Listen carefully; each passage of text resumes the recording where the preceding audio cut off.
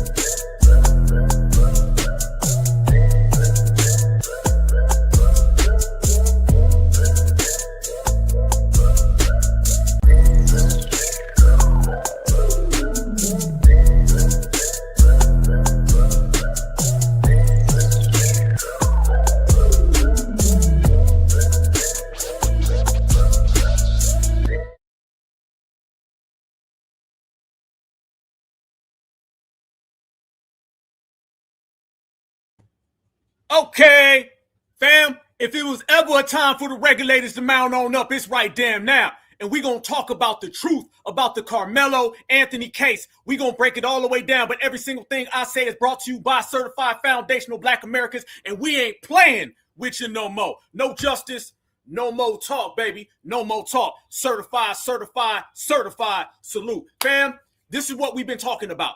This is what we've been saying. There ain't no justice for foundational Black Americans unless we get our own justice, okay?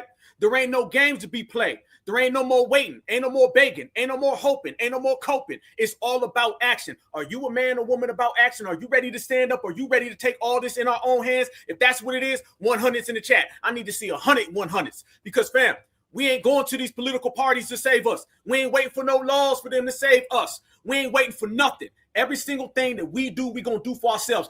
When you get to the point where you telling everybody that these folks is going to railroad our brother and then they do it, that means that they bold. Well, guess what, fam? We're going to get bold right along with it. I told everybody, fam, this is turn up summer. And if you ready to turn up, fam, then let's turn up, fam. But if you sitting here ready to play games, you can get the hell on up out of here because this is for real, brothers and sisters. Turn up summer. Fam, they railroaded Karmelo Anthony. They gave no justice to Cyrus Belton. Where you want to go to, fam? Trayvon Martin? Where you want to go to? Emmett Till? You want to talk about the church bombings? Where you want to go with it, fam?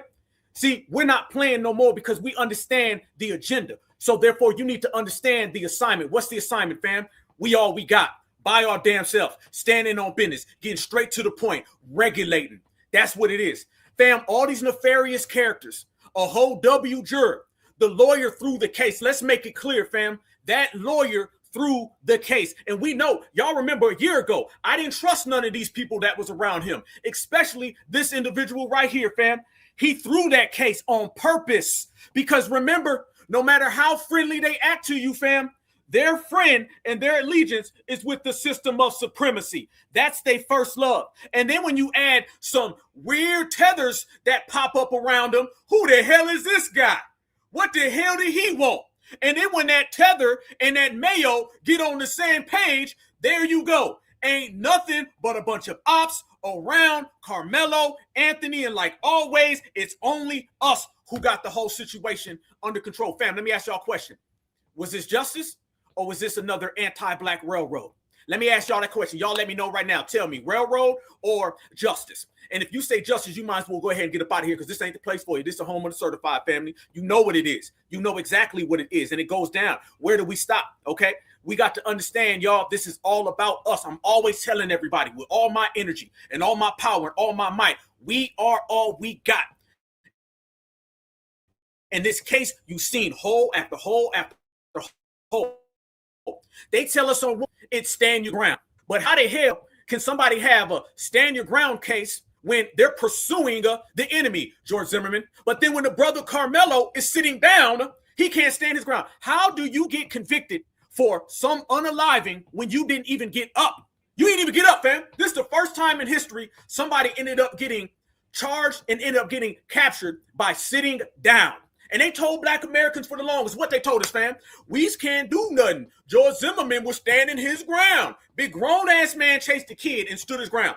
But a young boy who's 130 pounds sits down and then they don't give him nothing. But we're going to go all the way into the case and we're going to break it all the way down in the most thorough way. I know a lot of people out there want to jump on, a lot of people want to talk. But remember this, fam, this Black Alpha Day today, okay? This Certified 100 Day today. And the Certified 100 do better than anybody. Watch and observe. Fam, we're going straight to the blizzard and we're going to make it real hot. This is what everybody's talking about, and this is what we talking about. Pop your popcorn, because by the end of this, fam, it's going to be one answer. We're going to be out in the streets regulating the trial of Karmelo Anthony. They're conveniently not going into the details and the inconsistencies in the witnesses' testimony, but luckily I was able to find somebody on Reddit who was actually detailing what each of the witnesses were testifying to. So allow me to paint you the picture of what I believe actually happened. I went through each of the witnesses' testimonies, and it's very clear that not everybody had a clear picture of what happened. So on the day of the it started pouring down rain, which caused a delay in the track meet. Very common for athletes. And each of the schools seemingly brought their own tents and set them up so that people could sit underneath them. Karmelo's coach testified that they did not have a tent, that it was actually coming later with a second bus, and they didn't have enough students to justify bringing a tent at that moment. So they didn't have a place to shelter from the rain. Anthony apparently was friends with one of the kids from the tent. Several people saw he and Anthony dap up, greeting each other. And seemingly Karmelo Anthony, while he was in the tent, made some joke about y'all are referring to their football team. The friend, who weirdly enough denied kind of how close his relationship was with Karmelo Anthony, said that it was a joke. And by the way, Karmelo Anthony is not only the captain of the track team, but he was also captain of the football team. His senior year had been cut short because he had had an injury, a very severe one. A very stand-up young man that comes from a better background than Mr. Austin. Yeah, stand-up man comes from a good background. So it don't let anybody come around here and flip on us, fam. If you wear a suit, they still don't like you. If you dress G'd up, they don't like you. If you talk well, they don't like you. No matter what you do, family, they won't like you. We gonna bust down the system of supremacy today.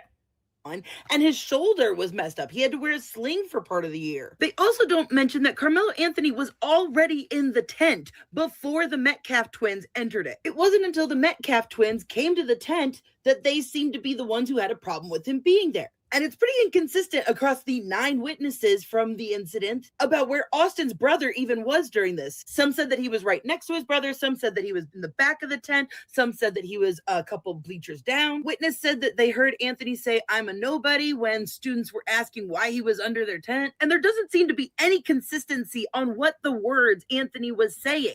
Because there ain't no consistency in the system of supremacy. It's I'm a W and I say so. They don't like the fact, fam, that we know all their tactics, all their agendas, all their moves. You see right here, this is according to the actual facts. Don't let them tangle this, fam. This ain't an opinion. This ain't a thought. This ain't a hope. This ain't a cope. This is what we know for certain.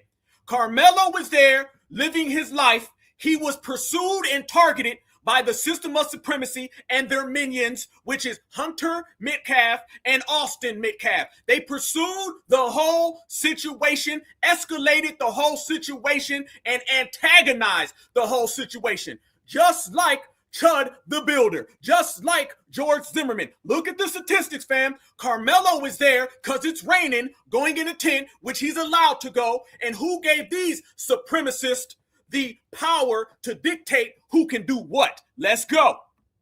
And while they're trying to say that Anthony is the aggressor, the person that he was in there seeing literally thought it was funny, and he took out his phone and pretended to record it. I personally don't believe that. No teenager just pretends to record things, especially since one of the witnesses said that after the incident, students were around a phone and looking at Anthony's Instagram page, which doesn't make sense. You wouldn't just the phone around. You would just ask for the handle and you pretend to record it. How many of y'all believe that, fam? I told y'all we gonna be in the regulator court today. How many of y'all believe that? So this witness person just pulls out a phone and pretends to record it, and then they're on his Instagram. All this is documented. Every single thing that we saying today is documented, brothers and sisters. How many of y'all believe that? How many of y'all believe that somebody just so happened to pretend to do it? Okay? See, that's what they always do. They go into pretend, reality, fantasy, make-believe. all according to the dictatorship of systems of supremacy. You would go to his Instagram page. What I think they were around was the video. I think there was a video and they deleted it because it would have looked bad on Austin. I say that because this person that Anthony was talking to didn't step up and say to the guys, hey, he's with me, we're just out talking. And Karmelo's lawyer had to show a bunch of photos of the two together out. They even hung out 3 times in a 3-week period. So they knew each other pretty well. It's clear that Austin specifically did not want Anthony in the tent and was ganging up on him. I think they all were. Because both Anthony and Metcalf were frustrated and escalated, according to one of the witnesses. And mind you, there is no policy that these kids can't be in each other's tent. And in fact, there are supposed to be coaches at every tent. There you go right there. That's it right there, fam. There ain't no policy. Notice, fam, the laws only apply to us when it's to harm us. The laws never apply to them whenever they do the harming. Y'all notice that, right? Notice that, brothers and sisters. Nobody says a damn thing about these laws whenever they're the ones breaking them. The laws are the system of supremacy, and I'm a W and I say so. There goes your laws right down there. Proceed. Because it's a bunch of teenagers have nothing to do. So where was the adults, in my opinion? And it didn't start out as a big deal because Austin Metcalf sat down on the bleacher in front of Anthony, which sounds honestly aggressive. He came in, he started antagonizing him, he sat down next to him, they started calling each other bitch. And nobody is consistent with the shoving part. Some say it was a small one-handed shove. Another witness said, and I believe this is the true story, that there was minor pushing for a couple of minutes, that both Austin Metcalf and Karmelo Anthony were angry and aggressive. Several witnesses say that they didn't believe Anthony when he was bluffing, but Metcalf and Anthony were frustrated. And Stop. There go the case right there then. There go the case right there then, black folks. There it is. So he was pushing them. So he instigated it. Okay, good. Everything's a wrap then. Fam, listen to what she's saying right there. Listen to what she's saying. So he ended up pushing Karmelo. I don't give a damn if it's a budge. I don't give a damn if it's a shoulder. I don't give a damn if it's a pinky. I don't give a damn what it is. You initiated contact. Now, y'all tell me, where in the world could somebody initiate contact with you and then proclaim to be the victim? Somebody tell me where. Notice these stories. They're always the ultimate pursuer, and they're always the ultimate initiator. Everything else comes second, third, fourth, fifth. So when he pulled up and he put his hands on him, he had no right to do so. When he pulled up and told him where he needed to go, he had no right to do so. Every single thing by the law definition on paper shows you that these people were the aggressor. However, in the system of supremacy, remember, y'all, there's 2 sets of rules, okay? There's the rules that apply to them, and then there's the rules that apply to us. And I've been saying it, y'all, for 5 years. It's called the in-laws. And I do not mean your relatives. It's the in-laws. And they done ripped down all the signs. They done ripped down all the statements. They don't say it out loud. They don't think it. It's very, very informal, but it's up here. It's upstairs in every single living W that you know. Because when they sitting at their damn table at night, eating their Brussels sprouts, they all plotting on how they can harm the next black American. And it don't matter. Fam, let's go there. You want to talk about Cyrus Belton? Where you want to talk about family? You want to talk about the little brother Kobe in Michigan, 6 years old, by a minion and a puppet? It's the minions, it's the puppets, it's the orders, it's a job title. Everybody in the system of supremacy has a job title that they have to abide by. Okay, if you're the janitor, then you're the janitor supremacist. If you're a clerk, you're the clerk supremacist. If you are a restaurant owner, you're the restaurant owner of supremacy. That is what you have to do. And if you are a BS, a baby supremacist, you get taught this at a young age. Why you think they have this fixation on always talking about black culture? They always want to talk about black culture, because they really want to take the spotlight off of their culture. There's only one culture that has been the consistent culprit of these type of harmful acts. It be them. There's only one culture that consistently targets people's children. It be them. It's only one culture that takes to the streets just to target individuals on a consistent basis, decade after decade, after century. How in the hell can you have centuries worth of this type of aggression and yet you're trying to put the blame on somebody else? See what I'm talking about? Every single thing about this case shows that Austin Metcalf was the aggressor, all the way from the pursuing, all the way down to the first initial contact. And they told us it's standing ground. See, Texas runs around all damn day long, and they talk all this, don't mess with Texas. Texas. How in the state of Texas, where they literally run around here still act like cowboys and cowgirls, can they tell us that it's some type of, wrongdoing to defend yourself? What it really is that It's wrongdoing if you're a black person defending yourself. Remember this, family.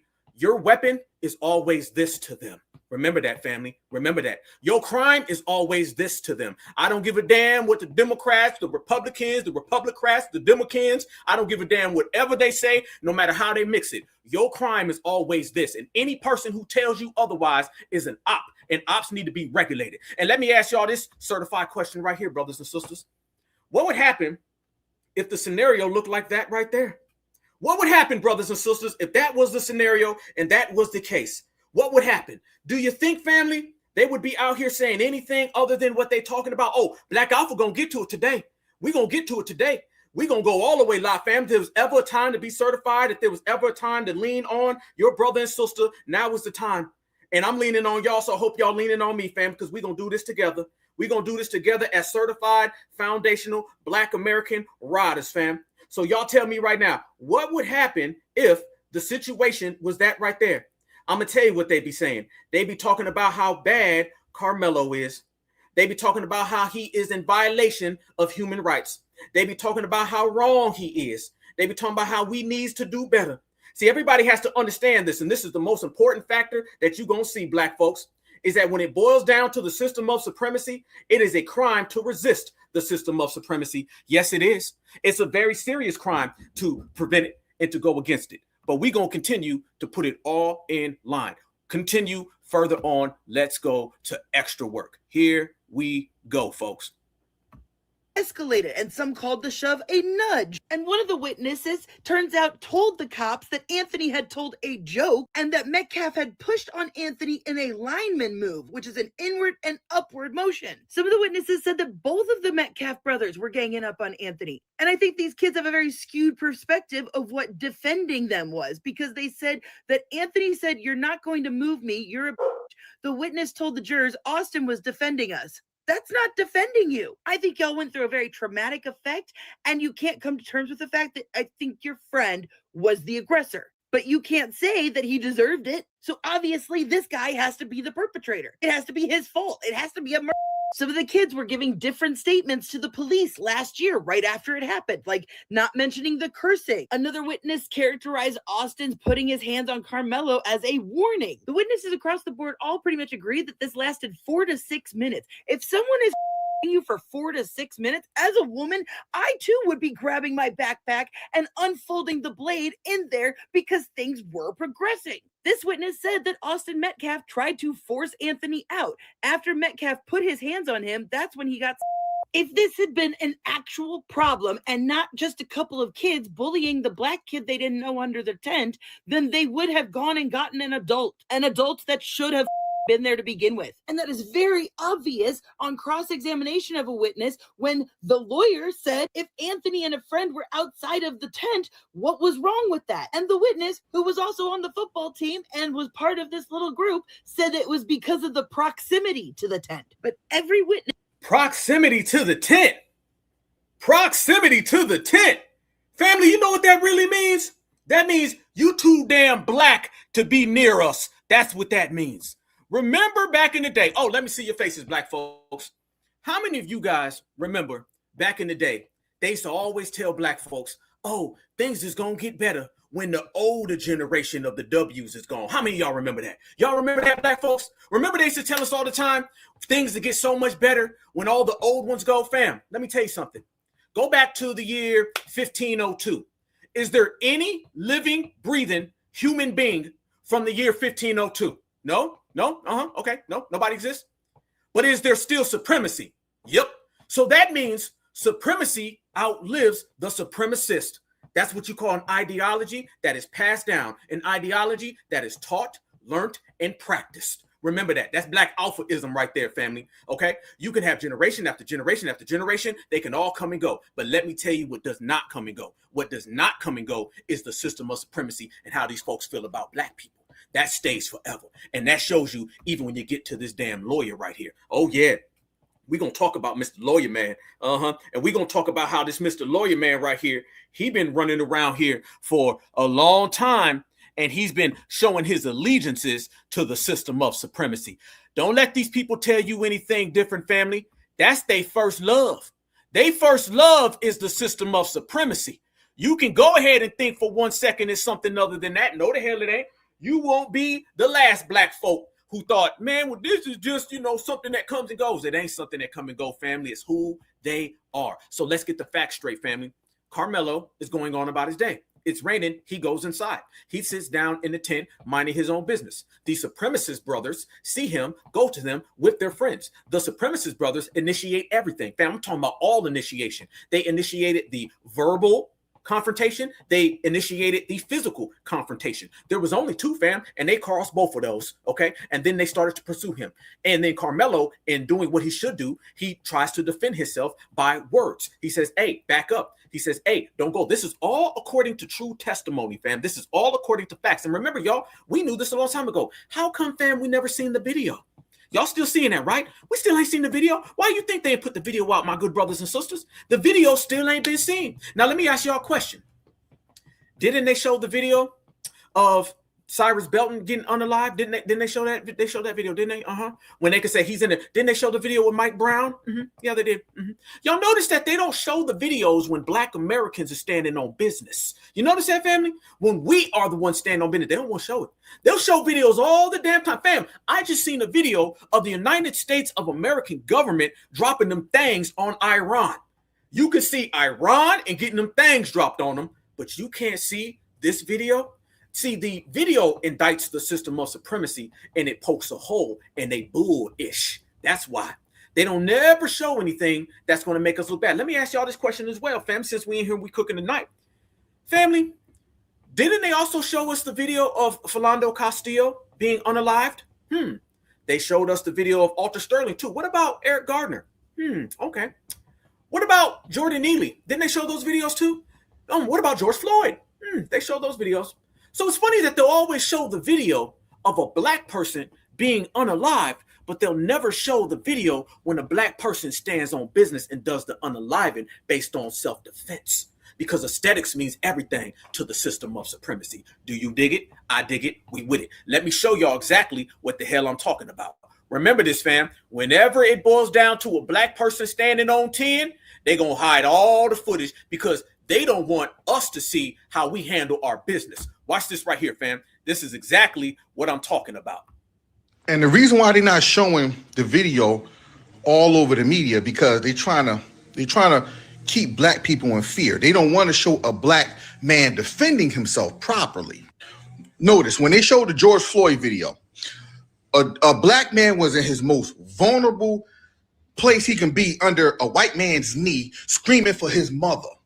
That's the type of picture that they want black people to. They want black men to always seem frail, always seem vulnerable, always seem scared, so that we won't defend ourselves.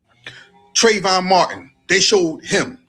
Even the 12-year-old Tamir Rice, when the cop pulled up, they showed the video of the cop pulling up, jumping out the car and bunging a 12-year-old Tamir Rice. A 12-year-old. A 12-year-old. Remember, y'all, these images aren't just about us, it's about them. Remember that, fam. They don't mind showing you anything of a black person in disarray and distress because that right there is how they maintain the system of supremacy. Notice they didn't do that with Karmelo.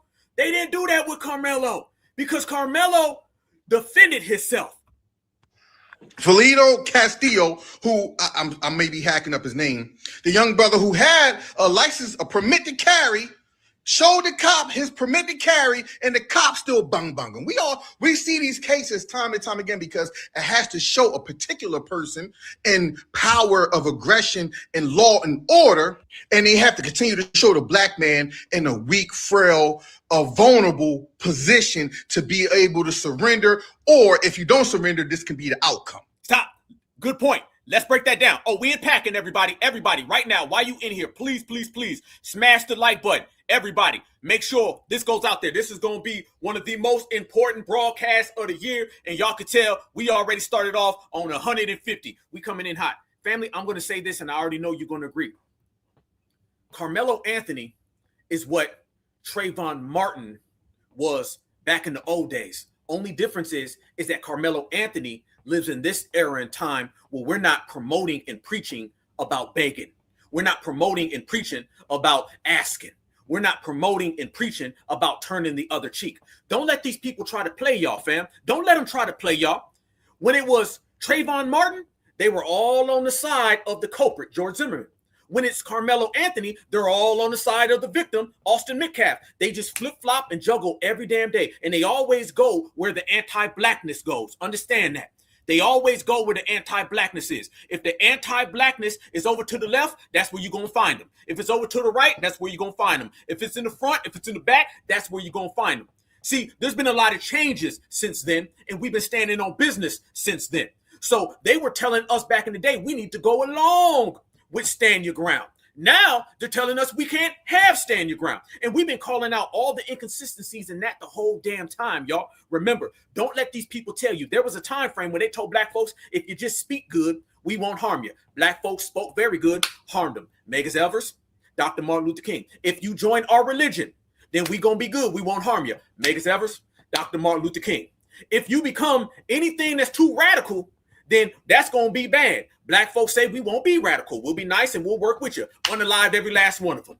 It's your religion. It's the way you talk. You could be from the suburbs. You could be from the ghetto. Don't let these people talk to you about black culture. In reality, it's black people. And they don't give a damn what culture you come from, fam. It don't matter. You could be from the East Coast to West Coast. You could be short, tall, or small. It don't matter if you're a man, a woman, or a child, family. When they run up in churches, did they ask those black folks where you come from? Did they wait to hear them talk?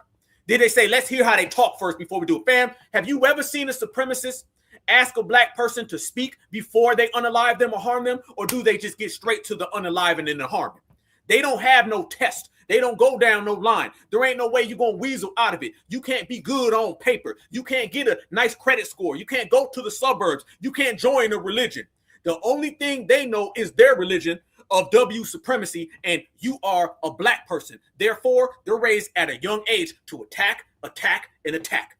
This is why we got to stand on certified business. And a lot of things have been coming out, and a lot of people have been speaking. And I'm going to show y'all the temperature on the block right now. I'm going to show y'all how everybody's feeling right now. And I'm going to tell you right now, if you got plan in your heart, you better sit down. Watch this right here, fam. This is how people are feeling in the streets. Let's go. Carmelo Anthony has been found guilty of. I don't think that boy received a fair trial. In my opinion, that case should not have been tried in Collin County, Texas, right? The defense should have been granted the motion to venue, right? There was no black jurors. Obviously, all of the witnesses were biased and probably heavily influenced by the kind of sentiment that pervaded that community. This was a racially charged case. Karmelo Anthony case just came to a close and the verdict is guilty. Karmelo Anthony now faces anywhere between 5 to 99 years in prison for this. There is a crowd of people outside of the courtroom and the family is absolutely furious. There's word coming out from the courtroom that Karmelo visibly broke down and the family stormed out of the courtroom, and you can hear the screams and the crying, and it's just so sad. My prayers are going out to this family, and my prayers go out to the black community as a whole. No, hell no. Keep your prayers. And if I'm not mistaken, I believe this woman be on some Democratic shield talk. And by the way, fam, where are the Democrats right now? Fam, where are the Democrats? Where are the Republicans? Where's anybody? Notice how the supremacists all across America are getting on code. Miss us with your prayers. I don't want no prayers for the black community. We are spiritually fine. We good to go. We got our own back. Miss me with all of that. Please. I don't want to hear none of that. Fam, do y'all want to hear anything she's talking about right now? I'm just so now praying for the black community. And we just pray to what? Pray to who? Pray for what? Pray for them to be nice to us? Pray for them to say, come on now, we can be friends. If I'm not mistaken, this woman right here was the one making videos about our voter rights getting taken away. Look at her eyes closed, looking down, all scared. Look at the chat. Everybody, right now, look at this chat right now. Look at this chat right now. This is the #1 chat on the planet Earth, family. We took over a long time ago. I don't see no black Americans up in here begging. I don't see no black Americans up in here praying. I don't hear no black Americans saying we needs to be nice and can't we always get along. Hell no. All of that has been exhausted. That has all been exercised. It is a wrap now. Keep your damn prayers. Black Americans is standing on business, and if you ain't standing on business with us, then you better get the hell up out our business. Point blank, bottom damn line. Take your shilling somewhere else. Point blank. Fam, you see what we saying? You see, that's a Democrat trying to take us down the be nice era. There was people in front of the courthouse talking about, we need to go home. Let's have peace now. That ain't the time. Read the room, fam.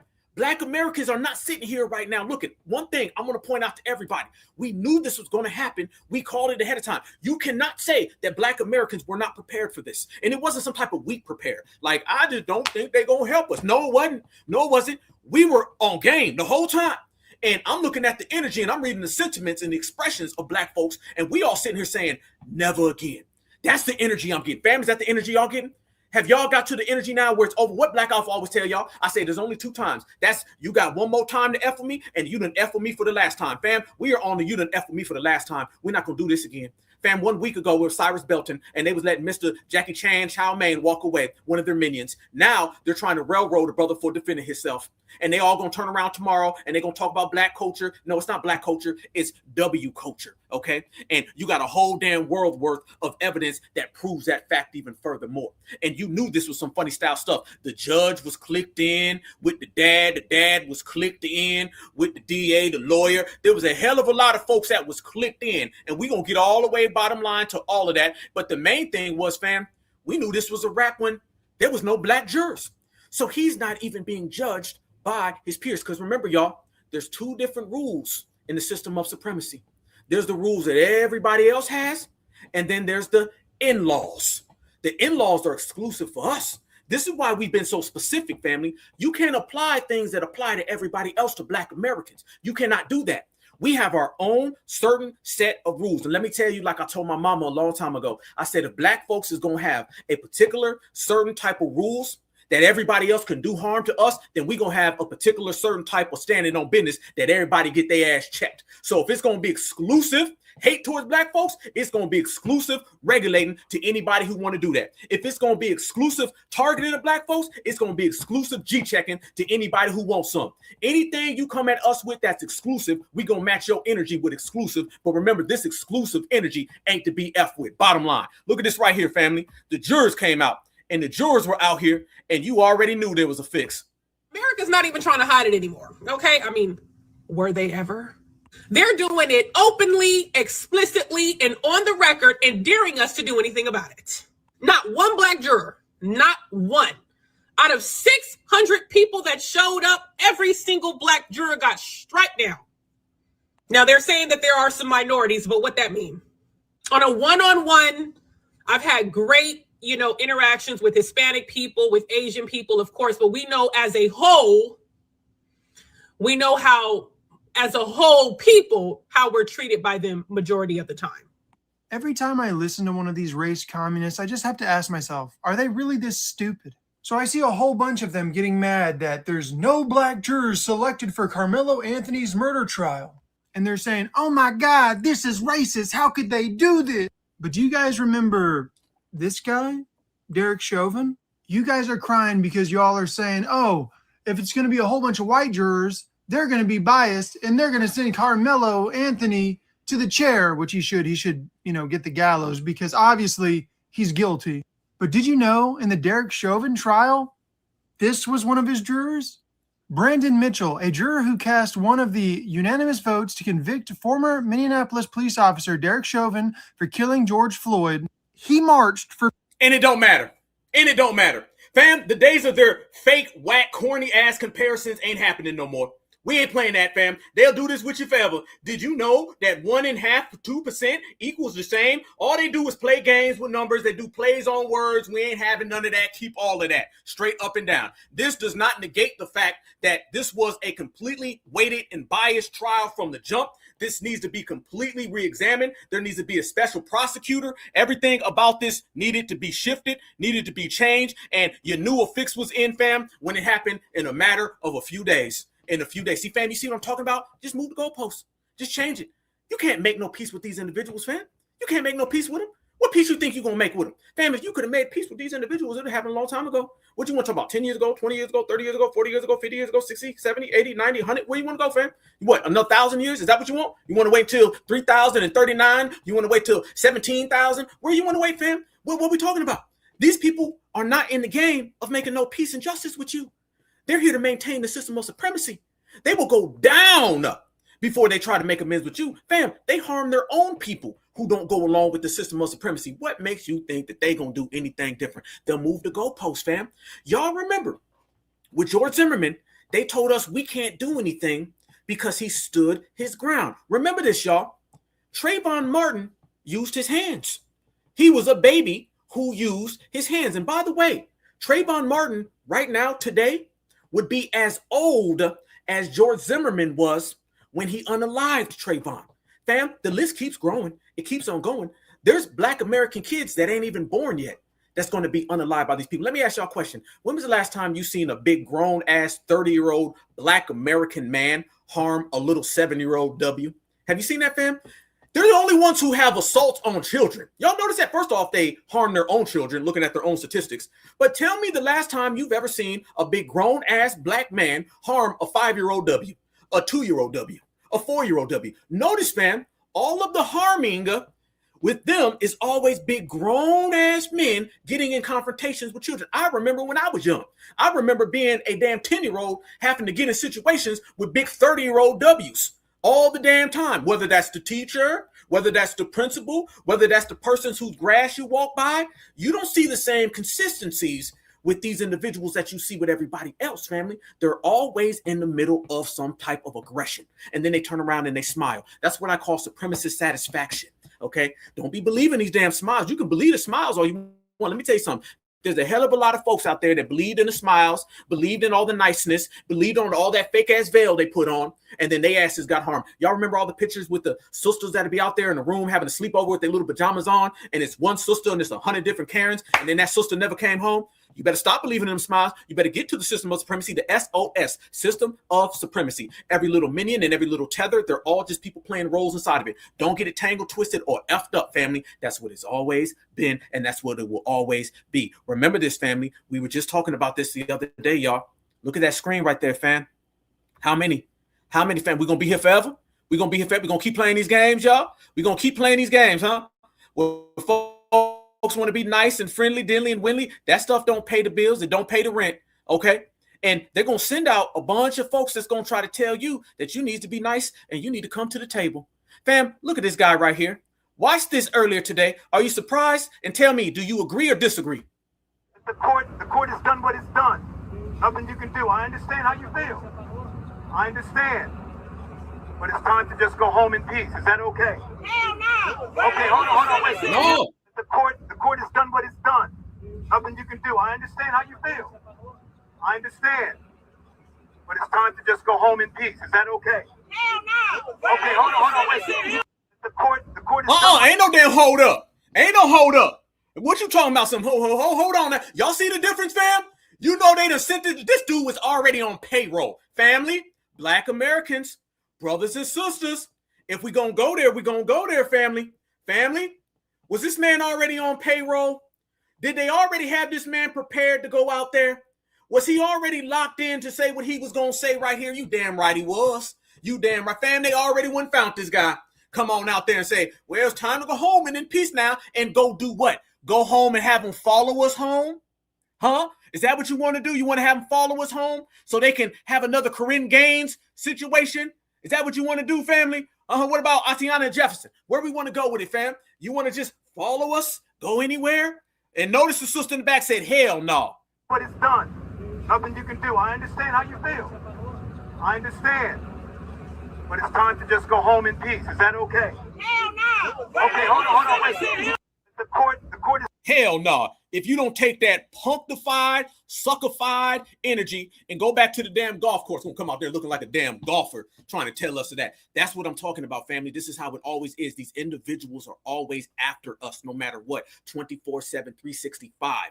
This is why we got to stand on business. Now, let's talk about our good brother, Karmelo Anthony. Fam, you got to put your mind in this young brother's position. This is a young brother whose life right now is basically being tarnished purposely based out of the evil deeds that come from that particular community that has no remorse for nobody. See, what they want to do, family, they want to play this nice game in public. But notice, whenever you look behind the scenes and you judge them based on their actions, they never add up. You want to talk about words and actions never adding up? That's exactly what you're dealing with these people, fam. They'll walk around all damn day long and they'll smile. They'll talk about justice. They'll talk about can't we all get along? That is nothing more than the mechanisms in which they use to maintain the system, fam. They only maintain the system by playing nice, by playing sweet, by acting like they're playing fair, but they're not really doing that. What my brother Ice Cube said, he said, everybody want to be like Jack, but Jack called you the N-word behind your back. See, this is all based on subterfuge and deception.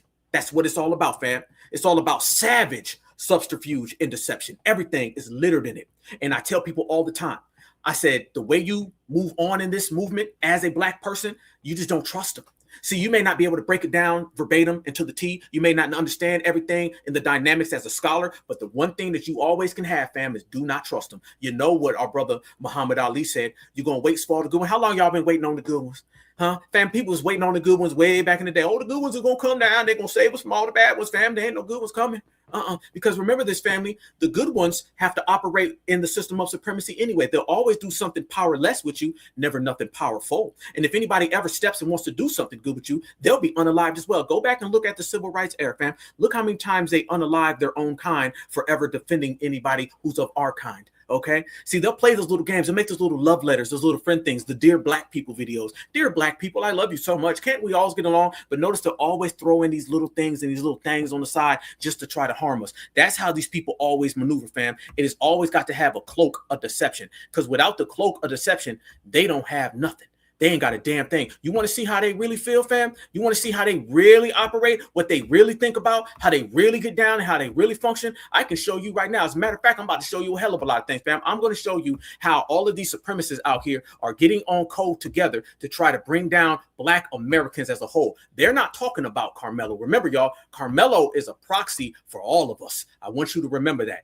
He is a proxy for every single Black person out there. And this is why these individuals think they because they believe that Black folks is going to fall for their gambit. No. Black folks ain't falling for a damn thing. Not in this era, not in this time frame, nowhere around. Watch how these people truly feel about Black Americans, and then you can really tell, are you trying to be friends or are you trying to be a rider? Watch this right here, fam. This is what I mean. Watch.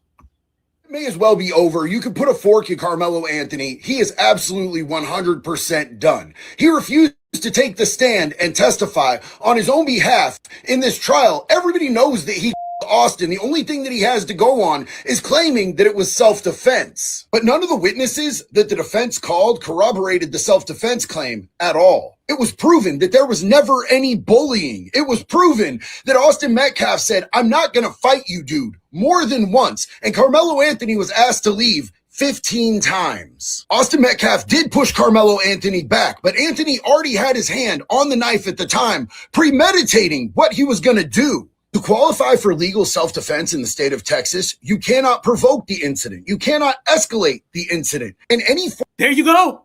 Austin provoked it and he escalated. Oh, fam, watch this. Watch this, fam. You're going to see some real people. Listen to what they said, fam. They just talking around facts. Facts don't mean nothing with these people, y'all. The only fact is that they're trying to harm every Black American that they possibly can. That's what it is. Live, harm Black Americans, move on. That's all it is.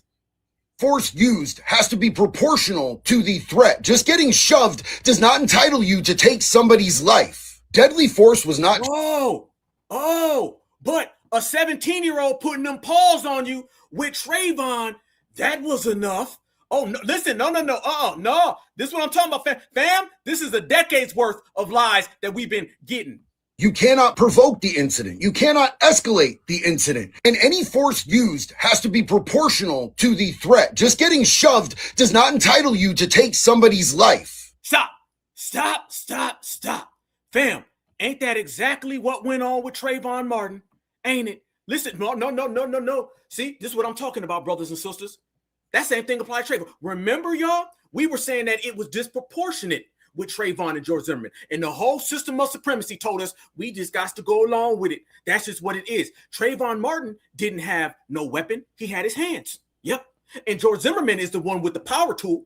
So how come Trayvon Martin's hands can be responded by with a power tool?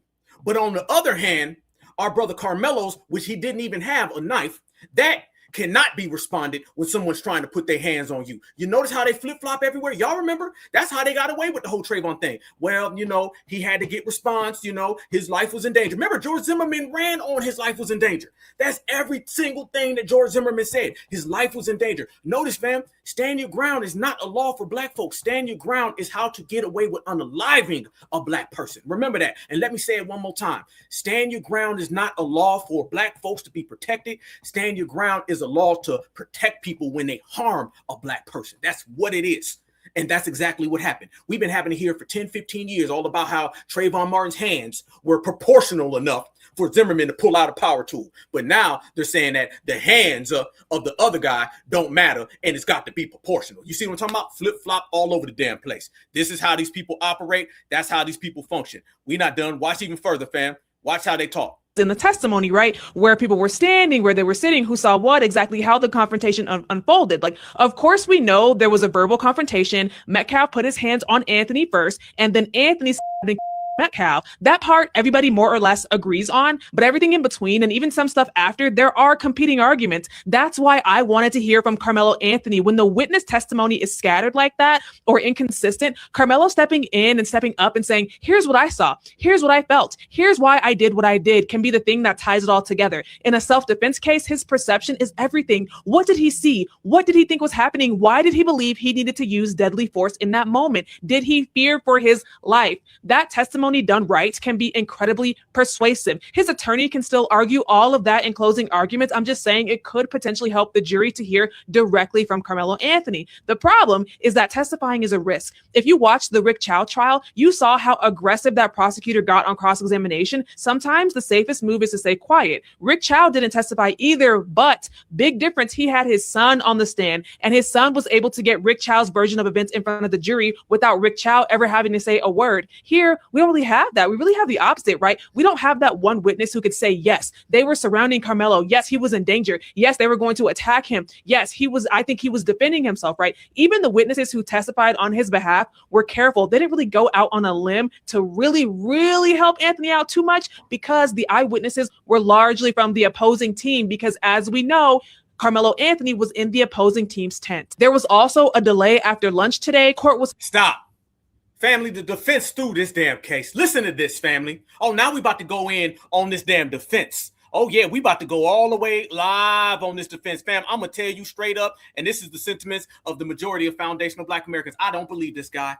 I believe that was completely thrown, y'all. I don't believe this man worth nothing at all.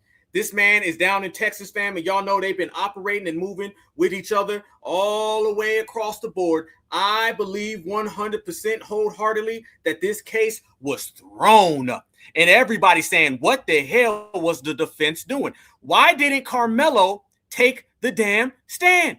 Fam, what would it have hurt? Your life is on the line, literally. You in Texas. They're charging you with unaliving a good old boy. The whole damn system of supremacy is after you. What lawyer in their right mind would not have Karmelo take the stand? It makes absolute zero sense. Only thing that I can point to is that this man was all in conjunction. Straight up conjunction, fam. And you cannot tell me otherwise. Why in the world didn't Karmelo take the stand? Fam, this was done on purpose. He had way too many. Fam, how many of y'all remember? How many of you guys remember about a month and a half ago, I was telling everybody, I don't trust enough people who are around him. You can go back a year ago. Go look at all the broadcasts and the videos that we done, family. I told everybody, I do not trust the people who are around Karmelo Anthony. I didn't trust the lawyer, called him out a year ago. Definitely don't trust this Haitian Dominique Alexander guy. Who the hell is this guy? Didn't trust him. Matter of fact, speaking of Dominique Alexander, look at this right here, family. This is the spokesperson. That's the spokesperson. That's the person that they put in front of Karmelo to be the spokesperson to do all the talking for. This guy right here? Are you kidding me? Are you kidding me, black folks? This is who they thought would be a good person. All the people in the world, all the grassroots riders, all the activists out here, you go get this guy. This guy right here. And every time I seen him turning around talking, he was turning around and it always looked like he was self-promoting. And he's plugged in with Jasmine Crockett. He's plugged in with Al Sharpton. He one of them dudes. He one of them dudes. These families, I said before, you got to quit running to the boule. Quit running to the boule. If you don't stop running to the damn boule, the boule are not going to help you. Get all of that boule out of your mind. Something bad happens to one of your relatives and you say, I got an idea. Let's call Al Sharpton on the phone. Family. No, I need to see y'all. How many of y'all are going to run and go call Al Sharpton if something bad were to happen to you or family member? How many of y'all going to go run to Benjamin Crump if something bad were to happen to you or your family member? See, the disconnect between foundational Black Americans and the grassroots and the establishment, that's too long. That's too long. And now it's getting real dangerous for people, okay? I done seen too many people run to Benjamin Crump and he don't do nothing. Run to Roland Martin, he ain't did nothing. They're more concerned with immigrants. Fam, what would happen right now if Karmelo Anthony was an immigrant? How much energy would you see come from the liberals and the Democrats if Karmelo Anthony was an immigrant? I've been watching. Roland ain't said a damn thing. Joy Reid ain't said a damn thing. Broken Buck car resellers ain't said a damn thing. Vanessa Jones ain't said a damn thing. Joe Biden, Kamala Harris ain't said a damn thing. I just seen Kamala Harris personally a month ago, fam. They ain't said a damn thing. What would be the difference in energy, approach, or advocating if Karmelo Anthony was from Mexico? What if he was from Nicaragua? What if he was from Cuba? Remember, fam, the Democrats hopped in a plane and went down to Latin America so they can go defend that Latino gangbanger from El Nicaragua just a few months ago. They ain't got no energy for this, though. You see what I'm talking about? And this is who these people run to? Go ahead, fam. You got to remember, the liberals and the Democrats are set up to play the good cop. The Republicans run you to them, you run on over, and then they let you get railroaded. No talk, no speaking, no nothing. So we knew this was a play the whole time. And this is what I'm talking about. They threw the case. Listen to what we're saying. We all know, fam, all my Black American brothers and sisters listening right now, we all knew that this case was a throw. We all knew this was a railroad. We all knew this was a humbug. We all knew it.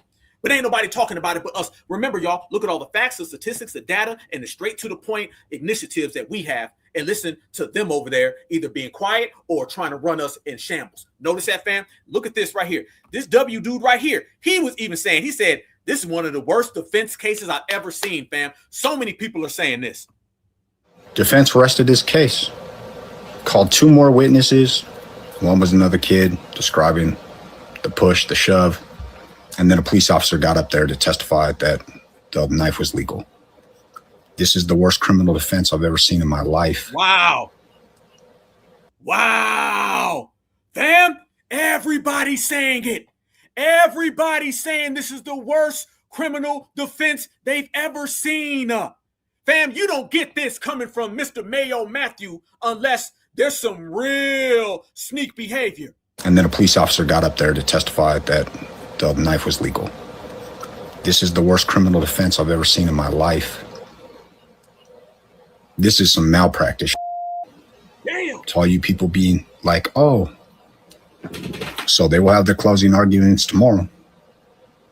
But I've never seen a worse criminal defense in a public trial like this ever in my life.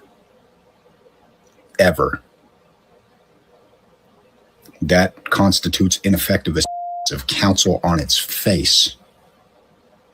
You have a right under the Sixth Amendment to the Constitution of the United States to effective of counsel in criminal proceedings.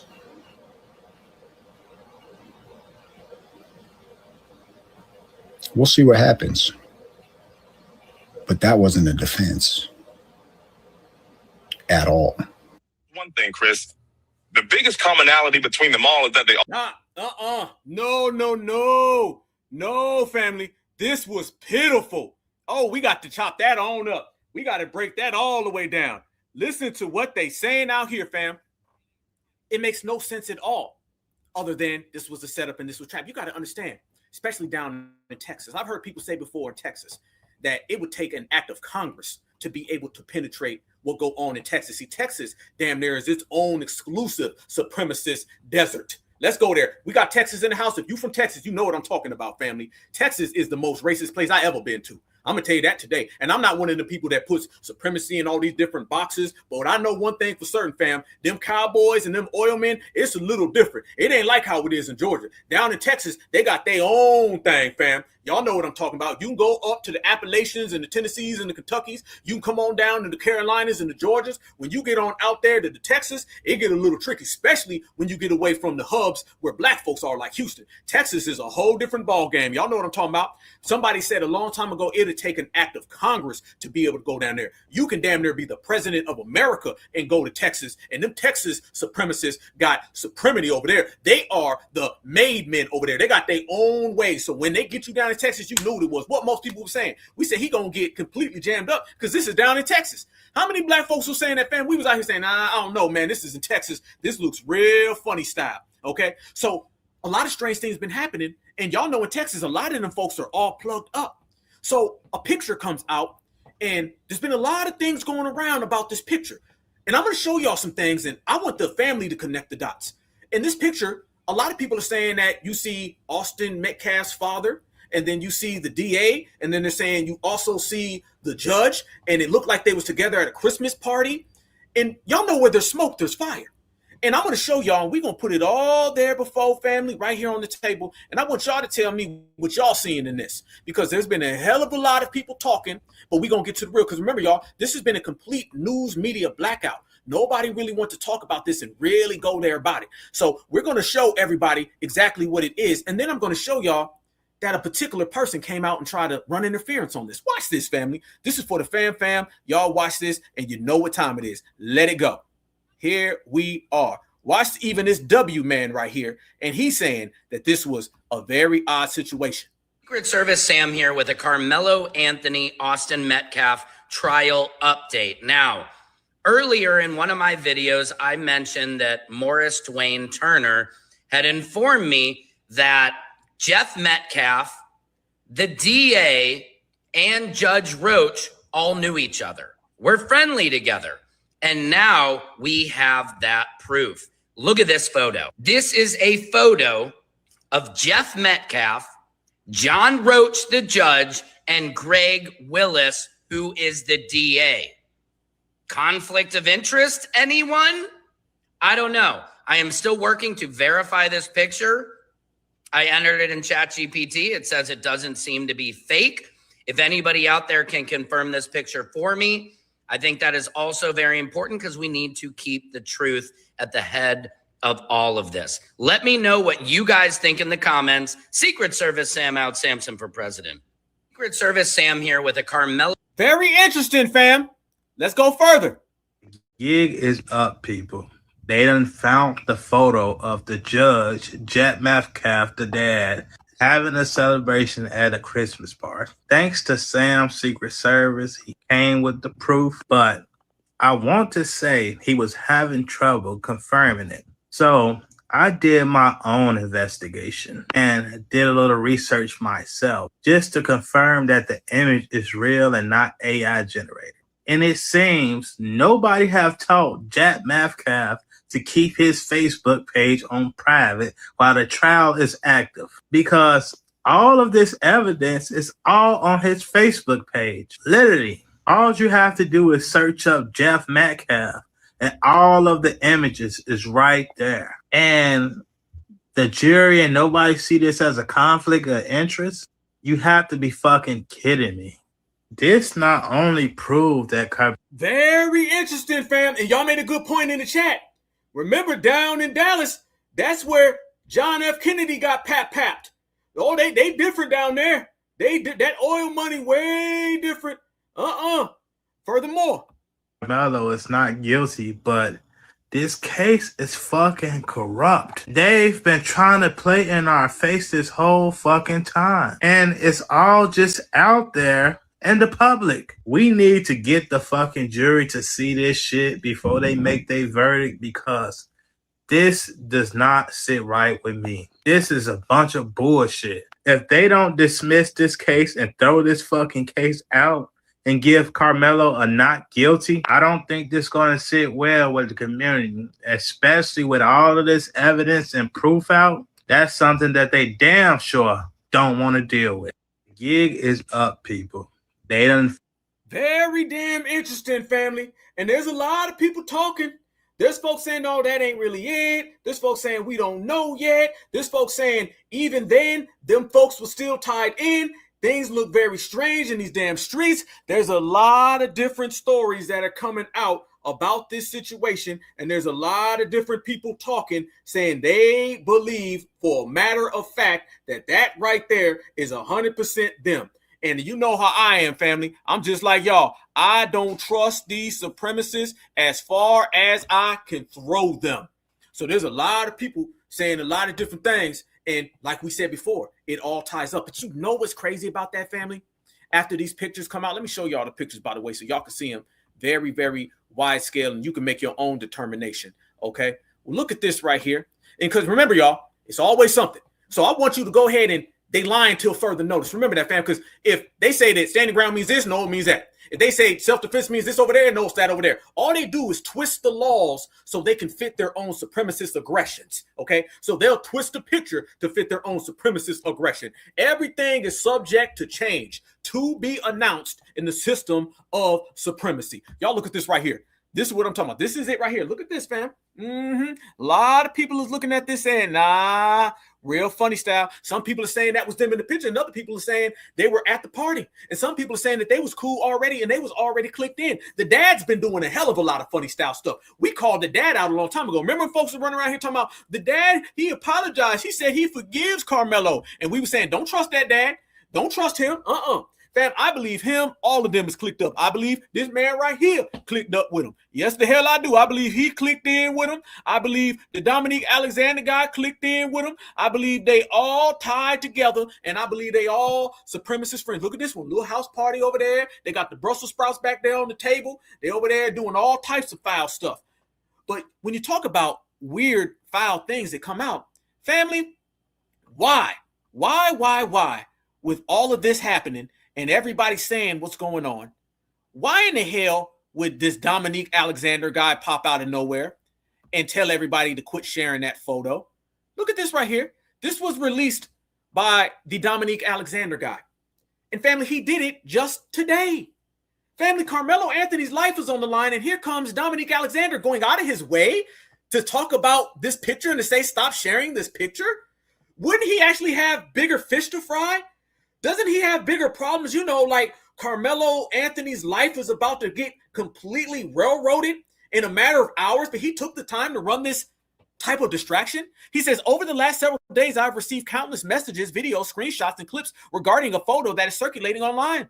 The image is being used by some individuals to suggest that Austin Metcalf's father, Judge John Roche, and Collin County District Attorney Greg Willis were together at a social event or party. After reviewing the image that is being shared in the viral post, I can tell you that the photo being circulated is not them. Family, why would he go out of his way to do this?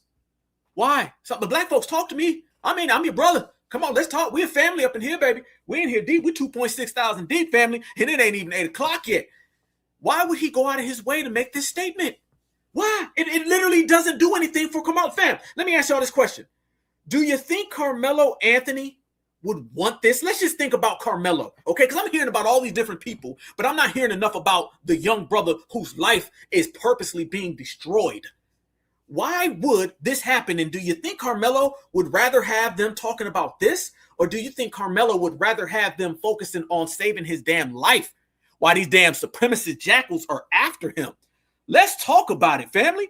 And then he's got the nerve to come out and said, our team is currently processing tremendous amount of information. What you mean tremendous amount of information? The damn verdict was about to get read. The information has been going on for a year. You still processing information? Can you get to the point of saving the boy's life? Can you get to the point of focusing on the baby? You talking about still getting information to process? He said, we have significant matters that require our focus over the next 24 to 48 hours. This viral photograph is not one of them. Then why are you making a damn post about it? Fam, this looks very suspicious to me. This is very funny style right here. Y'all know I've been on this dude's neck for a year. I don't trust this not near piece. Why are you talking about a damn viral photograph and you got 24 hours before the boy life gets read in a verdict by a whole damn trial of supremacists? He says, there are real issues, real legal matters, and the real concerns that deserve our full attention. So the real actions deserve your attention, but you're putting your attention on making a damn Twitter post? What? You're contradicting yourself, Haitian man. And remember, he's a Haitian. Let's get this right. He's a full Haitian. I seen this man. I seen his family. His sister looked like Wycliffe. Stop playing with me. Please help us by being responsible. Oh, fam, that sounds like calm down. That's that Benjamin Crump talk. That's that Benjamin Crump. Oh, calm down now. Y'all just gonna mess things up. This sounds like Ahmaud Arbery's dad. It could be anybody. All life matter. That sounds like all lives matter. He said, please help us by being responsible with the information you share. The pursuit of justice is a difficult one, enough without having to constantly stop and correct misinformation. Let's stay focused, stay disciplined, and most importantly, stay committed to the truth. But you didn't do any of those by making a post. And if this is so bad, and if this is so wrong, then how come you took your time to address it, even when you ain't got a lot of time left? Nobody cared about this baby. Nobody cared about him, family. Let's make this clear. The only people that I seen in this whole situation that actually gave a damn about Karmelo Anthony's life and his reputation and his future is his parents, is the Black American grassroots, and that is it. All of these little jackals that start surrounding are people who have their own ulterior motives, their own agendas that I personally suspect are wrapped around protecting that system of supremacy in that local area down there in Texas. Family, need we say more? Need we say more? Look at that right there, family. Why would you go out of your way to say that? And we've been talking about this guy for a long time. He's been doing a bunch of foul play. Remember when we was calling out that damn video a year ago? Remember that, fam? We was calling out that damn video, and in that video, he was out there being real friendly, diddly-windly to them damn supremacists, y'all. And this guy's been plugged in and tapped in a long time ago. Stop running to these damn tethers. This is why we've been checking backgrounds. This is why we've been checking paperwork. This is why we've been checking people's homelands. We've been doing all of that for a reason, Black Americans. We've been doing all of that for a reason, and they sending out a hell of a lot of people to say a hell of a lot of things, and ain't none of this stuff really adding up for the betterment of us. See, fam, remember this. You're always right, Black Americans. Certified foundational Black Americans, you're always correct. Name me one thing that we've been wrong about. Every time we say that the system of supremacy, how it targets us, the maneuvers and the tactical measures they take, whenever we start calling out people's backgrounds, their hairlines, their paperwork comes back trash, you always see a damn supremacist and a damn tether in the middle of every damn FBA problem. Tell me a time you ain't seen one. Tell me a time you ain't seen one. You will always turn around and you see the same people always in the problems, always sitting there front and center, always playing a game. This is why we've been delineating. Delineation is tightening all of that up. These people don't need this guy. As soon as this guy pops up with a crazy ass track record, with a goddamn perm, this man he's a Haitian with a perm out here talking about Black American problems and Black American issues. And all of these people who've been running around here trying to be friends, trying to talk that talk. Oh, fam, I got all the information on these people. All the information. Have y'all seen all of the Blacks and Browns coalition people? Oh, fam, they out there talking super reckless. Notice, y'all, the same exact people that they tell Black Americans that we need to get on the same page with, that we need to be friends with. Have y'all been seeing what's coming from the Black and Brown community? Fam, notice everybody who's been out there talking about Black folks need to come save them, they have either been quiet or they've been purposely working with the W's. Yes, the hell they have. Every last one of them. Every time you turn around. Remember, they were out there on Chud the Builder's side. Y'all remember that? They was out there loving them some Chud. All of them damn folks was loving Chud. They couldn't get enough of Chud. Every time you turned around, they was bigging up Chud. Oh, we love some Chud. Left and right. That's what's been going on with all of these damn supremacists.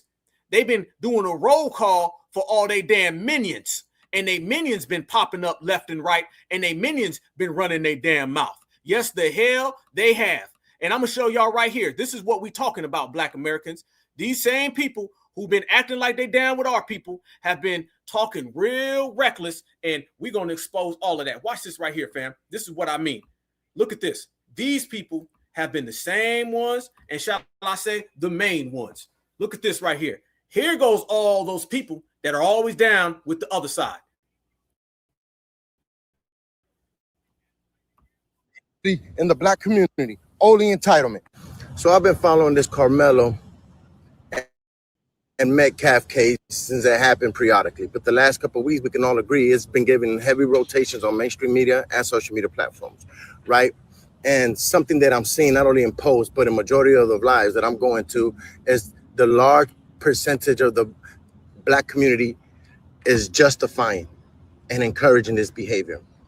And a lot of people continue to ask, why do you think it's okay? Or what world is this okay? Which I fail to realize is in their community, not only is it okay and acceptable, but it is glorified for the most part, right? It is what it is.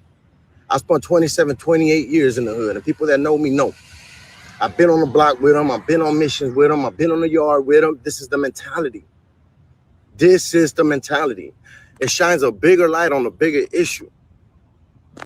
Like I said, it's okay when they do it to each other because we see that day in and day out. But when it comes to a Latino or white man, and we all heard one said, if you've been around them long enough, I'm not letting no white boy whoop me in any. Listen to it, fam. This is the Black and Brown Coalition. Here go the whole Black and Brown Coalition right here. There go your blacks and browns. Y'all see how down they are? Look how they on that side real quick. Everybody's out here trying to audition for a spot in the system of supremacy. Look at them right here. There goes the blacks and browns coalition. I'm not letting no white boy beat me in anything. See, in the black community, if you get outdone or get whooped by another race, especially the white race, that is frowned upon. And a lot of people, oh, he threatened him, he did this. No, he told him he's finna whoop your ass. At worst case, he had an ass whooping coming. He didn't say, I'm gonna go in and murder you. I'm gonna punch your ticket. So all this justification and thinking it's okay, and some of y'all glorifying, oh, we got him one. We got us one. He got him one. Yo, that shit's sick. There is just no accountability in the black community.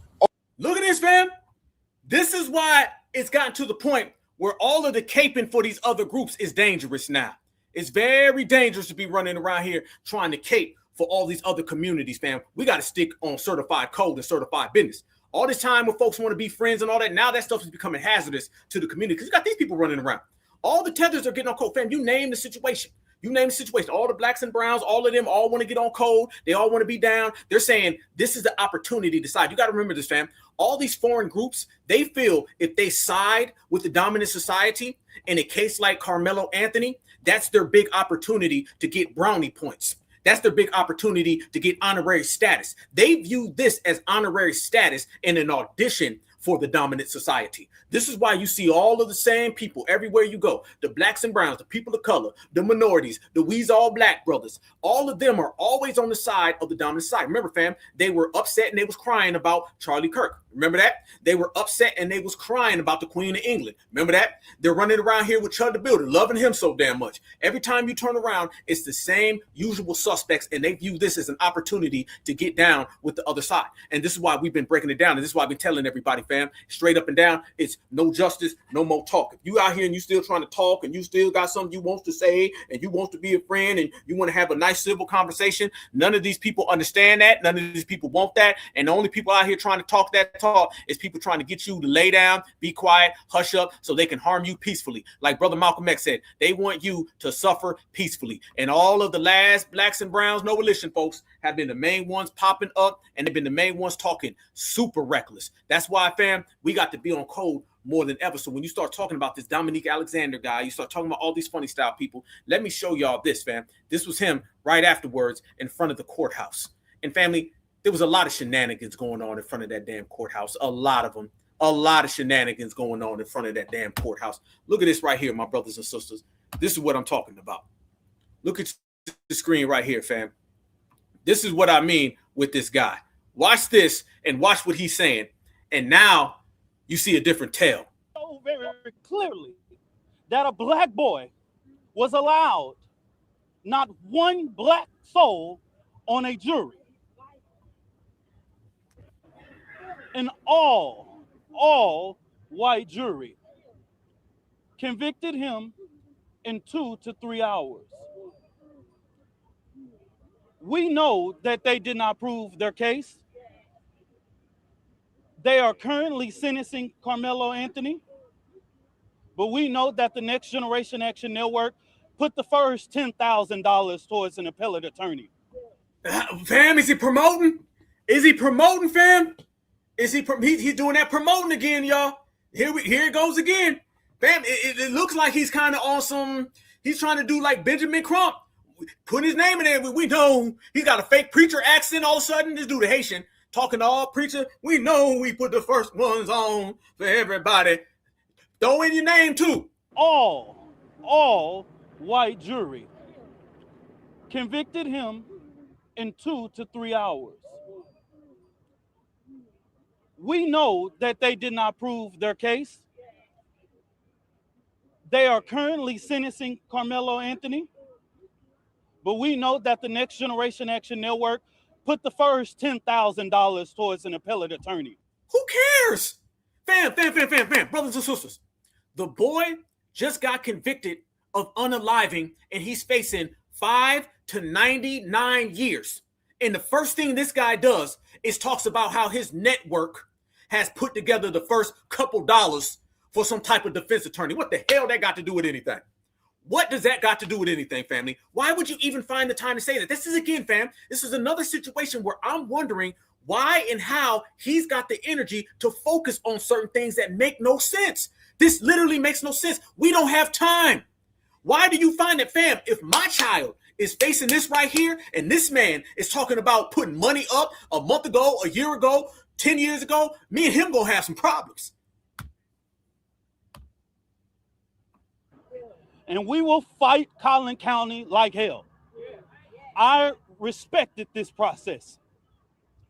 I allowed and called for peace in this process. But Black America should be very upset about what went on today. Dude, you Haitian, bro.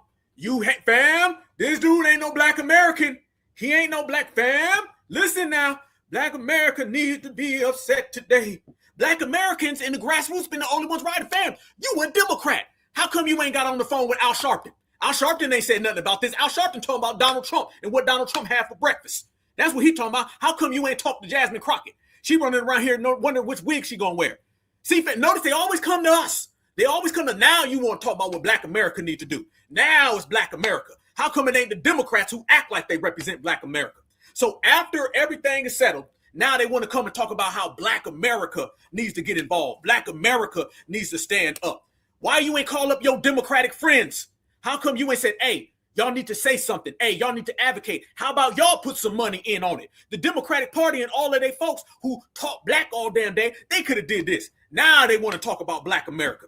When it's been the Black American grassroots who've been the only ones saying anything about Karmelo Anthony. It's been a blackout, y'all. We talk about a blackout, fam, it's been a blackout.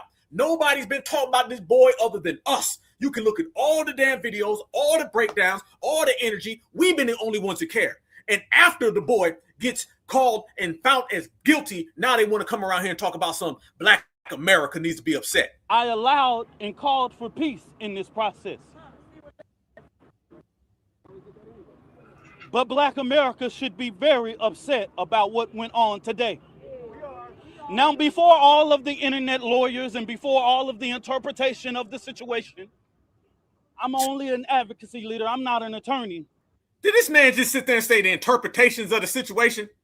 Did it? Yeah, exactly. This fake Southern accent. Man, he don't talk. I'm telling y'all, I heard this dude talk. He don't talk like this. Fam, I'm telling you right now, this dude does not talk like this, fam. I've heard this guy speak. He does not have no accent. Now, after Karmelo's found guilty, this man got a Southern accent? This dude does not have a Southern accent, fam. I'm telling you, this man from Haiti. This man is Haitian descent, fam. He does not have a Southern accent. Where the hell did he get this Southern accent? Because y'all know every time they want to try to behoove Black folks, they feel they got to speak in a Southern accent, a Southern Black accent. Now he got a Southern accent. If you don't get the hell up out of here. I can only help families be able to navigate these processes when they find themselves in this type of situation. I can only allow lawyers to be what they are, lawyers. I can't instruct them. I can't stop them from doing anything. I have to respect the process just like anybody else. But what boy, he went full Martin Luther King, didn't he? I have to respect the process unlike anybody else. I have to have a dream one day. Boy, listen to this man going, fam, y'all heard that? Tell me, fam, are y'all hearing this fake accent? Oh, man, the fix was in. I believe all of them folks was more concerned about what they could get out the situation. You got the W's who wanted to railroad Karmelo, and you got people like him who wanted to get some spotlight off of Karmelo. Listen to that fake-ass Martin Luther King accent. Instruct them. I can't stop them from doing anything. I have to respect the process just like anybody else. He even did the head nod. Remember Martin Luther King be like, I have to, and he'd be shaking his head sideways? He's even doing that. But what we saw today was flawed, unjust, and I ask that the community continue to pray for the Anthony family. I do not speak for them, but I know that the Next Generation Action Network will be here as support. He had to throw that in there again. Keeps throwing in. He's plugging his business. My heart hurts right now because an ignorance of the law was done here today. Clear. We posted the jury instructions. And right now, what we are seeing is a travesty. It lets us that Black lives do not matter in the criminal justice system. There you go, y'all. Black Lives Matter. There it is. There it is, black folk. Mind you, this man came from Black Lives Matter. Yeah, he was plugged into Black Lives Matter all during the George Floyd protest, the Breonna Taylor protest. He was all plugged in with him then. Here you go. Black Lives Matter. Right now, what we are seeing is a travesty. It lets us that Black lives do not matter in the criminal justice system. It lets us know that we are not going to be afforded the same laws as anybody else. And I give a damn about nobody that feels like I'm playing the race card here. For 400 years, our people have been at the liberty and have had to suffer at the liberty of these laws. I'm speaking facts because that blood of slavery is in my blood, not your blood. And this man is a Haitian. Fam, look at this dude. Fam, does he have our phenotype? Look at this guy. Look at this dude talking that damn my family in blood. Fam, now he want to talk delineation. Now he want to talk about lineage. You see what I'm talking about? Hell no. You ain't from the soil, bruh. Liberty of these laws. I'm speaking facts because that blood of slavery is in my blood, not your blood. And it's not for you to look at me and say, I'm playing the race card. I'm just a black man living in America. The fact supports that. You say I'm upset? Hell yeah, I'm upset. I respected this process, but we're going to fight like hell to make sure that Collin County know that Karmelo Anthony is not going to go away. I want to thank all of the people who traveled across this country. Stop. And I want to call out you and your fraudulent ways. I want to call out everything that you're trying to hustle us with and let you know you ain't us, bruh. See, this is why we got to keep these people out of our spaces. This is why we got to watch these individuals. This is why we got to keep our eyes locked in because these folks are not our folks, okay? Remember that, man. Listen, these people are never on the best accord for Black Americans. It's always what you can get, and clearly you see that. Promoting himself, talking about his little action network, speaking in the Southern accent. I heard this dude before. I'm telling you, he don't talk like that. I'm telling you now, Black people, he does not talk like that. And then to start citing blood and 400 years. Dude, your name is Dominique Alexander, bro. You are clearly a Haitian. Stop trying to ride the coattails of foundational Black American in the grassroots at all. See, fam, they didn't have Karmelo's best interest at bay. None of them did. None of them did. We knew this from the giddy up. We knew this from the beginning. We already knew the way that they was going to try to hustle this and maneuver this and break it down. These people are out there on some wild stuff. And all the people who've been trying to make it look like it's a bad thing, let me tell you what they do, fam. They try to indict the Black American culture. Remember that, family. Karmelo Anthony is a proxy and a prop for them trying to target Black American culture. All right. Malcolm X said a long time ago that they try to view our culture as a criminal environment, that we breed criminals. This is their supremacist satisfaction. This is how they end up targeting us consistently because they run with this lie. The reason why the dominant society never talks about their culture, because if you talk about their culture, you see how dirty their culture is. And the reason why they always talk about our culture is because when they talk about our culture, it gives them justifications to attack, like it's an assembly line. Okay. This is what you're seeing in the whole case. The whole case always turned away. I remember Tupac said it best. Tupac Shakur said his case that he had in 1994 in New York. He said, it ain't even about me no more. Now it's about loud rap music. It's about pants sagging. Notice this is what it always turns into. It always turns into black culture bad attack, because they always do what Black Alpha tells y'all. They make black accusations. Yes, Karmelo Anthony is a victim of a black accusation. Trayvon Martin, a victim of a black accusation. Tamir Rice, black accusation. Sandra Bland, black accusation. They just go around, they see a black person, they make up a black accusation, and they attack. A black accusation is always followed by an immediate attack, and nobody says a damn thing about it, family. Fam, what we're going to do today, we're going to start putting lines in the sand. I want all my brothers and sisters listening to me right now.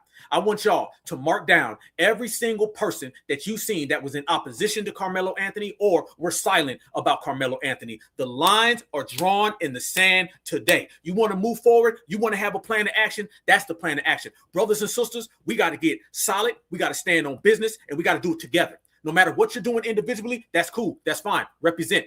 But you need to stand next to your brother or sister, and you need to ride. All these other people know how to get on code. They know how to click up, form Voltron. We need to go ahead and do the same damn thing. I want to see all my brothers out there, and I want to see my brothers 10 toes down, but I want to see you shoulder to shoulder. Everybody talk about 10 toes down, but are you 10 toes down, shoulder to shoulder? That's the new era. That's the new wave. The term now has to be shoulder to shoulder. Brothers and sisters got to be shoulder to shoulder. That's what it's got to be. 10 toes down, hanging out together from the soil, getting out the mud. All that's cool, but it don't mean nothing if you ain't shoulder to shoulder. I mean, I got a brother here, I got a sister here, and then we move forward, and then we unite, and then we go all the way live. That's what we got to start doing, y'all, because I'm telling you right now, it's dangerous out here. Think about this, family. I brought this up to everybody the other day. Think about it. I always tell people it's what? It's foundational Black Americans versus the world, right? I've been telling everybody that for a long time. We all we got. FBA, we all we got. Don't let nobody give you any other type of statement.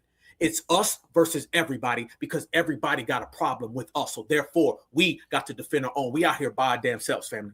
This is what it is. These people out here sabotaging us. The lawyers sabotage the case. All the little outsiders and naysayers, they sabotage the case. The dominant society, they seen how much we're getting on code. They seen how much we're standing on business, and they want to derail the energy that we got going. Remember this, family. Karmelo Anthony and the energy that he put forth that ended up defending himself, because we can say what we want to say, but at the end of the day, the brother defended himself, and he had every single right to. Let's make this clear. We understand the railroad. We understand the humbug. We understand what they're doing, but we will not change the fact that he defended himself, because he wouldn't even be here right now. And that's what the opportunities that they want to give us, fam. The options are defend yourself and live, defend yourself and go to jail. That's what they wanted to do, family. Okay. And he defended himself, because that is a direct result of us and this generation. That's the energy that we're putting forth. That's the energy that's making everybody want to stand up and go to work. He is a direct result of what we're doing. They're watching how we're getting down. They're watching how we're moving. They're watching how we've been standing on business together, y'all.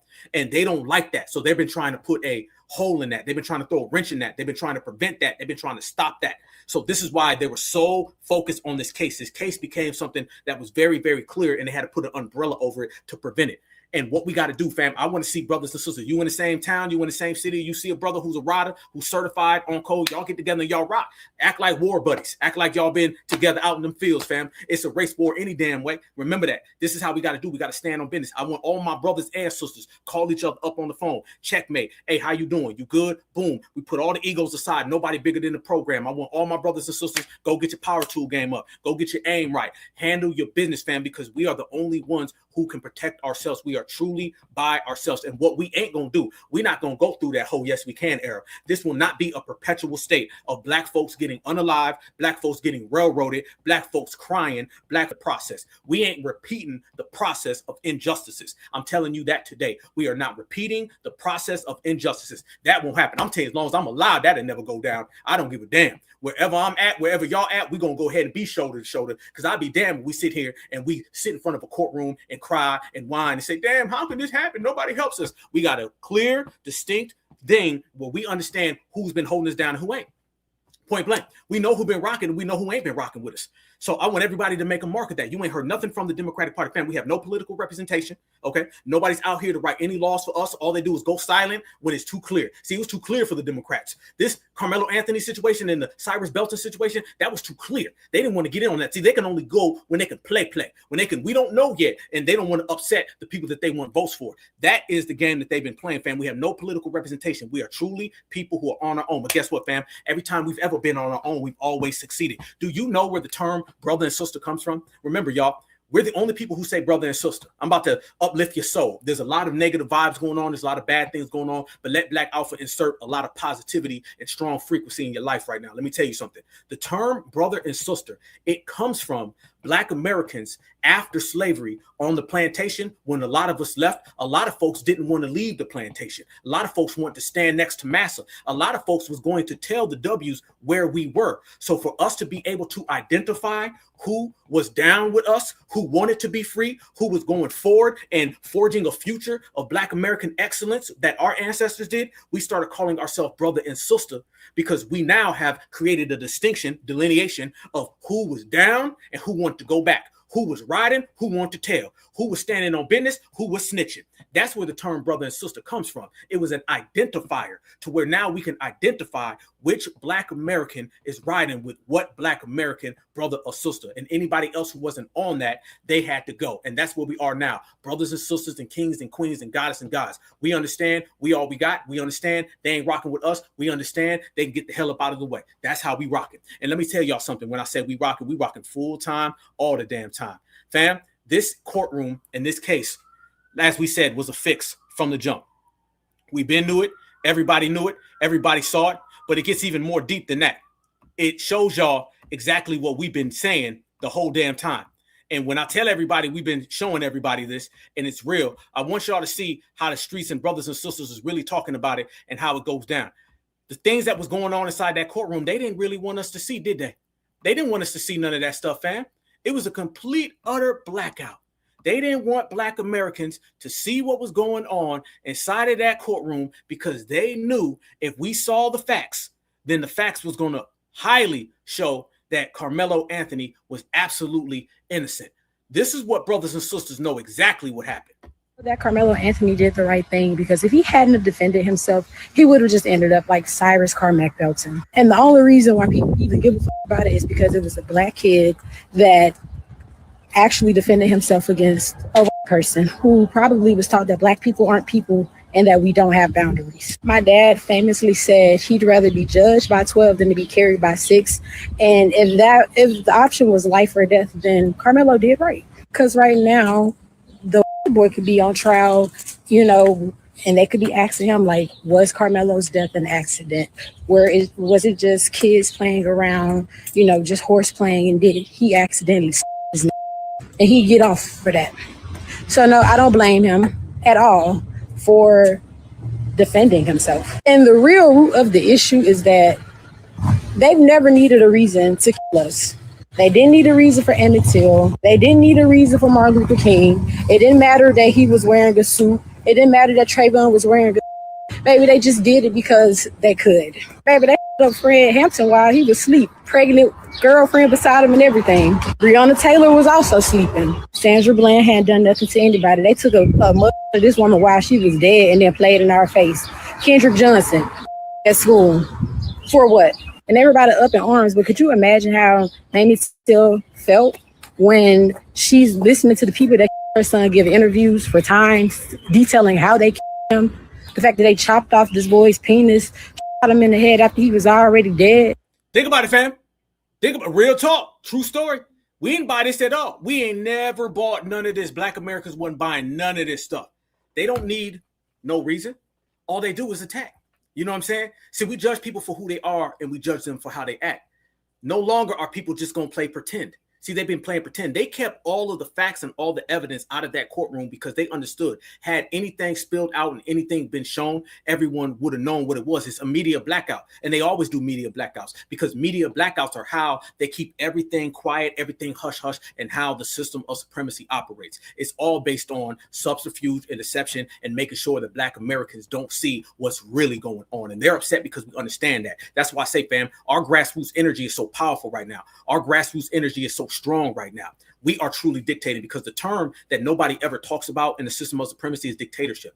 Supremacy is a dictatorship. These people always dictate. They dictate what goes on. They dictate what happens. They dictate the terms of the laws, twisting it, turning it, flipping it. I'm W and I say so. And we fall under that jurisdiction. And the only way that you handle a dictator is when you dictate to them. It's all about us standing our own business. It's all about us doing our own damn thing. It's all about us functioning how the hell we please. That's what it's all about, an attitude adjustment. Everything's got to change, fam. I'm going to tell you that right now. Listen to Black Alpha, y'all. Everything got to change. We got to change the way that we operate, the way we move, the way we function. And if you're doing that good already, I need you to elevate it and turn it on up to the maximum. That's what I need to see from brothers and sisters, kings, queens, goddess, and guys amongst all 50 states. Because I'm going to tell you now, fam, everybody is trying to come after us. Right now, if you look, it's everybody versus FBA. Think about it, y'all. Right now, you have all of the males, and they're going crazy about this Karmelo Anthony situation. And now they're seeing that they got a green light. They got a green light to go out and attack and attack and attack. You had the Chud the Builder, and that failed. And then now you got this Karmelo Anthony situation. So now they're very, very emboldened. So they're trying to come after foundational Black Americans. You flip the side of that, and then you got Rick Child, and you got his son Andy Child, and you got that community that are openly trying to taunt us, openly basically saying, if y'all come in our stores, you better buy, you go, or they're going to try that again. There's that community. You still got the Pedro community that's mad that we didn't want to come help them with ICE and all them damn deportations. Look at all three of them. And then here in about 2 weeks, you're going to have Juneteenth, and the Africans are still trying to get your reparations. Fam, that's every single group in America. Every single group in America, including the people who are domestically from America, and then all the imports who came here to America. And every single one of them are all trying to go after foundational Black Americans. It is truly FBA versus the world. And I always tell y'all, FBA always wins by a knockout. So if you ain't ready to do some knocking out, then you need to sit down, let the real brothers and sisters step to the plate. It's all serious business, fam. No compromise. If anybody's out here and they playing or they want to be sweet, this is not the time for that. All right. We talk about an erasure or a replacement, fam. You can't get more than what I just told you. And notice, y'all, they're all on the same page. Notice this, family. The Tethers are teaming up with the supremacists. The supremacists are teaming up with the Chow Mings. The Chow Mings are teaming up with the Pedro and the Romeros. They're all together practicing anti-Blackness. You never allow somebody to bring in imports of anti-Blackness to the United States of America. There's a political party that's been bringing in all of these people who they know are anti-Black, and this is the ramifications of it, fam. This situation right now, on top of the Obama administration, this is basically them saying it's green lit. And remember, fam, if it's green lit for them, then it's green lit for us. And family, we all gas, no brakes, so there ain't no red lights. And even if there was a red light, we're going to speed right on through. So do you see what I'm talking about? All of these people are all getting on the same supremacist and anti-Black code. It's the anti-Black code. Everybody who's anti-Black now, they're saying they want to stop Black Americans. And they really want to stop these Black Americans in this era, in this generation, because we're so powerful and we're so certified. Do you see what I'm talking about? You got these people over there and said, we need Black Americans because we want to steal their past. You got these people say, we want to stop those Black Americans so we can get their reparations money. You got those people saying, hey, we want to stop them Black Americans because they're too strong and they're completely throwing a wrench in our system. And then you got the dominant society sitting back and they're trying to pull all the strings to all their little damn puppets. That is exactly what's happening right now. And the way we combat that and the way we have an actual means of putting it into it is by us standing on certified business. Certified business is what it does, fam. And I know we got all the riders, fam. Let me tell you something. It needs to be this. Either you're grassroots or you're not. Either you're a grassroots certified rider or you're not. There's no more half stepping. There's no more straddling the fence. Okay. It's either going to be this over and over and over again, or it's going to be us riding completely 24/7, 365 in a permanent means. If you love your people and you down for your people and you represent this lineage, if you a real regulator, then let's go ahead and regulate, because anything other than this, boom. And you remember, y'all, this sets the precedents. A lot of precedents get set in these cases because now people basically say we can harm Black Americans, and therefore once we harm those Black Americans, they can't do nothing. See, this stuff has a psychological effect, but it also has a practical effect. The practical effect in all this, fam, is basically telling Black folks you're unarmed now. Okay. See, now once they have a case where a black person defends themselves, and then they sit there and they completely black out the media and they completely twist all the laws and they completely deny the evidence, that is giving the indication that black folks defending themselves is an actual crime. And remember, y'all, that has been on the books historically for hundreds of years. Only difference is they done pulled down the signs and they're not dumb enough to say it out loud, but they all got it upstairs in their supremacist mind. And then they teach their supremacist children the same thing. That's what they're doing. They're basically trying to create an environment where black Americans are unarmed. We're unarmed spiritually, physically, and mentally. It's the same exact thing over and over and over again. Meaning, if a black American defends themselves and that is considered a crime, then they got us where they want us. If a black American doesn't defend themselves and we get unalive, they got us exactly where they want us. They're trying to move every single option that we have available and leave us with nothing. Okay. And the only way you handle that is by true to life regulating and standing next to your brother and sister and simply saying, if it's up, it's up. And damn it, it's up right now. This is why they ended up giving Rick Child that case. You got to remember this, fam.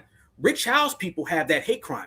And what that was now, fam, is so they can weaponize them harming us and we can't do nothing. They create a situation to where now we're defenseless. That's what they really want. They want to create a situation of defenseless black people because they've been seeing we've become too strong. The grassroots is too powerful. We ain't playing them games. See, when you're done with all the marching and you're done with all the pleading and you're done with all the begging, that's when they run to the courtrooms and change the laws again. And that's exactly what we're living through right now. They seen during the Barack Obama era when black folks was running around here and they would rather pray than regulate. They seen when black folks would rather hope than regulate. They seen when black folks would rather cry than regulate. Now they see that we ain't doing none of that and we regulating. Now they got to go run and twist the laws up again. Every few years, they always try to twist the laws, rewrite the laws, and come up with a new law. And that always benefits the system of supremacy with the action of trying to harm us. This is all a direct indication of black Americans being on code. I told somebody a few years ago, I said, we too on code right now to think that the dominant society is just going to sit back and not come up with a new plan. That's why right here on the Black Alpha Network, y'all know we always strategic and we breaking things down from a lot of levels. You're going to hear a lot of people say a lot of things and they're going to give it to you, fam, in a very elementary way. Y'all know right here on the Black Alpha Network, we're going to flip over every stone. We're going to get straight to the T and we're going to be live and direct and cover all points in a certified way, unlike anybody.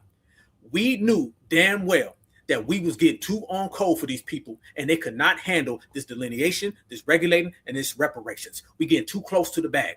And Karmelo Anthony was a situation where they are trying to use him to stifle all of us. Again, he's a proxy.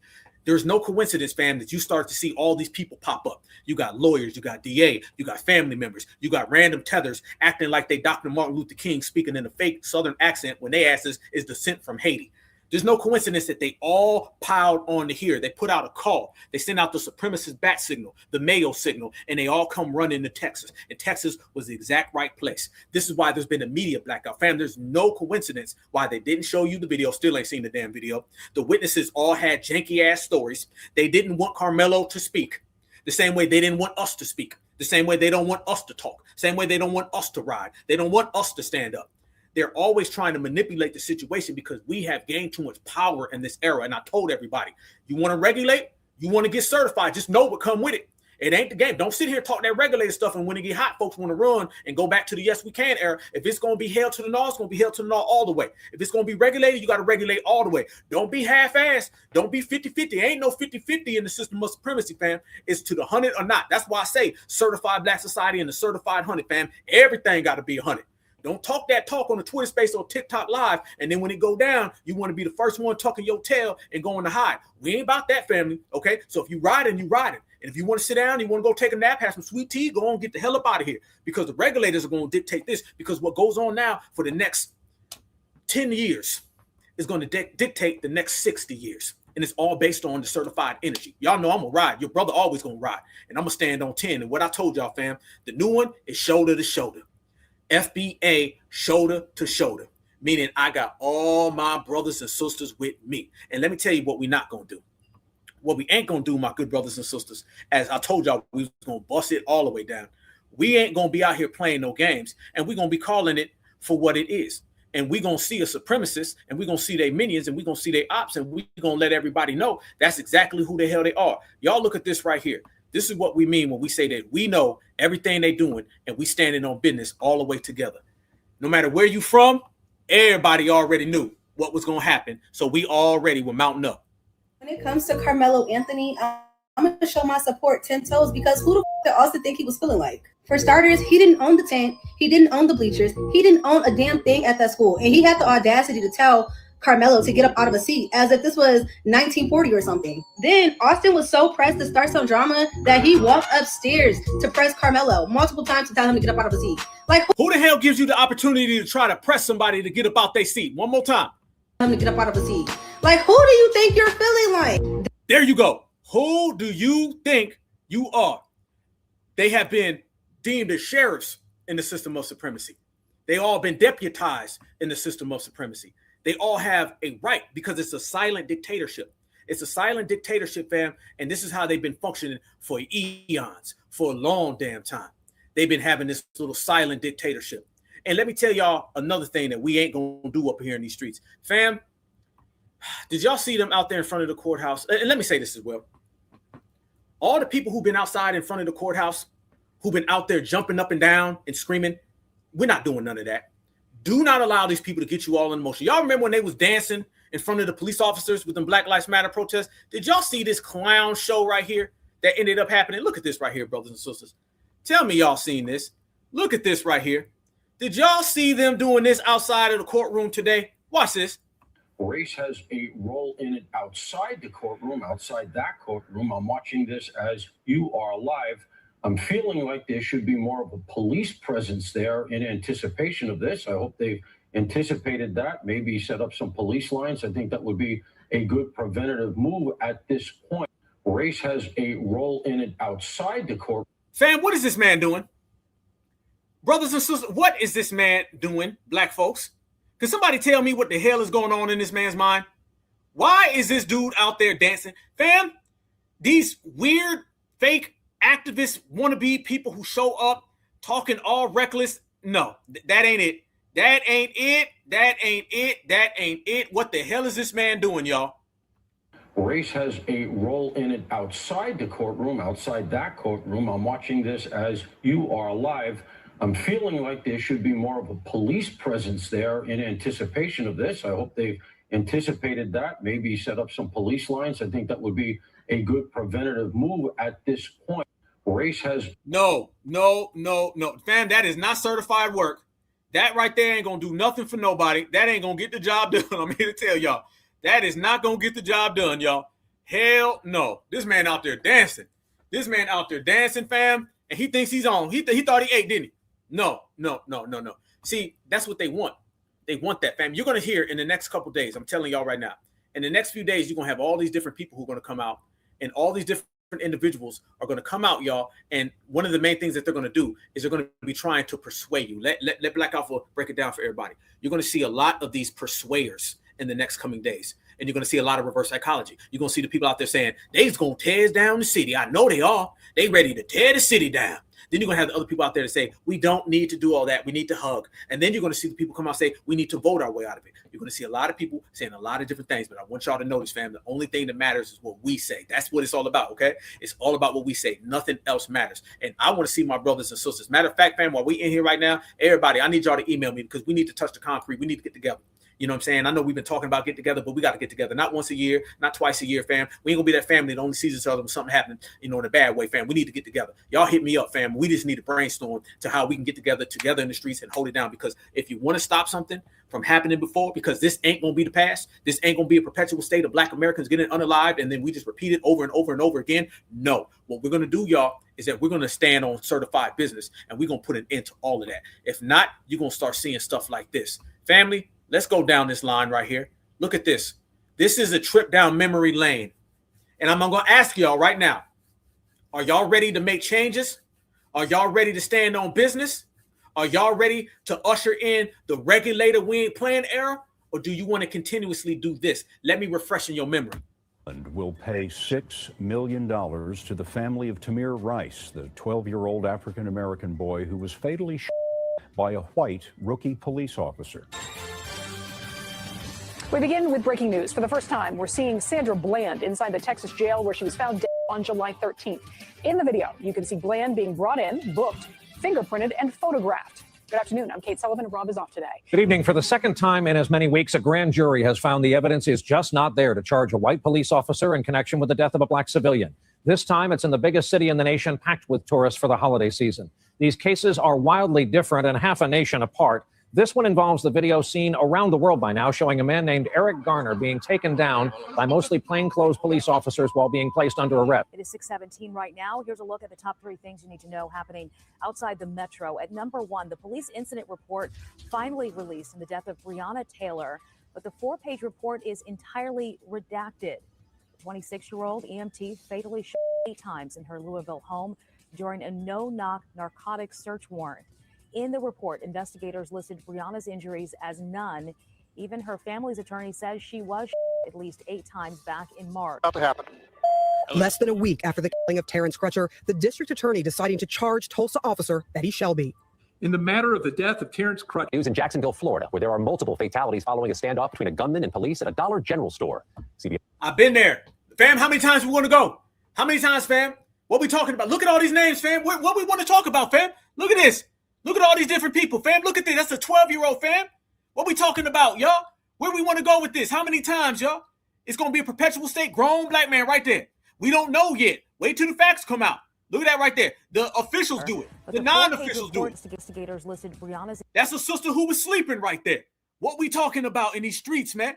How many times are we going to be right here over and over and over? A W woman, remember? The feminist movement. We all the same, fam. I can show you every single thing and ain't nothing changed but the supremacists. There you go. You want to go there? I was there personally. Fam, I'm not somebody telling you this from behind the damn screen. Okay, I'm not a podcaster, bro.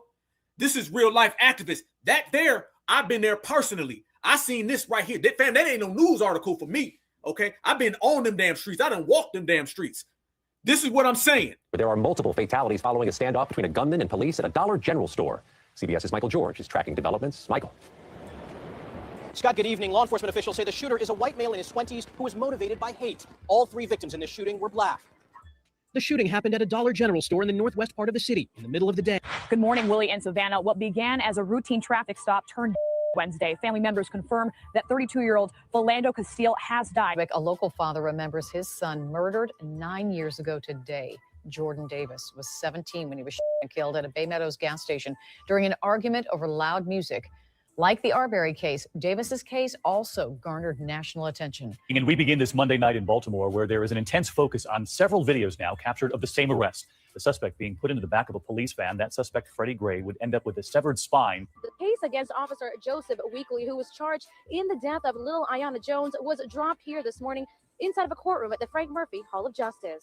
After 2 mistrials, Judge Cynthia Hathaway has ruled there will not be a 3rd trial in the shooting death of 7-year-old Ayanna Jones. If someone needs a scapegoat for what's happening here today, and what's happening here is justice, then put it on me.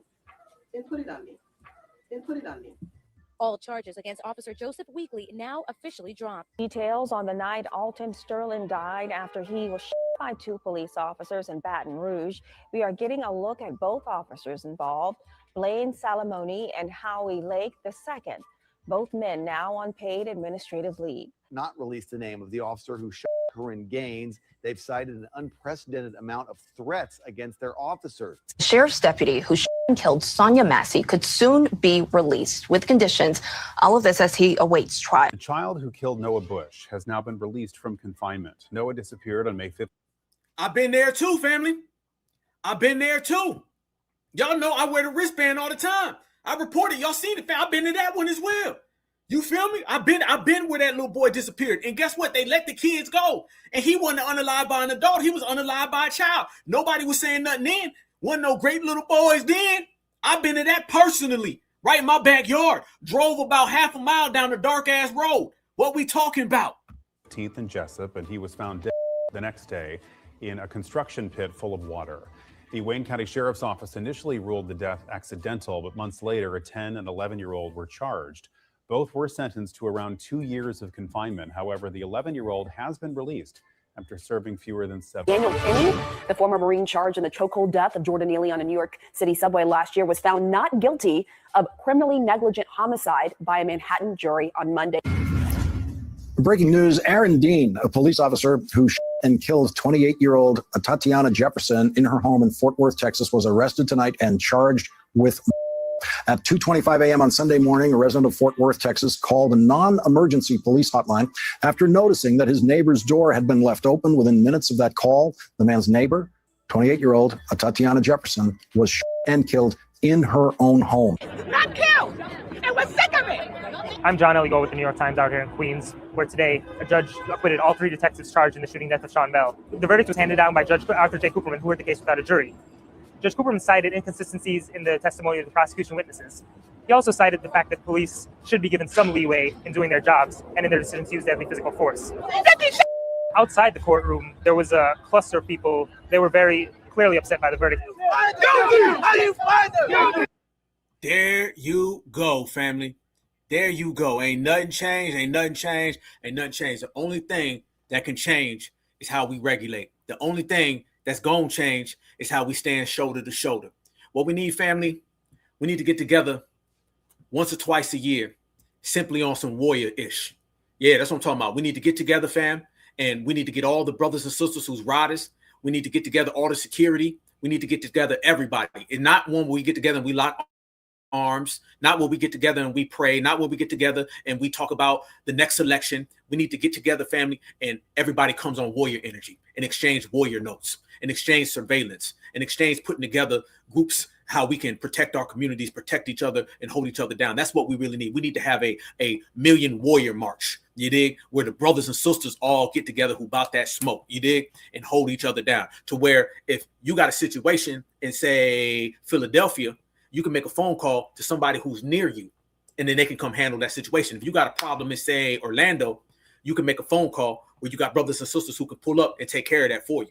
Okay, our own protection service. Remember, fam, the Black Panther Party was the Black Panther Party for self-defense. They started off by policing the police. We got to get together some real warriors who really about that life, to where we're positioned everywhere. And we got to have them in every single region across the United States of America. Same exact thing Tupac and Mutulu Shakur was going to do with Thug Life, with a set of laws and a set of rules of where we can find each other, certified creed, to where we know where to get at each other. You know what I'm saying? If a situation going on in Dallas, then we need to have the brothers and sisters in Dallas make a phone call. And we like, okay, your nearest people are here. Okay, here's the contact. Boom, make a call. Have them brothers and sisters meet up. Everybody's solid. Everybody's been vetted. Everybody works together. But it's truly a connection. It's a network where brothers and sisters can be everywhere at one time. Therefore, where a supremacist shows up, they know we gonna be there. Therefore, when we show up on business, ain't gonna be no fake activists showing up. Okay, it's gonna be real ones, because too many times I'm seeing brothers and sisters out here in these streets and they be by their damn self, and don't be nobody out there with them. They be solo dolo. You know what I'm saying? You got a problem. There shouldn't be no Black American who has a problem and there aren't other on-code Black Americans that can't get to them like that. That shouldn't happen, because there's too many of us. There's too damn many of us, family. Because remember, the ops got all that. The ops had that. Let the supremacists make a phone call, fam. They're getting 100 billion supremacists pull up right now. Let the tethers be a me and tether march right here, right now. That's what we got to do. We got to be forward thinking. The time to advance the game. The game has to be advanced. These 24-hour spaces talking about the tethers, that ain't going to cut it, family, because we keep always coming back to this big problem, and that's the system of supremacy, the SOS. And really, they're the ones who fund all of these people. We need to have a real warrior class. This is what a lot of the brothers and sisters was doing back in the 90s, but it ended up getting stalled out, okay, because they knew what was happening, okay? It's the same exact thing with the Panther Party. They knew what was happening. I'm not talking about no radical Negroes who dress like wizards and pop up waving magic wands and screaming about Egypt and talking about Babylon. I ain't talking about that. I'm talking about making it plain with some certified brothers and sisters who are some real, true-to-life riders and warriors who step up, stand on business, and let it be known. None of that's going to happen over here. None of that's going to happen on our side. None of that's going to happen with us. And I know for a fact we got all the brothers and sisters and the riders who down with it. Let me show y'all this is what I'm talking about. And let me show y'all how I feel so strong and mighty about what we create. Because everything that we create, fam, is exactly that, what we create. And this is why the new motto and everything going forward, fam, not just shoulder to shoulder, but it's also no justice, no talk. Okay, no more talk, fam. All that stuff where we got to get a word in and let's have a conversation and speak. There's going to be a lot of people. And a lot of people are going to tell y'all a lot of different things, but nobody's really going to break it down, y'all, the way it needs to be broke down in terms of foundational Black Americans and our next things. What's the next step? Where are we going from here? How are we going to take it to the next level? That's what it's all about. It's all about us taking it to the next level. It's all about us uplifting and elevating the game and pushing this thing forward, because there's always going to be the other side, the flip side. And if you ain't dealing with the certified side, then there ain't no side. So let's make that crystal clear for everybody to hear. This is what we were saying. You already know that these people are going to always be on their side. So damn it, we're going to be on our side. Watch this right here. And this is what we talk about these disparities. It's cool when they do it. It's a problem when we do it. Yeah. Same situation. You feel me? This boy was in a town he wasn't even a resident of. You know what I'm saying? This boy was where he was supposed to be at the track meet. Both of them 17. He had a knife. This one was federally outlawed. That boy was 18, carrying a weapon. Same here. That boy was attacked. After warning attackers, he would shoot. He was attacked. After warning attackers, he would defend himself. He killed 2 though, injured 1, raised almost over $500,000. You feel me? Conservatives want legal defense funds shut down or legally garnished. Who is conservatives? What y'all mad for? Because these black people spending money and raised almost the same as this boy to get him out of jail. This boy got a family just like him. Y'all make it make sense on me. I'm sick of it. I'm tired. I'm fed up. You feel me? And I put money towards his fund. Yeah, we most definitely standing behind him. Nah. Come here. Now, 35 years, family, is what just came down. They gave this boy 35 years. A lot of this moved pretty quick, didn't it, y'all? This one real fast, didn't it? Let's go there. We're going to go there. Let's go to Texas, y'all. We're going to go there. Let's go to Texas right now. The verdict has came back, obviously. And on top of the verdict, fam, now the sentences came back. 35 years. This is what it is, fam. This is them trying to get a black American off the streets. This is what this is really about. Here we go. Let's go all the way into Texas. I'm pulling it up right now. Breaking news, fam. 35-year sentence. And we are going to pull it up and we're going to unpack it. We're going to break it down and we're going to get straight to the facts. Here we go. Check this out, fam. This is what we're talking about. This is what you see. Has been made on the future and the sentencing of Karmelo Anthony. He is the 19-year-old young man convicted today of murder in the death of Austin Metcalf at a track meet that occurred last year. I want to take you to the Collin County Courthouse tonight, where our correspondent Andrea Lucia has been outside the courtroom through this afternoon into this evening. It has been a very long day. Just to catch everybody up this evening, Andrea, for those joining us on CBS News Texas, roughly 3 hours the jury deliberated. They came back with a guilty verdict of murder. And with that, the initial sentencing phase that we knew the jury would be handed for consideration was 5 to 99 years. But something happened in the sentencing phase that added yet another element for their consideration. Can you explain to everyone first what the jury had else to consider? Right. You know what? I'm not a lawyer. I'm going to read directly from the Texas Penal Code. And it's this idea of sudden passion. And it says, at the punishment stage of a trial, the defendant may raise the issue as to whether the cause death raise the issue as to whether he caused the death under the immediate influence of sudden passion arising from an adequate cause. And if they find that this sudden passion, as it is defined by the law, did play a factor in all of this. Fam, she can't even make it up. This is what I'm talking about, fam. They just twist the law. She don't even know what she's saying. If they could find, it's never anything straight. Everything is always twisted. She can't even get her words out because she know she in here lying, just like the rest of them. The issue as to whether he caused the death under the immediate influence of sudden passion arising from an adequate cause.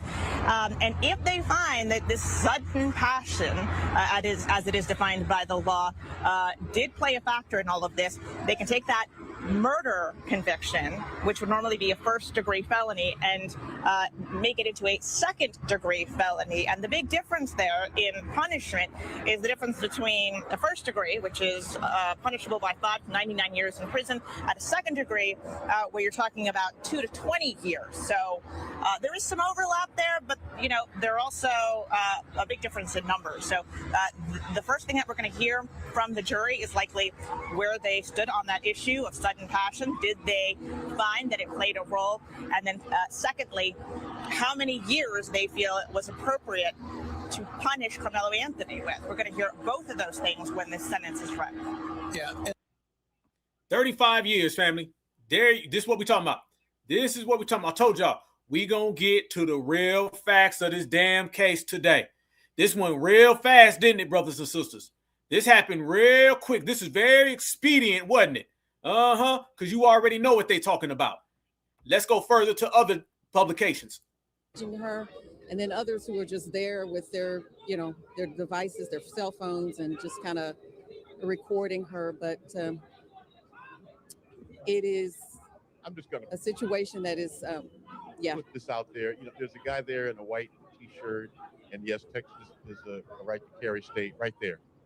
And look at this, family. Look at this. See what we're talking about? Look at this. Fam, look at it. You see what energy these people bring? They're openly out there taunting. They want you to say something so they can do the same exact thing that Chud the Builder did. Yes. Where the tension is high. Yeah. My opinion only. Yeah, I mentioned that. Yeah, it's giving that you need to keep your head on a swivel. Right. And so exactly. that's basically the posture. Folks who are clapping and boom, there they go. Family, that's what we're talking about. You already knew what it was hitting for, right? Think about this, family. No video evidence, holes in the witness stories. You got a lot of different connections between the actual authorities and the Austin Metcalf family. Not to mention the Austin Metcalf family has a long line of deviant behavior from the father to the mother to the kids. They don't even bring up that the damn two twin brothers, they beat up the father.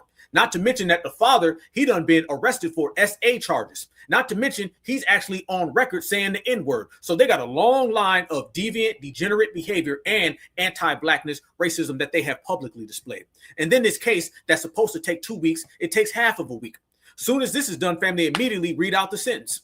All of this was scripted. All of this was set up. All of this was a trap. I'm talking about to the highest levels, all the way down to your local supremacists. I'm talking about the news media and their blackout. I'm talking about everybody who was focused on this, everybody on the outside, all the agitators and all the provocateurs that all came from the W side. All of this was a railroad. Karmelo Anthony was railroaded. And the reason why he was railroaded is because they cannot stand a Black American who is actually doing things in a proper fashion, who's doing things with a good home, who's doing things functionally, and tells a supremacist no. Telling a supremacist no in the system of supremacy is the equivalent of you going to jail for 5 to 99 years. Telling a supremacist no. You ain't gonna be in my space. You ain't gonna dictate to me. You ain't gonna tell me to get up. You ain't gonna tell me to leave. Telling them no to them is the ultimate violation in the system of supremacy. Any W who says something to you and you say no to them and they respond in that fashion, that lets you know the type of vile supremacists that they are. That right there is their exposure. That right there highlights them. That right there highlights their culture. See, this ain't about Black culture. Black culture is good to go. This is about the W supremacist culture. The W supremacist culture that they always try to hide. They always try to put a smile in front of it. They always try to talk nice, deny it, don't speak about it, hush, hush. They don't like the fact that we expose them statistically, we expose them physically, we expose them very, very clearly. They don't like those facts, and those facts are the reason why they've been spazzing the hell out. This was all a railroad, family. There's so many different aspects of this case, the prosecution and the defense and the prosecution. It seems as if they were working together. Seems as if they was making supremacist winks. Remember, they were saying that Austin Metcalf's father was seen in there instructing people. Y'all remember that? He was in there instructing people, hey, do this. Hey, don't do that. Say that. Don't say that.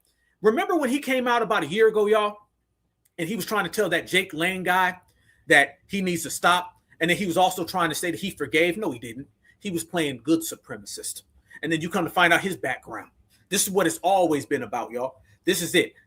They need to be right now getting ready for the appeal. And I'm hearing in Texas, it's what, 17 years before you can make an appeal down there for parole or anything like that? Or is it parole 17 years after, you know what I'm saying, before you can get put out on parole? So they need to be getting all of that in order right now. But I'm going to be honest with you. They got to have a clean sweep, a clean swipe. They need to have the best of the best, and they need to get all them tethers and all them strange, bedded people the hell out the way. The hell out the way, okay? Those people all failed the Karmelo Anthony family. And I'm going to say this as well. And to the Karmelo Anthony family, and for every family out there, y'all going to have to really start plugging in with the grassroots. You're going to have to start plugging in with the grassroots. People going to have to realize that, family. The days of running to the boule or the establishment just isn't going to work. It's just not going to work. Okay, quit trying. Don't run to Roland Martin.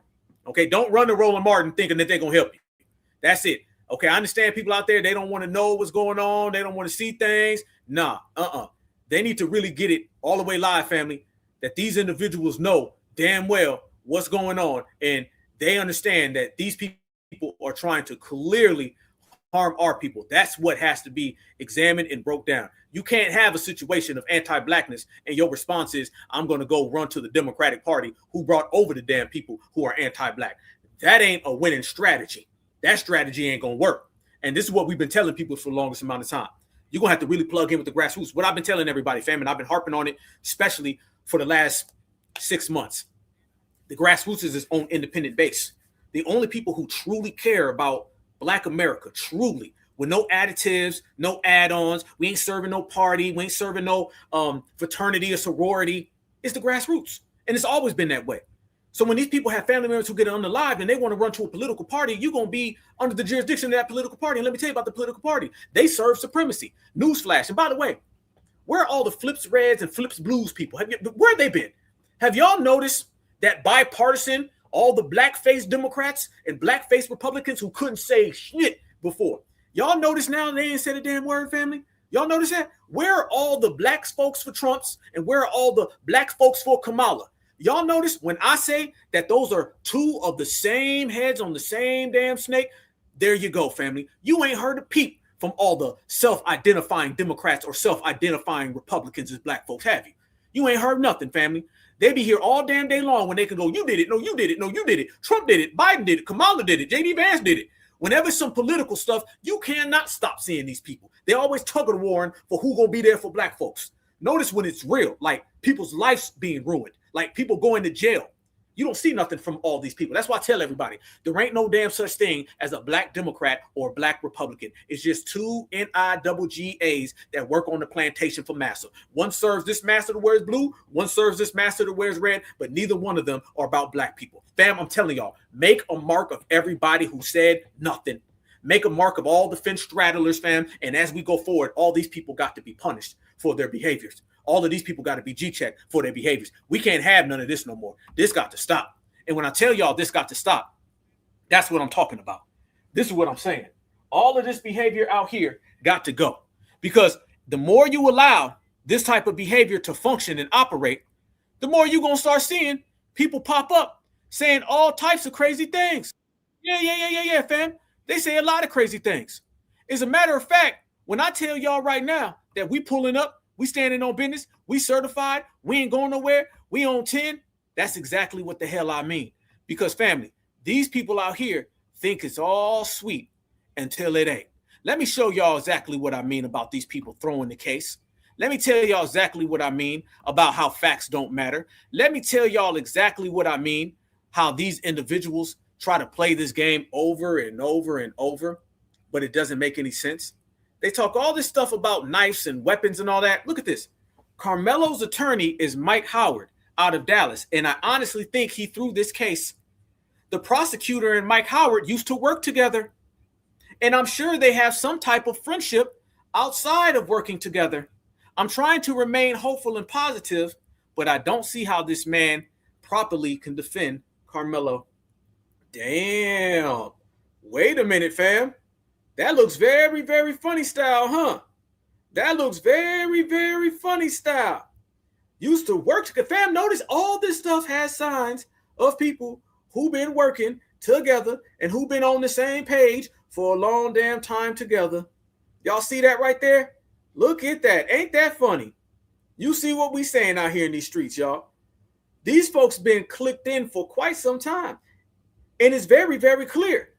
So how can they come around here and try to tell us, no, that ain't what it was? I mean, and if it was what it was, then it wouldn't be today.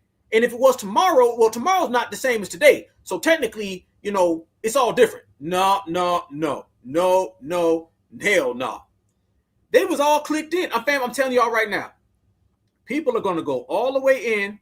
People are going to find out stuff. And the more you go in and you check things out, the more you're going to see that that father was tapped in with everybody. And years from now, folks is going to look and they're going to say, damn, that's exactly what it was. I mean, just look at your screen. Look at your screen. The screen tells you everything. Right there. They've been together. They've been working. They've been on the same page. They've been on the same accord. That courtroom was locked off like it was the damn Pentagon because they didn't want nothing to come out. Because they understood if something came out, then it was going to look bad on them. And before it looked bad on them, you already know what they was going to do, family. They was going to just hide and deny. There you go again. Look at the courtroom, family. You see it again in that damn courtroom. That courtroom, family, was locked off for a reason. This is why. So this was a very expedient case.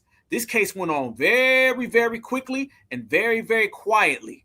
And you already know why. It only goes down that way, fam, as if they had a plan. That's all it was. If they had a plan the whole time, then you seen the damn plan the whole time.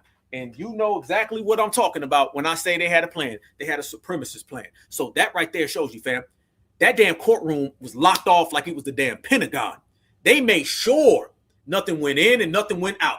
This is why you heard all these different stories. One person to say this, one person to say that. Anytime somebody said something that was positive about Karmelo, they would just say it's misinformation. That's one of the tactics of supremacy. Say something that exposes supremacy, they'll say it's misinformation. Okay, I got some real information. Information is that they are all a bunch of racist supremacists and they're all a bunch of exposed supremacists. There you go, since we talking information. They hid everything off, blocked everything off, and they had that damn courtroom like it was the Pentagon, the doors closed, deadbolt locked, so nothing came in. And they did that on purpose. Anytime you see that type of behavior in a supremacist courtroom, then you already know what the supremacists are up to.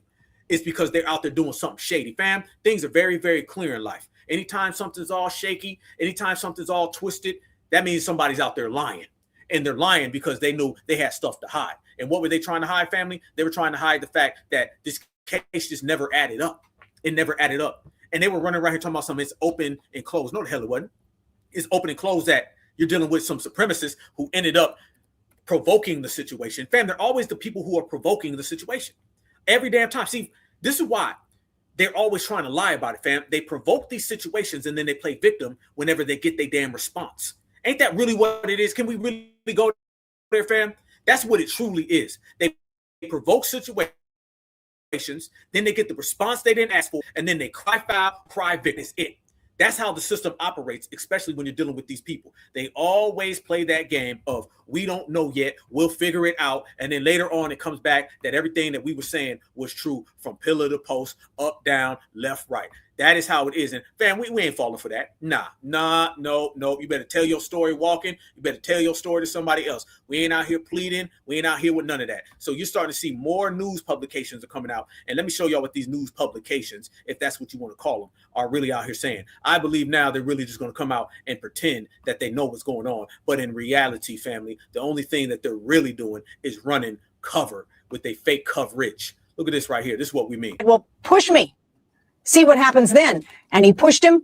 And that is when Karmelo Anthony rummaged through his bag, took out a knife, and the jury has determined that when that knife went into the chest of the victim, Austin Metcalf, that was murder. And there was a very wide range of 5 to 99 years. And the defense is going to try to get that down as close as they can to the 5 years. But the issue is he had a knife. We don't know why he had a knife. He did not take the stand. This was a self-defense case. And what was in Karmelo Anthony's head was so important because if he subjectively believed that he was going to be killed or seriously bodily injured by Austin Metcalf, who is the victim now, then he had a right to take out a knife. But he did not take the stand to testify in his own defense. So we don't know what was in his mind. His attorneys argue that the killing was in self-defense and a social justice. Fam, didn't I just show y'all a few days ago that we don't know yet? Didn't I just play? Anybody who saw the broadcast on Friday night, didn't I just show y'all the whole we don't know yet? Fam, there you go. Fam, it's 10, 15 years later. Everything I showed y'all last week was 15 years ago. And it's still the we don't know yet. That's what they said. Fam, they're always going to play ignorant when it's time to play ignorant. They're going to play dumb. They're going to act like they can't hear. They can't see. There's always going to be something that pops up when they don't want to be exposed.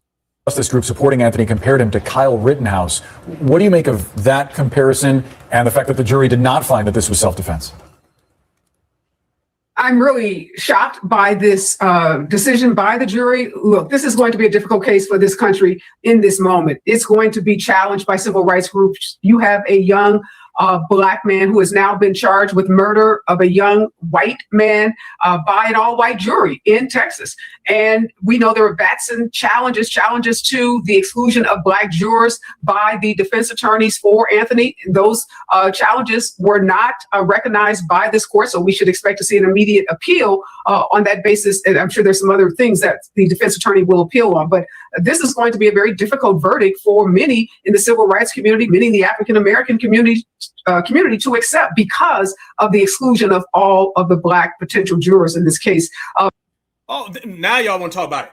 Now they want to start talking about, well, you know, the justice system, fam, this is always the after the fact. By the way, CNN didn't report on this at all. So let me make that clear. CNN didn't say nothing about this case until right now. This is the first time I heard CNN say anything. Why? It's because CNN wanted to wait around until everything was said and done. CNN wanted to wait around till everything was made. And now they want to come in and be like, well, Black folks, calm down. That's what it is, fam. I'm telling y'all, they play the good, they play the bad whenever it is convenient to them. That's what this is. This is the convenient CNN come on in and try to clean it up real good for you. That's what this truly is. We ain't hearing none of that. Y'all can keep all of that to yourself. That's how they do, fam. They come in and they, well, you know, what it is that, you know, it's going to be a hard time. See, fam, here comes the pacifiers now, okay? This is what it is. Say nothing when something can be done, and then say everything after the fact when can't nothing be done about it. And then tell Black folks just to take the bitter sweetness and then go home and pacify us. Suffer peacefully. That's exactly what this is. And you already know what it is. And it's been this way for how long? How long? Okay, exactly. See, that's what the theme is, fam. And everything that I'm pointing out to y'all, the time is up. Point blank. The time is up. The time is up, fam. Because I'm not one of the people who sit there and be like, man, how long and how many more days and man, F all that. Okay. By the time we start getting into the 10s and the 20s and the 30s, fam, all that stuff got to freeze up. All that got to freeze up, fam. We can't be going on and sitting here talking this long and continuing to be going over and over and over and over about the same exact things. That right there is the pacifier thing that they pull on out. And they'll bring it out the blue, they pull them out the woodwork any which way they can, however they can do it. And you'll see clear as day, fam. They'll be making stuff up if they got to. If they got to, fam, they'll just make something up. They'll just make any damn thing up and the energy is shift. And speaking of energy shifting, this is what I'm talking about the energy shifting out here in the real world, about what's really going on out here. This is what I mean, fam. The game has changed, and anybody who's not regulating got to get out the way. I knew the boy was going down, but first degree murder, no. I think he got railroaded, right? There was a lot riding on this. Texas didn't want to riot, right? So just throw this nigga away, right? This nigga, hey, we didn't see in cases like this, right? Hundreds of them. It's never first degree, never. But this one was national. You know, I don't know. I knew he was going to jail, but first degree. Then I seen his dad in a picture with the fucking governor or some shit or one of the judges or something. I knew it was over. I said, yeah, it's over. I don't know how that's not like interference, or you get what I mean? I don't know, man. I just feel like first degree murder, they ran him, bro. They ran him, basically. You know what I mean?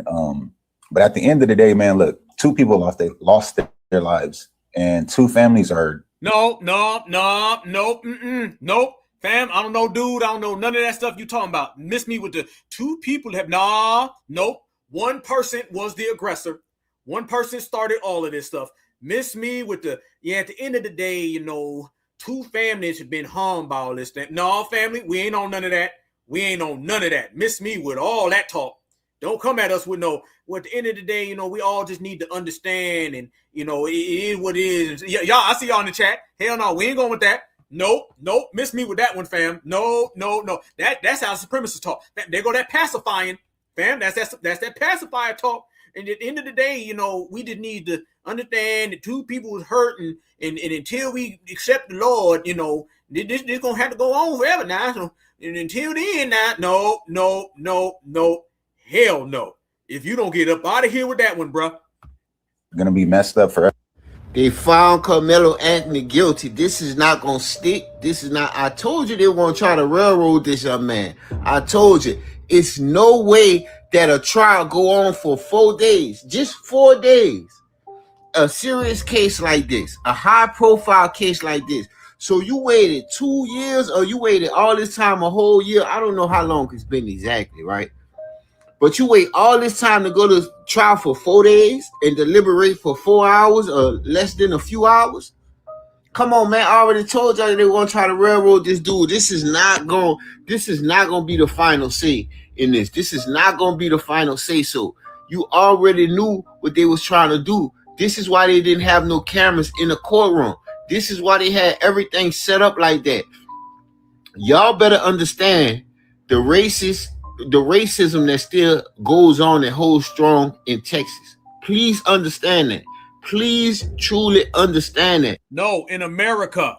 In America. Not Texas. America. The world. This is where the most people cop out at. They don't fight their cases. They cop out for time. That's why you come on vacation and leave on probation. But listen, you already knew once the snow roaches gathered, and even some of the people on the stand was lying or not telling the full truth, you already know this was about to happen. They already had their mind made up. They already positioned certain district attorneys, judges, and certain people. That's why they took so long to bring the case to trial, and this is why the trial was so short. This is why deliberation was so short. It's no way you could tell me this was first degree anything. If anything, this was involuntary manslaughter at its best. Justice system was never meant for the Black community.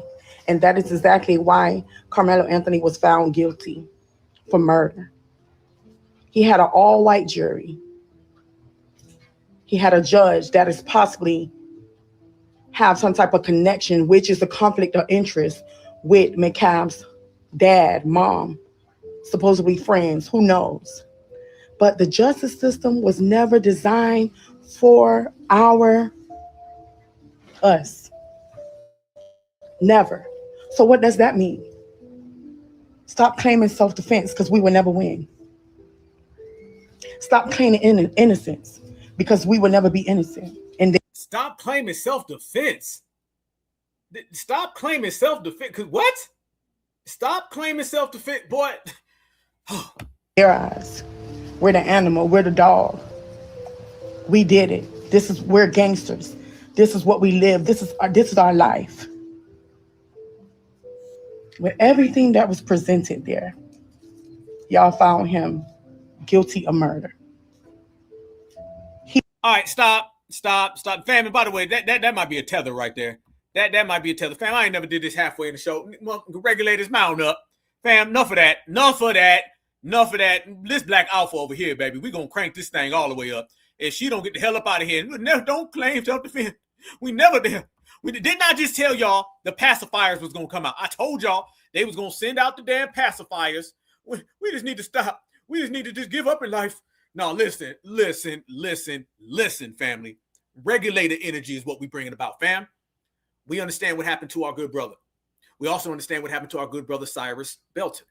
We also understand what happened to the millions and millions of Black American boys, girls, men, and women in the system of supremacy, dealing with supremacist ops and all of their minions and mascots. We understand all of that. The only answer to all of that is to regulate. I told y'all, solve every problem with regulating. Solve every issue with regulating. If you stand up and you regulate and you on certified time, everything gonna be all right, y'all. And that's what I'm talking about. It ain't gonna be hoping and praying and coping and wishing, none of that. It's gonna be shoulder to shoulder, brothers and sisters, kings and queens, goddess and gods. We ain't going for none of the soft energy. Let me say this right damn now, family, and I believe that my track record speaks fully, okay?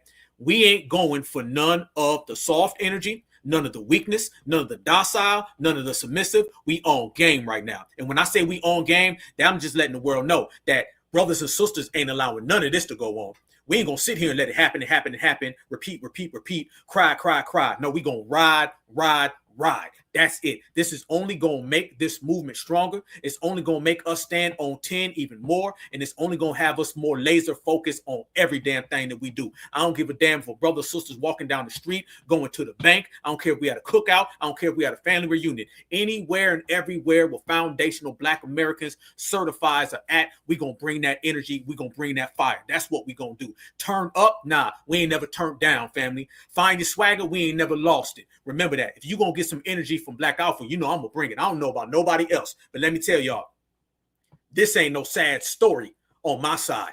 This ain't no can't we all get along on my side. This ain't the till the next one. Hell no. We ain't going to be meeting at these things like it's a damn function every 2 to 3 years. Only thing we going to be doing is standing up and letting the whole damn world know you want smoke, we got it. You F around, you going to find out. That's what it is. The same energy that we bring with us in every single aspect, mentally, physically, spiritually, financially. That's what we coming with us. So I'm here to let everybody know. If you're down today, you feel bad today, your feelings is hurt. We don't like the way that this case turned out. We don't like the way the brother was railroaded. We don't like the system of supremacy because the system of supremacy ain't fair. But guess what? We've been known all that. So if you down right now, family, and you feel that in your soul, let me go ahead and add a little heat and a little fire and turn up the temperature for you, family. FBA certified Black Society Grassroots gonna ride. The certified 100 gonna ride, and we gonna step, and we gonna change all of that. And I guarantee you, we gonna be sitting here talking about how we turned up, we made it happen, and how we stood on certified principle. That I guarantee you, that is a matter of a fact. I say that without a shadow of a doubt.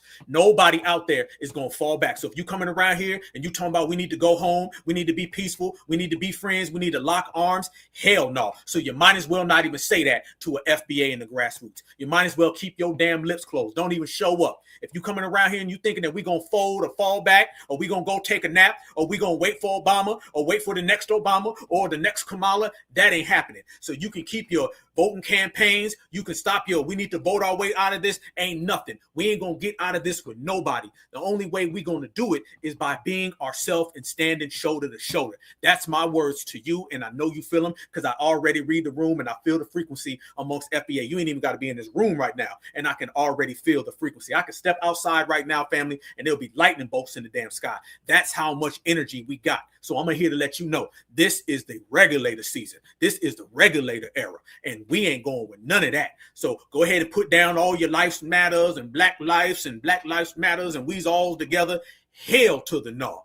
It's going to be FBA certified grassroots right now because it's always been FBA certified grassroots. And all we doing, fam, is that we turning up the volume. And I know my brothers and sisters are stepping with me because they already trying to turn this into some Democratic shield talk. Fam, look who done popped up. Look who done popped up. Flea Roy. Flea Roy ain't said nothing about any of this at all until now. Fam, I told y'all what they was going to do. Flea Roy and the Democratic Party ain't mentioned none of this stuff. And now, soon as the damn verdict come out, here come these damn Democratic vultures. Look at this. And look at this one. Mr. Skittles Bag Man. These are both Kamala Harris over Black lives. They ain't said nothing about Kamala Harris doing anything for Black folks. They ain't said nothing about Kamala Harris giving us one law. But now they want to show up and talk about we needs to go vote for whoever the hell, which is probably going to be Kamala. Nah, keep all of that. Look at these people, family. You see what I'm talking about? We all we got, baby. We all we got, baby. Understand? Love it, though. Love it, though. Let me see y'all face again. Hold on. I'm turned up, baby. I'm feeling good. Hey, I'm going to tell you like this right now, fam. Let Black Alpha talk to you because I got my certified 100 in here.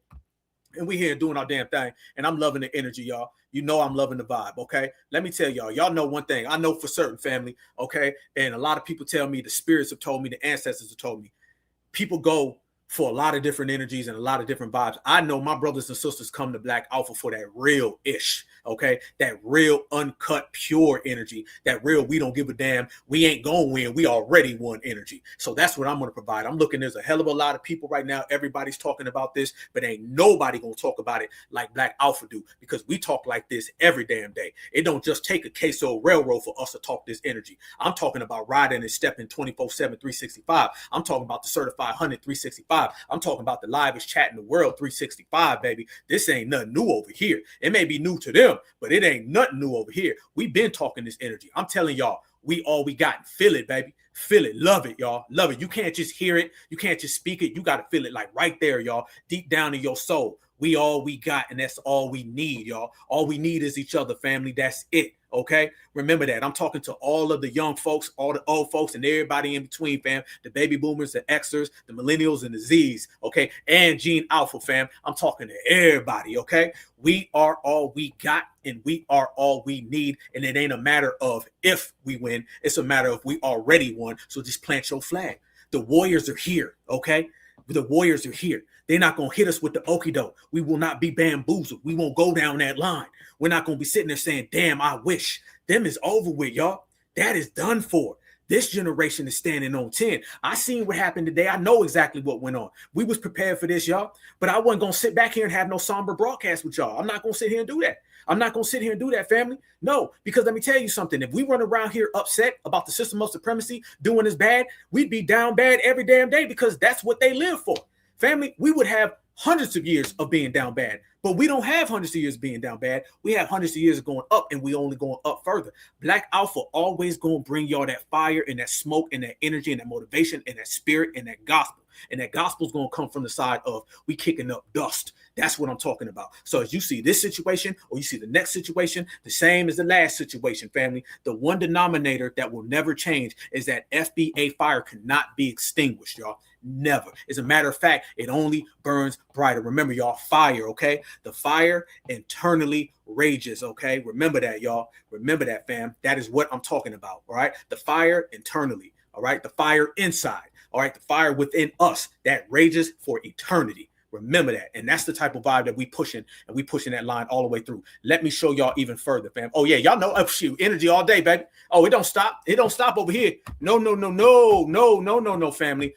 We made for this. We made for this, y'all. This is what it is. If, hey, however they want to play the game, we're going to play the game, but we play to win. Remember that, y'all, okay? The fire inside rages for eternity. Remember that. Fire. That's what I'm talking about. Let me show y'all even more and why we standing on business, fam. You got to stand on business. You got to stand on business. You got to stand for each other, y'all. Look at this right here. Nobody's going to talk about that young brother, okay? Nobody's going to talk about that young brother, fam. The game is to make sure that we all good to go, and the game is to make sure that we in here, okay? All right? That's what it's all about. That's what it's all about, fam.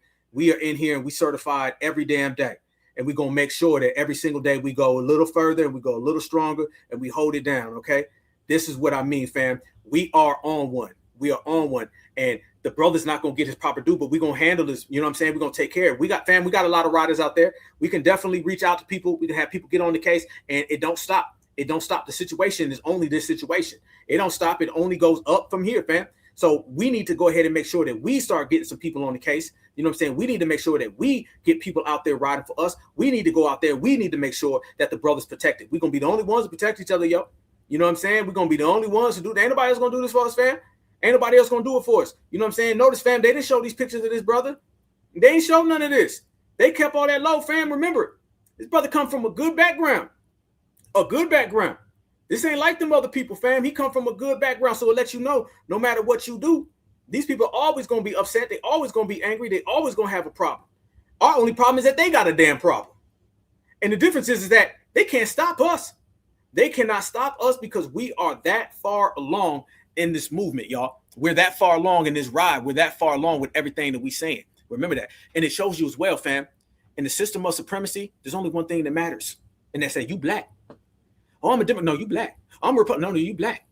You a black American, family. Remember that. When I say black, I'm talking black American. I ain't talking about some melanated person who said, I didn't even know I'm black. I'm talking about certified. I told y'all, fam.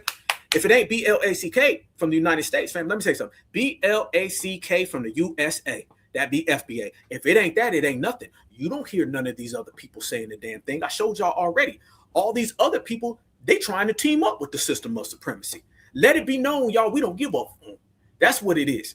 Everybody else want to be down with the system of supremacy, y'all. This is what it is. Right now, what's happening in the United States of America right now is what I've been telling everybody about for the longest time.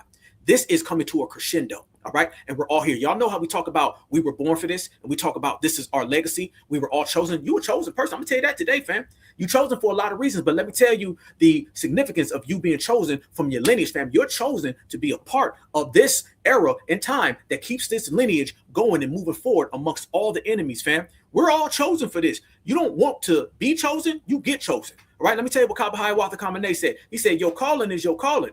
Okay, because it calls you. You don't call it. That's why it's called a calling. Remember that, fam. It's your calling. It's your stuff. This is energy, the ancestors, fam. You've been chosen to keep everything alive. I don't give a damn how old you are. If you were living, breathing, on code, foundational Black American, you're born for this. Fam, this isn't Black folks versus W folks from 1962. No. This isn't Black folks versus a couple tethers. No. This is literally every single group on the planet Earth who all wants to come to this damn country and to take our place or to harm us. I just sat here and gave it to George Zimmerman. What's George Zimmerman? Latino, right? What's Rick Chow? He's Asian, right? Okay. What's Mr. Mutombo? Remember, they want to strap things to themselves and kaboom us. Remember that, fam? I want y'all reparations. What are they? Africans? Okay. And what is Austin Metcalf and his father and all these supremacists? What are they? Fam, I just sat there and named you literally everybody on the planet Earth. And they're all over here right now simultaneously, fam. And if you look, notice they're all teaming up. This is what it is, fam. This is why I say you chosen to be in the situation that you're in. You better act like you better enjoy it. You know what I'm saying? You got to enjoy the ride. You got to enjoy the flow. This is what it is. It's truly FBA versus the world. It's truly FBA versus the world. And I love it that way, fam. Line them all up. What's the old saying, fam? You line them up, we're going to knock them down. That's what we've all been chosen for, y'all. We already knew the problem was going to be here, but that's okay with it because we ride it. I'm telling y'all, Black Alpha going to give y'all the most real motivating broadcast. This ain't going to be no tear shed. If you cried early, let me tell you what Miss Jean told me. Miss Jean is the lovely, beloved sister that I met just a couple days ago when we was down in the fish fry thing, holding down. Miss Jean looked me right in the eyes and she said, Black Alpha, you got to ride. The spirit is in you. The ancestors picked you. There's going to be days where you upset. You may cry. She said, wipe the tears and get up and go. And that's the Black American way, ain't it? Absolutely it is. Let me show y'all something else. I want to show y'all this. This is something so phenomenal, y'all, that I've been talking about. Before I go there, let me show y'all this right here. Let me show y'all this right here before we go there, fam. Nick Fuentes. What's Nick Fuentes, everybody? What is he? Fam, look at your screen, fam. We're going to go there today. We're going to go there today. Nick Fuentes, look what he's saying. All of these people are trying to mount up on FBA. I want to make this clear for the Black American brothers and sisters to hear this and to see this. This is what they've been out here doing. This is how they've been out here trying to team up. They got all of these people in order. And let me tell y'all, when it all boils down to it, fam, I'm going to make it clear. Your political affiliation ain't going to mean nothing. Your religion ain't going to mean nothing. The only thing that's going to matter is being certified. That's the only thing that's going to matter at the end of the damn day. But we prepared for it, right? Right. Look at this, though, fam. I came up with this just the other day, just to hammer home this point for everybody. If somebody's not getting it, I'm about to hammer this all the way home. Y'all follow Black Alpha now. Watch this, fam. This right here is exactly what I'm talking about. This is the new wave of the system of supremacy. Fam, look at that picture right there. Look at that picture right there. Black Americans, certified Black society. I want you to look at your screen. Look at Rick Chow and George Zimmerman. Very, very, very detailed, ain't it, y'all? Very, very detailed, ain't it? Ain't nothing changed, fam. That right now is the nowadays op that's against Black Americans. That's what that is, family. That's the nowadays op that is out here trying to harm Black folks. Yes, the hell it is, y'all. You see it. This is the one they don't want to talk to you about. This is the one when you bring up, they say, oh, no. Nothing to see here. Everybody screenshot that, share it, have fun. It's all yours. Ain't mine. Y'all take that. Y'all look at that right there, y'all. That's what I mean, brothers and sisters. That's what I'm talking about, my Black Americans. You can see clear as day what that's hitting for, can't you? You can see clear as day what that is. These people out here have been teamed up and clicked up, and they'll get on the same exact page whenever it benefits them. Whenever they can get on the same page, family, to come after us, they'll do it. That is who they've been bringing into America. They didn't bring them people in because them folks just wanted to come here to flee persecution in their homeland. That right there, family, represents modern day supremacist recruits. Those are recruits for supremacy. Those people came here to the United States of America so they can do all the dirty work. And then every so often you might see Chud the Builder go out there and do something, but that's relative. In reality, they'd much rather have this right here. Family, that right there has to be seen and shown.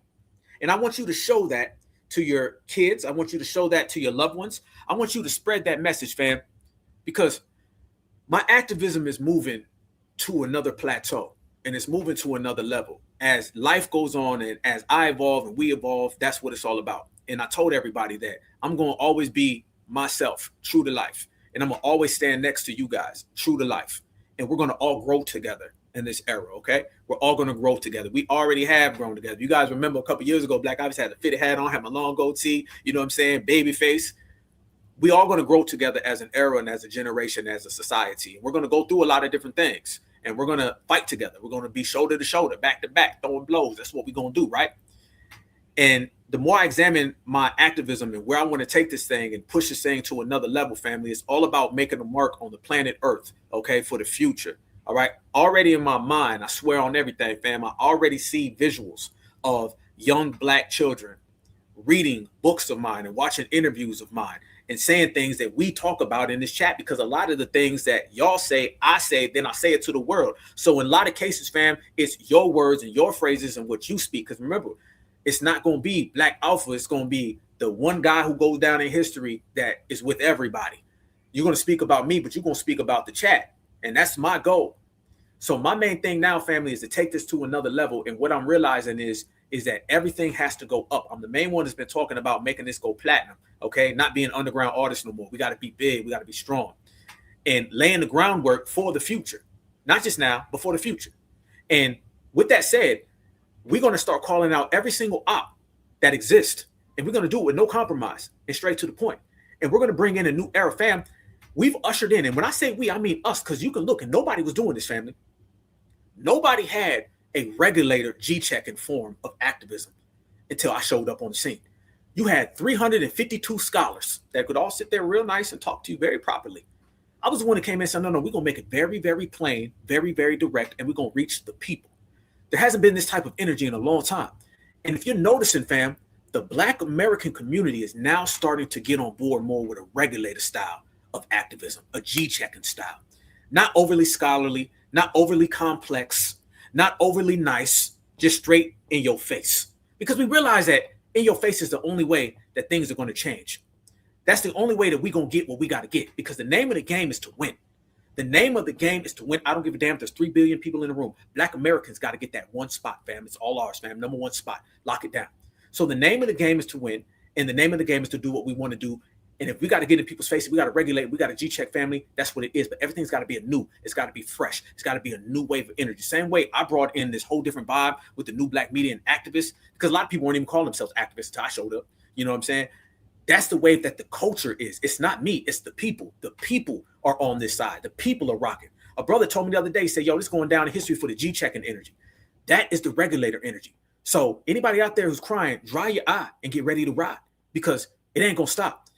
And you just wait and watch the way that this generation unfolds and watch the way that we rock, family. And I'm telling y'all, we're going to change the world. We already are now, but we're going to take it to another level. So I want everybody to make sure that this picture right here gets seen.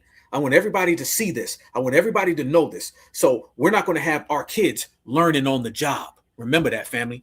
Our kids aren't going to learn on the job. Our kids are already going to know so they can hit the ground running. That's the name of the game. We had to learn on the job, but the kids are going to hit the ground running. So when you look at a Karmelo Anthony, right? And when you look at a Cyrus Belton, this is very, very indicative the last 7 days in the United States of America, family. It's very, very indicative, okay? Matter of fact, let me up the ante. It's very, very indicative the last 2 weeks in the United States of America. You have the Cyrus Belton situation where a Black child was chased by a Jackie Chan foreigner 130 yards and pew-pewed and unalived and harmed by getting hit in his back, and they let him free. Then you have Karmelo Anthony, who was pursued by an aggressive W supremacist and defended himself, and he ended up going to jail. These two cases going side by side and simultaneously are all of the lessons that you need to know. You need to draw from this, you need to build from this, and you need to correct those measures. Without correcting it, or without drawing from it, or without putting it in its proper framing, you're doing a disservice.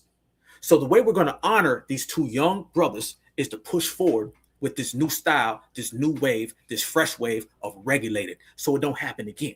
That's how you got to get down. Because remember, y'all, they always want to attack the youth. That's really what they want to do, especially young Black folks when nobody's around, okay? You can go all the way back to Emmett Till, fam, Trayvon Martin. What about the church that they kaboomed? You want to go there? Which, by the way, that's what ended up changing Malcolm X's whole life. And he was never the same after that. Malcolm went completely ready to go after that. That's the ready to go energy that I want to see my brothers and sisters have. And that's the energy that I'm seeing amongst my brothers and sisters. And let me show y'all this right here that I'm talking about, because these people are coming over here and they're extremely hostile towards foundational Black Americans. Look at this right here, family. This is one of the Jackie Chan communities. And I want y'all to notice how they're all getting on code with each other. Question for my Black Americans, my fellow Black Americans. I'm not calling you guys African Americans because you weren't born there. You born in America. I got a question here. Why do you guys call each other with the N-words? And you know damn well that word is not a pretty word to use on each other. That word is just a low-class slavery era words that should be banned from using. Okay?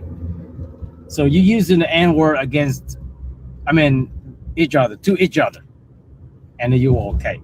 But if all the race use it to you, that's racist and offensive to you. Now, I'm Asian, and of course, there's a word for Asian and white people and other ethnicity as well. We do not call ourselves with chink. Chink is a term that is very offensive, very racist. Even us Asian don't use to each other. We find it very offensive as well. Even though Asian to Asian talk to each other and use it as chink, that's very offensive. Or the word gook, that is a racist term too. We don't use that word against ourselves, among ourselves, okay? Because we know better. We know that's not a good word to use around kids, around everybody. We just don't use it at all. It's not something in our book. Now, why do Black Americans, my brothers and sisters, Black Americans, why are you guys brothers and sisters? Brothers and sisters, you see what I'm talking about, family? See what I'm talking about? These mascots are an extension of supremacists. Remember that, family. That's what these mascots are all about. They're extensions of the system of supremacy, and you better start treating them just the same exact way, y'all. They brought them over here for a reason. This is the new era. I use that to each other?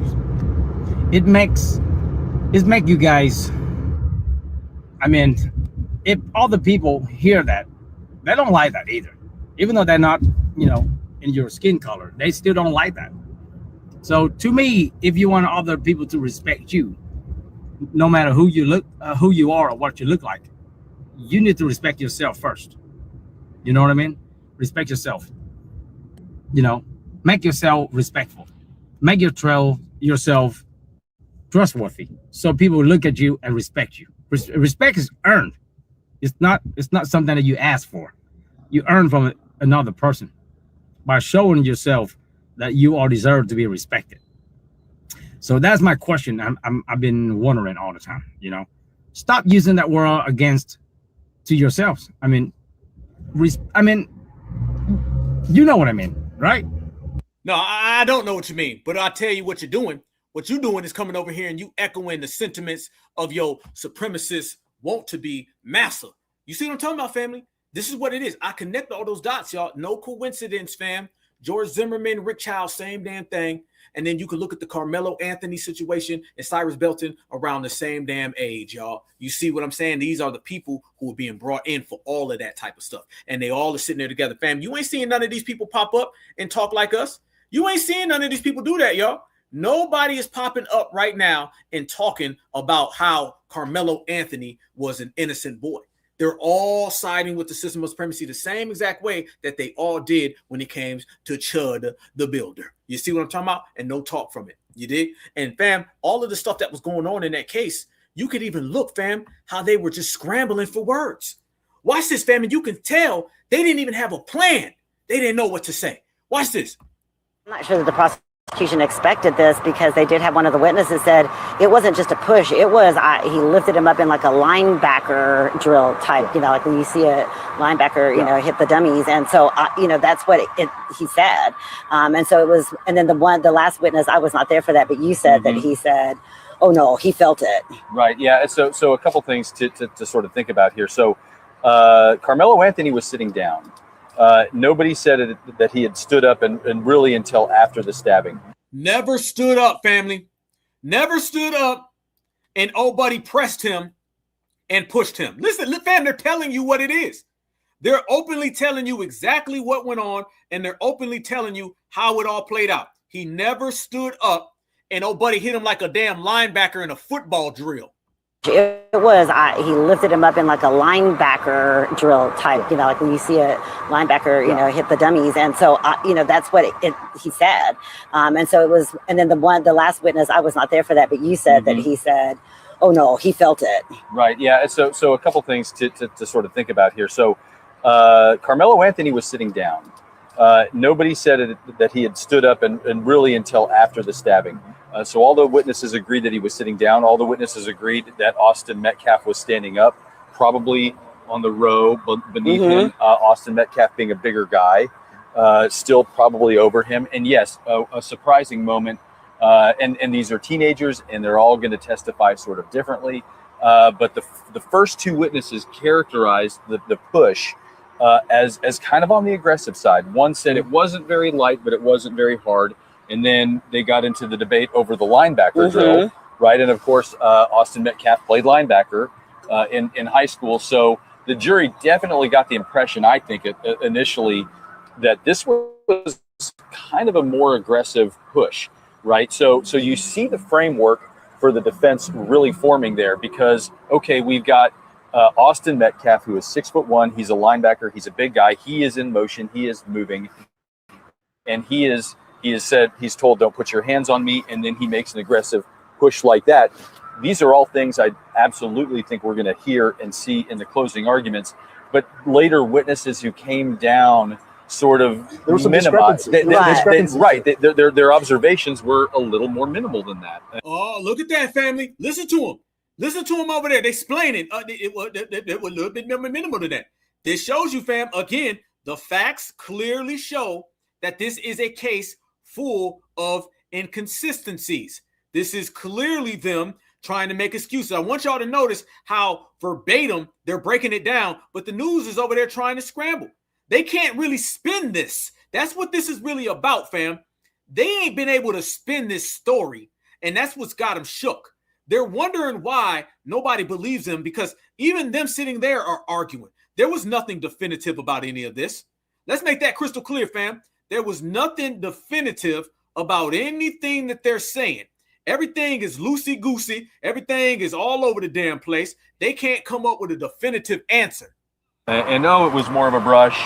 And a lot of these witnesses, I don't know, and you sort of pointed out, might be respectful towards the Metcalf family. Also, they're in a very structured, authority-laden environment. So they all said that Karmelo Anthony was the one that provoked the harm. But how you provoked the harm when you were sitting down and dude approached you? Again, how do you provoke anything when you were sitting down and the guy came to you? They can't explain it. And why is this guy talking so damn slow? Y'all know that, fam, can't you tell that he's just making stuff up as he goes? And then what happened was in a provoking situation, you can tell he's trying to make it up. Nobody's believing any of this, for the record. Just for the record, fam, nobody is buying any of this story at all. The only thing they have, y'all, is for them to just try to railroad the situation and act like facts don't matter. That's why they got to act like facts don't matter, y'all. It's because they know if they had to rely on facts, oh, they'd be done for it. It'd be a wrap for them. They ain't got nothing to lean on. They ain't got nothing to stand on. They ain't got no words to play, fam. They see this off top from the jump. There's nothing for them to say because he's lying point blank. Nobody testified Karmelo Anthony moved or did anything or stood up or. I'm not sure that the prosecution expected this because nobody testified that Karmelo Anthony stood up or moved. This man said they couldn't even say that he moved. They couldn't even say that he moved. Karmelo Anthony literally stood his ground. Or better yet, let's change it, fam. Karmelo Anthony is the first person ever to sit his ground. Family, standing your ground is one thing. Standing upright on your feet, then you can do a lot of different things. Karmelo Anthony sat his ground. He literally sat his ground, which means he wasn't the aggressor, which means he ain't do nothing, which means any problem came to him. Fam, how am I going to bring the problem to you and I'm not even standing up on both legs? It takes walking to be able to bring the issue to somebody, to be the aggressor towards somebody. This man is sitting down, which means any problem came to him. Any physical confrontation came his way, especially the fact that he's sitting down and these people are bigger than him when he's standing up. So that goes to show you already. Austin Metcalf is one of the BSs, baby supremacists. And in their system, they're taught that they have reins over everybody. Okay. And he thought he was going to be the sheriff and dictate what can and cannot happen. He thought he was going to dictate what he could and couldn't do. He thought he was going to tell people what was going to happen. And everybody says, where's the teachers at and all that kind of stuff. He has already been ordained by the teachers. So this is clearly by all the evidence and all the facts. And don't they say it's got to be without a reasonable doubt? Family, they sit there and tell you the testimony. Well, he said, fam, have y'all still at this point heard anything definitive about the witnesses? Have y'all? Only thing I've been hearing is a bunch of I'm W and I say so. I ain't been hearing no facts, no true statements, no words that make any damn sense. I just been hearing a bunch of flip-flopping. That's all I've been hearing. And a bunch of every time we get caught in the lie, we just twist it. Every time we get stuck, we'll just move the goalpost. That's all I've been hearing. I ain't heard no damn facts of anything dropping anything relatable or concrete. The only thing I know for a fact is that Austin Metcalf was the aggressor. Austin Metcalf had his people with him. As a matter of fact, his brother's first statements about rendering CPR and all that all came out to be false anyway. And if we're comparing backgrounds, their background is completely degenerate. So I don't see anything that shows anything other than one answer, and that is that Austin Metcalf was acting like he was a supremacist dictator, and he tried to push the line against an innocent person, and the innocent person sat his ground, and he took care of and neutralized the threat. The same thing that they do when it comes to everybody else on the planet. The only difference is, family, they want all the excuses to belong to them. They want all the alibis to belong to them, all the justifications to belong to them. See, a dictator wants to dictate in all scenarios and situations, because that's the term that people don't bring up enough when you're talking about the system of supremacy. It's a dictatorship. It's like living underneath Saddam Hussein a billion times, fam. Whenever they talk about, well, Saddam Hussein, he does this. Whenever they start talking about Vladimir Putin does this, fam, we live in all of that with the system of supremacy. They do the same thing. Makes it even worse, fam, is that they got millions of people who've been doing it for hundreds of years. It's the same thing. You ain't got to tell no Black American about a dictatorship, because this is the dictatorship that they've been trying to invoke upon us forever. And the number one crime against a dictatorship is to tell the dictator no. And that's exactly what Karmelo did. He told the dictator no. And if you look at all of these damn cases, it's always a Black person telling one of these dictators no. Because you may be the dictator in your own community. You may be the dictator when it comes to Julio. You may be the dictator when it comes to Rick Child. You ain't dictating a motherfucking thing when it comes to Black folks. And we've been telling them no every goddamn day. And notice every time a Black American says no, these people lose their mind and they spaz out. You're going to be some spaz out and ass mayos then, because don't nobody control this here. If you think for 1 minute, we're going to sit there and say, okay, let me go and get up. Let me move. Let me walk around. Let me do a goddamn dance. Anything to please you. That's what you do with your puppet. See, fam, when you start looking at all these mascots, the Rick Childs and all of them of the world, fam, there are people who take the dictatorship. We don't. And telling the system of supremacy, no, like I said, that's blasphemy. And they view standing your ground against supremacy as a harm against the system of supremacy. They view that as you being false to them, being foul to them. You hurt their feelings. You got to remember that, fam. They're not crying and upset because Austin Metcalf got unalived because Karmelo practiced self-defense. They're crying and they're upset is because a Black teenager told them no. Oh, yeah, we're going there today. You damn right we're going to go today. We're going to break it down. We're going to shake it up, family. We're going to shake it up. That's what this is really about, fam. They done seen all types of Austin Metcalf, fam. They don't give a damn about no Austin Metcalf. It could be Austin Metcalf, Metcalf, Austin. It could be whoever they want it to be this week, family. They're not really concerned with the name of the supremacists. They're more concerned with the system of supremacy, okay? If they got to take Austin Metcalf and toss him somewhere, it don't matter, fam. It wouldn't be the first time that they took a W and got him out the paint. This is what happened with Chud the Builder. It's the same exact thing. We're going to preach right now, fam. We're going to break something down up in here today. So there's a clear understanding, okay? While a lot of people running around here dancing around, we always talk about the system of supremacy and the extensions, anti-black racism, anti-black discrimination, anti-black prejudice. Family, Austin Metcalf is just a person to them. What's more important is trying to stick it to the black person. That's what it is. They don't give a damn about these people. They don't give a damn about none of them. As long as you're doing the job title, which is maintaining the system of supremacy, they're going to be cool with you, okay? If you fail at the system of supremacy, then they'll just throw you away. Yes, the system of supremacy doesn't just harm people who stick up for black folks. No. They do that too. But they also get rid of people and run them out the way and bring in the next supremacists if you didn't get it popping. That's what happened with Chud the Builder. Let me tell you something, fam. This is why Chud the Builder is in jail. I'm going to tell you why Chud the Builder is in jail. Chud the Builder is in jail because he failed. That's what this is really about. Chud the Builder failed, y'all. This is my motto that I always say about the system of supremacy, okay? If you prevail, you make bail. If you fail, you go to jail. Nobody in the system of supremacy wants a supremacist failure. No. Had Chud the Builder actually went through and executed his plan and actually unalived the black person, Chud the Builder would be free walking the streets right now. He would have said stand your ground. Then they would have said stand your ground, right? Because stand your ground only applies how they want it to apply. Chud the Builder is locked up right now is because he failed in his mission, okay? Mission wasn't accomplished, okay? This message shall self-destruct. This is some Mission Impossible stuff. He failed at what he was supposed to do. Had Chud the Builder actually succeeded, prevailed, he'd have made bail. Since he failed, he went to jail. That's what it's all about. You better go out there and completely take out that black person. Don't try to take out the black person, lose, get them paws on you, because then they're going to say, we don't want him. Get the hell up out of here. You couldn't even do a simple job, Chud. So therefore, they threw Chud straight to the wayside. They ain't want him. See, fam, everything changes. Remember that, y'all. Had Trayvon Martin taken out George Zimmerman would have been seen as the victim that they love so much that they needed to get justice, and Trayvon would have went to jail. That's what I'm talking about. Had Trayvon Martin actually taken out George Zimmerman, Trayvon would be in jail, just like Karmelo Anthony. Look at the way those both flip, family, okay? On one aspect, you have the black teenager who's being pursued, and he ended up not winning and ended up getting unalived. The culprit ends up getting set free. Now let's flip-flop it to Karmelo Anthony. You have the black teenager who's pursued, who ended up defending himself, and the supremacist got unalived.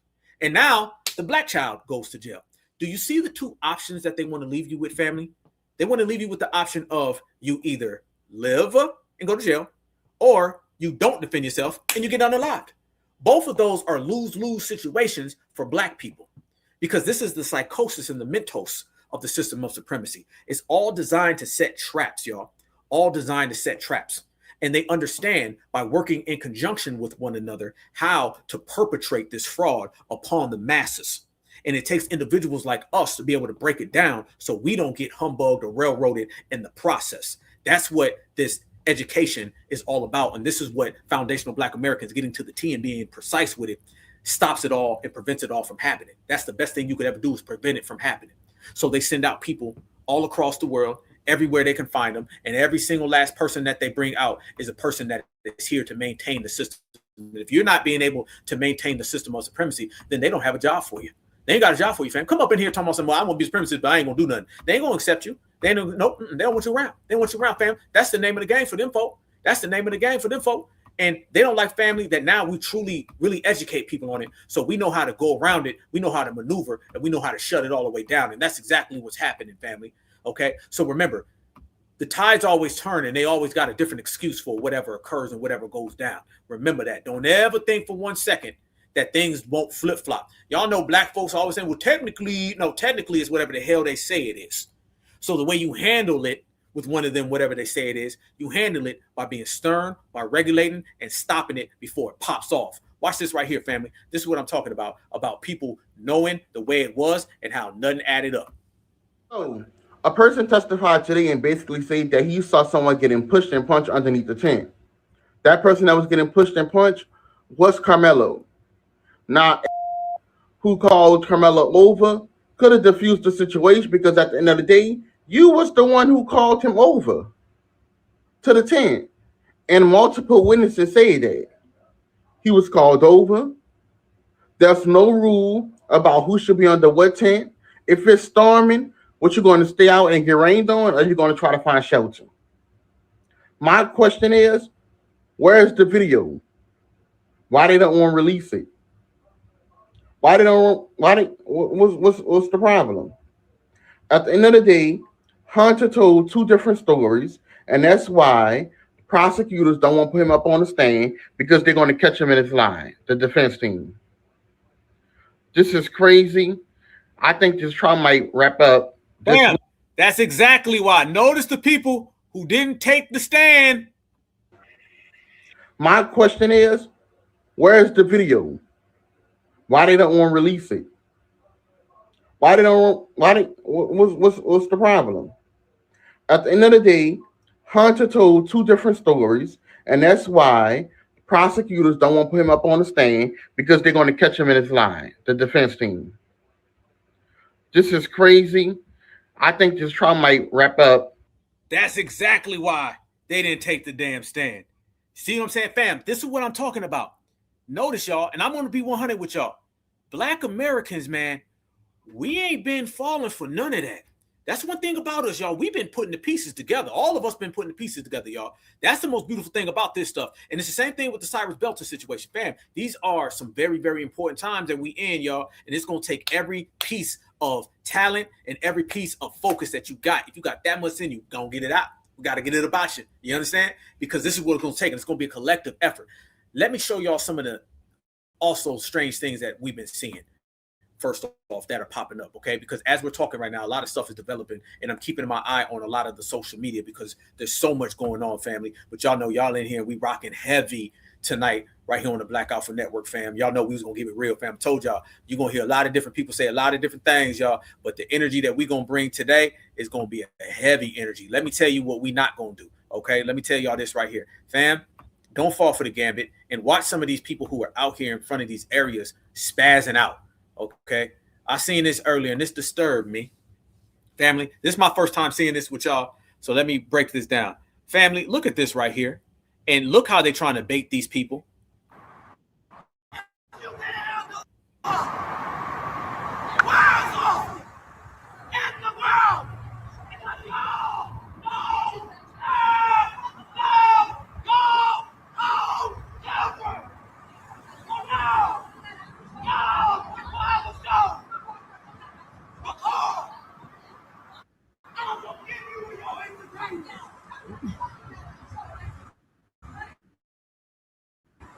Where y'all white people at? If you love Austin, you would be here. No, fam. No. Boy, there's always people who show up just talking reckless. What the hell is this? No. This ain't helping Karmelo. I told y'all, nobody's really worrying about Karmelo but us. These other people are self-serving.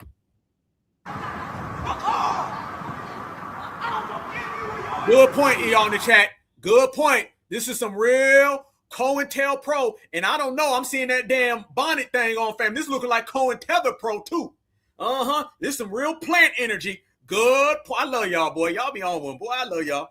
Shout out to the live chat on the planet, boy. Y'all be breaking all the news. Where y'all white people at?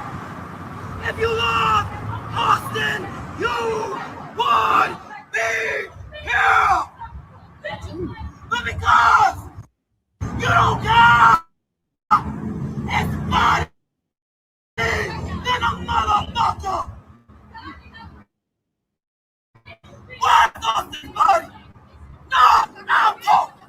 Nah, fam. Nah, yeah, I'm with y'all on this one. This one looking real paid actor. This look like, remember earlier, the guy was out there talking about we need to go home? Remember that, fam? Earlier, the guy was saying we need to go home. And now you got this right here. Yeah, this ain't real, fam. And I'm questioning the background on this one. Yeah, that's a Jamaican bonnet. Good point. You damn right. Yeah, somebody said a woman king. Good point. You don't care about Hunter. Because if you did, you would really stand in solidarity, not online, but right here. What is going on, black folks? And notice, start talking about solidarity. Then talk about, she ain't said nothing about Karmelo. Fam, this is some real Cohen Tether Pro energy. Ain't said nothing about Karmelo, but you talking solidarity? No, fam, you know they coming from an agent perspective by the words that they slowly and quietly insert. Throwing in the little solidarity. That's what you about? You out there for solidarity. Not about justice for Karmelo. Nah, dog. Y'all don't love Austin. You don't care about Hunter. Because if you did, you would really stand in solidarity, not online, but right here. So I gotta speak for your white baby. I'll do it. I'll conjure that baby and make sure he tells the real story. Wait a minute. Hold on. Black folk. Wait. Hold on. I'm gonna get right back to that. Hold on, one second. Fam, something just dawned on me. Why is the camera on this person? Why is the camera on this individual? Now I'm thinking about it, fam. Who put the fucking camera on this person? Why is this person getting the camera? Fam, this is that Black Lives Matter stuff, fam. Think about this right now, y'all. Why is the camera on this person? Same way when you had brothers and sisters in the grassroots who were from these communities that would go out there to stand in the streets and no one would ever focus on them. And then these weird people would show up from damn Zimbabwe and show up from Nigeria or some W women from Connecticut, and then they would get all the cameras on them. They would be watching them. Why is the camera on this person? Notice this, fam. Whoever's filming this is just watching this person. Matter of fact, they was watching them from behind the damn thing. It started off, they was behind the bushes. They literally followed them all the way to the bushes, zoomed in on them, sat there and rolled the damn camera back. Why is the camera, out of all the things going on that person right there, family? Yeah. See, this is what I'm talking about. You can do whatever you want to do in your supremacist court, but when you come up in the regulator court, we're going to drop real facts that you can't run from. This is a damn paid op. And family, just like y'all say, I think that's a damn tether. I think that's Cohen Tether Pro. Off rip. That's some damn Cohen Tether Pro. Camera sitting there focused on this person, watching them, letting them get off every statement. You can see the person sitting there thinking while they talk. Yeah, we done seen this play before. Always find out who they put the camera on. Fam, let's put it this way. If we was out there, you think they put the camera on us? Let us go out there right now and start talking about real justice. Start talking about regulating. Start talking about the system of supremacy. You think they would film us, fam? You think they would? Fam, we say reparations and they already put the camera on somebody else. They want to cut the damn microphone. How many black Americans have went to these reparations task force and they give you what? 20 seconds to speak and then they cut you off?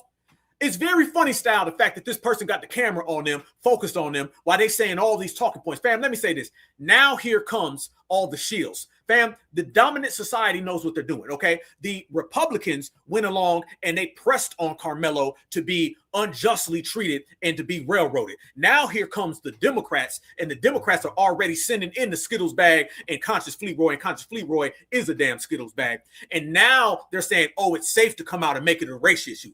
They didn't want to make this a race issue because they figured that too much press would have went to Karmelo and it would have turned out good for Karmelo. Let me tell you why the Democrats have been very silent, and now you're going to start to see these Black Lives Matter people. Dominique Alexander, first off, is a damn Democrat, okay? He's plugged all in with Jasmine Crockett and Al Sharpton and them.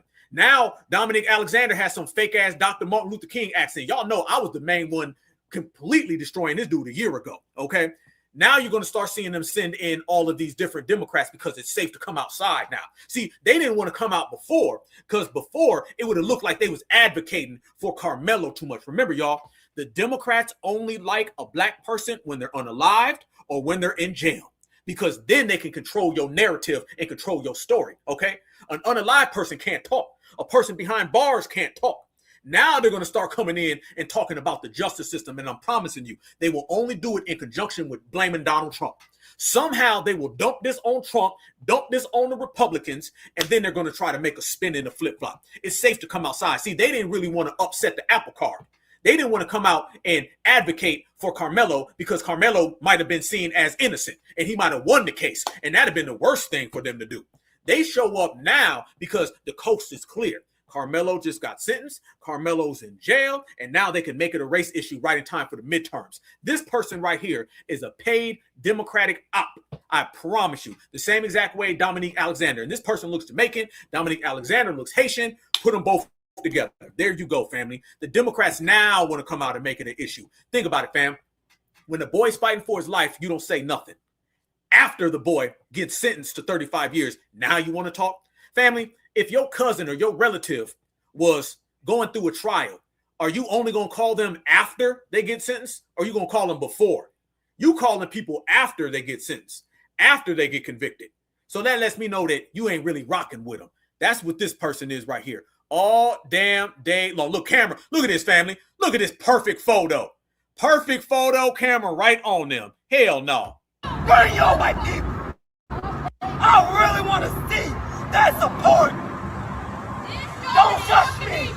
Because when I'm up, I'm up. It's okay. Oh, no, they end me. Don't you end me. Don't you end me. Fam, look at all these. Fam, I'm questioning all of these people.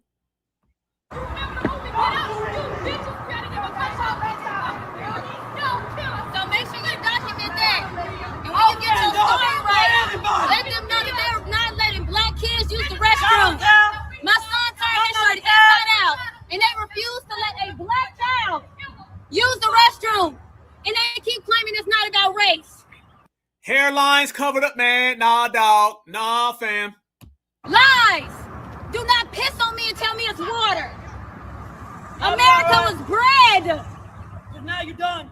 With racism. I walked in peacefully. It was bred off of enslavement. Said hello.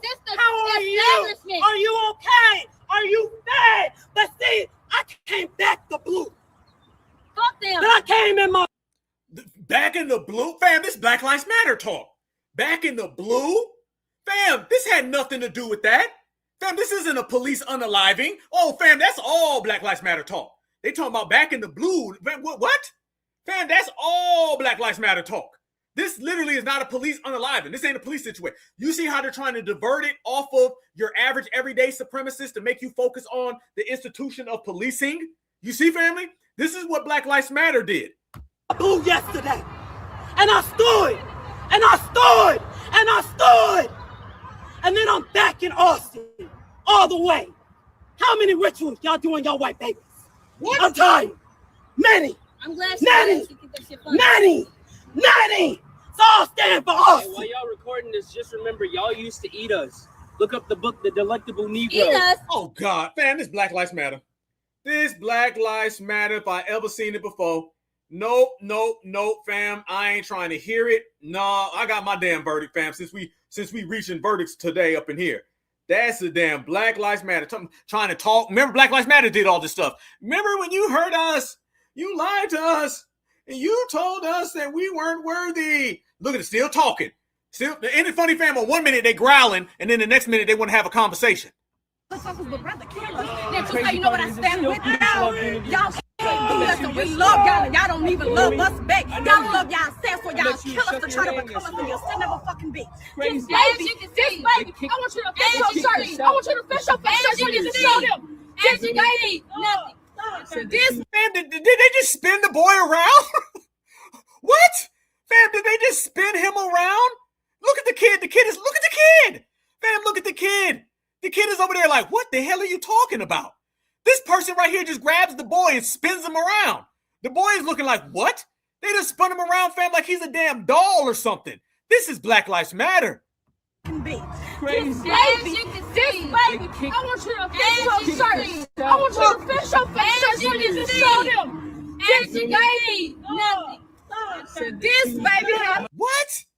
What is these shenanigans, fam? They done spun the boy with the boy's face is like, what the hell are y'all doing over here? He don't even know what's happening right now.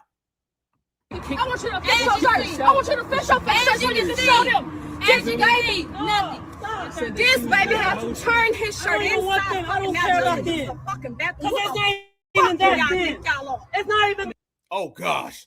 Move. No issues. What the fuck do y'all think y'all are? Fucking move. Okay, enough. Fam, y'all see what we be talking about? Man, that's all damn day. Fam, there ain't no coincidence. No coincidence. As soon as the verdict done came back and Karmelo was found guilty, now here come the shenanigans of Black Lives Matter. That's exactly what they did. They start showing up. They already talking about solidarity. They already talking about the police. They out there with all their hairlines covered up, clearly signs of tetherism and non-FBA-ism. We done seen it before. This is what I'm talking about, what I was talking about earlier, y'all. This ain't that era. I'm going to tell you that today. So any of the little Black Lives Matter folks who think they're going to come on in and sabotage this and turn this into a voting rights campaign for Kamala Harris, you better try again. This is them now, fam. You think they're going to sit back and watch all this and they're not going to try to seize an opportunity to get some votes? You really think that, fam? Notice, fam, it's a bunch of foreign-looking women, too. Just like Black Lives Matter, a bunch of foreign-looking women. You don't know who these people are. That's Black Lives Matter all day, wanting to talk and say, remember when you harmed me? Because remember, y'all, Black folks, we were talking about police accountability. That's what the grassroots were talking about. The foundational Black American grassroots, we wanted police accountability for unjustly harming Black folks. It was Black Lives Matter who came in and started talking about defund the police. And they turned it into this whole thing with just take away all the money from the police and we just going to get rid of them. Remember, Joe Biden ended up saying we need to fund the police. That was their way of sabotaging what we were saying. See, typically we come off with a very simplistic, basic demand. And then they come in and they add this big thing and turn it into something that we're not pushing for. That's what a lot of the Pan-Africans do with reparations. We say, cut the check. We want reparations for this amount of money. And then they come in and say, no. We want money. We want a house. We want all of the land back. We want all the music rights to return. All the businesses. Y'all got to get rid of your businesses. You got to give them to us. They purposely exaggerate and make a complex situation even more complex with their words. That was Black Lives Matter. And you can see clear as day that was, family. These are the shenanigans going on outside that damn courtroom. But no, we ain't done no. Let me show y'all even further, fam, just to let you know. For those who don't know, let Black Alpha show y'all something. And I showed everybody this about a year ago, but we're going to take it a step further.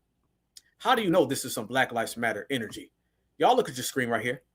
There goes Dominique Alexander right there. Look at Dominique Alexander, y'all. That's him and Jasmine Crockett.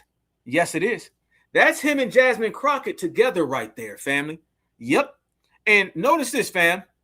Here we now. Hold up. Wait a minute. Who said that? Wait. Who said this? You said it's not Black Lives Matter. They're just passionate and vocal. That's Black Lives Matter. Okay. That's Black Lives Matter. Okay. Black lives want to matter. Black lives need to matter. Democrats matter. Vote blue. Zebras matter. Giraffes matter. That's Black Lives Matter. Stop playing them games. Okay. All right. We've seen it before. See, that's what I'm talking about. Every time we start breaking it down, it's always not really always a naysayer. That's Black Lives Matter until further notice, point blank. Okay. If it look like Black Lives Matter, talk like Black Lives Matter, same phrases as Black Lives Matter, then that's damn Black Lives Matter. Okay. Trust me when I tell y'all. Yeah, we know what that is. No, you can miss me with that one. You can miss me with that. I don't know who you are saying that, but I'm going to tell you right now, that's all Black Lives Matter. It sounds like you don't want me to know that's Black Lives Matter, what that come across as. Sound like that's a whole nother divert. Didn't I tell y'all? We start talking reparations. Somebody start talking about we need to get all the black cars made in America between 1952 and 1975 back in Black folks' possession. We start talking about police accountability. Then they want to talk about the fund of police. That's Black Lives Matter all damn day. Yeah, y'all know what it is. Absolutely. Appreciate you, Natural. Yeah, we going to get up out of here with that one. Just Pat, how you know it ain't Black Lives Matter? How you know? How you know it ain't? Exactly. See, fam, we got, that's an op right there. Fam, don't be surprised we got some ops in here right now. We're talking too serious business right now. We're talking too serious business right now. Let's go, fam. You know, there's ops all in this thing, fam. You know, there's ops all up and down watching it, fam. This thing, where the black folk gonna go next now? We got to see how them certifieds is going to move now. See, now they're looking at us. They done made they move, okay? The Shields done made they moves. Black Lives Matter done made they moves. The Republicans, the Conservatives, they all made they move today. Now they're looking to see where we going to go next, okay? Look at the title of this broadcast, family. What happens next? This whole broadcast, I've been telling y'all what's going to happen next. I told y'all about regulating. I told you about all of us warriors getting together, standing shoulder to shoulder. I'm talking about the new wave. Black Alpha going to deliver. I'm going to tell it, now I'm going to deliver it. I told y'all it's going to be what's next. They're all in here. Look at the title of the broadcast, man. It's literally what happens next. And here they are watching us, monitoring us, trying to see what happens next and what our next move is. Out of nowhere, family, some random troll pops up and the random troll said, that's not Black Lives Matter. They just passionate and vocal. Fam, you put together that next to Black Lives Matter, you're going to see the same damn things. Okay. And why do you want me to not believe it's Black Lives Matter? Why are you going out? You very, very adamant. You overly concerned. You overly concerned with proving that ain't Black Lives Matter. Sounds like it is, and you don't want me to say it. The same damn thing, fam. Notice, fam. They're not just tell what.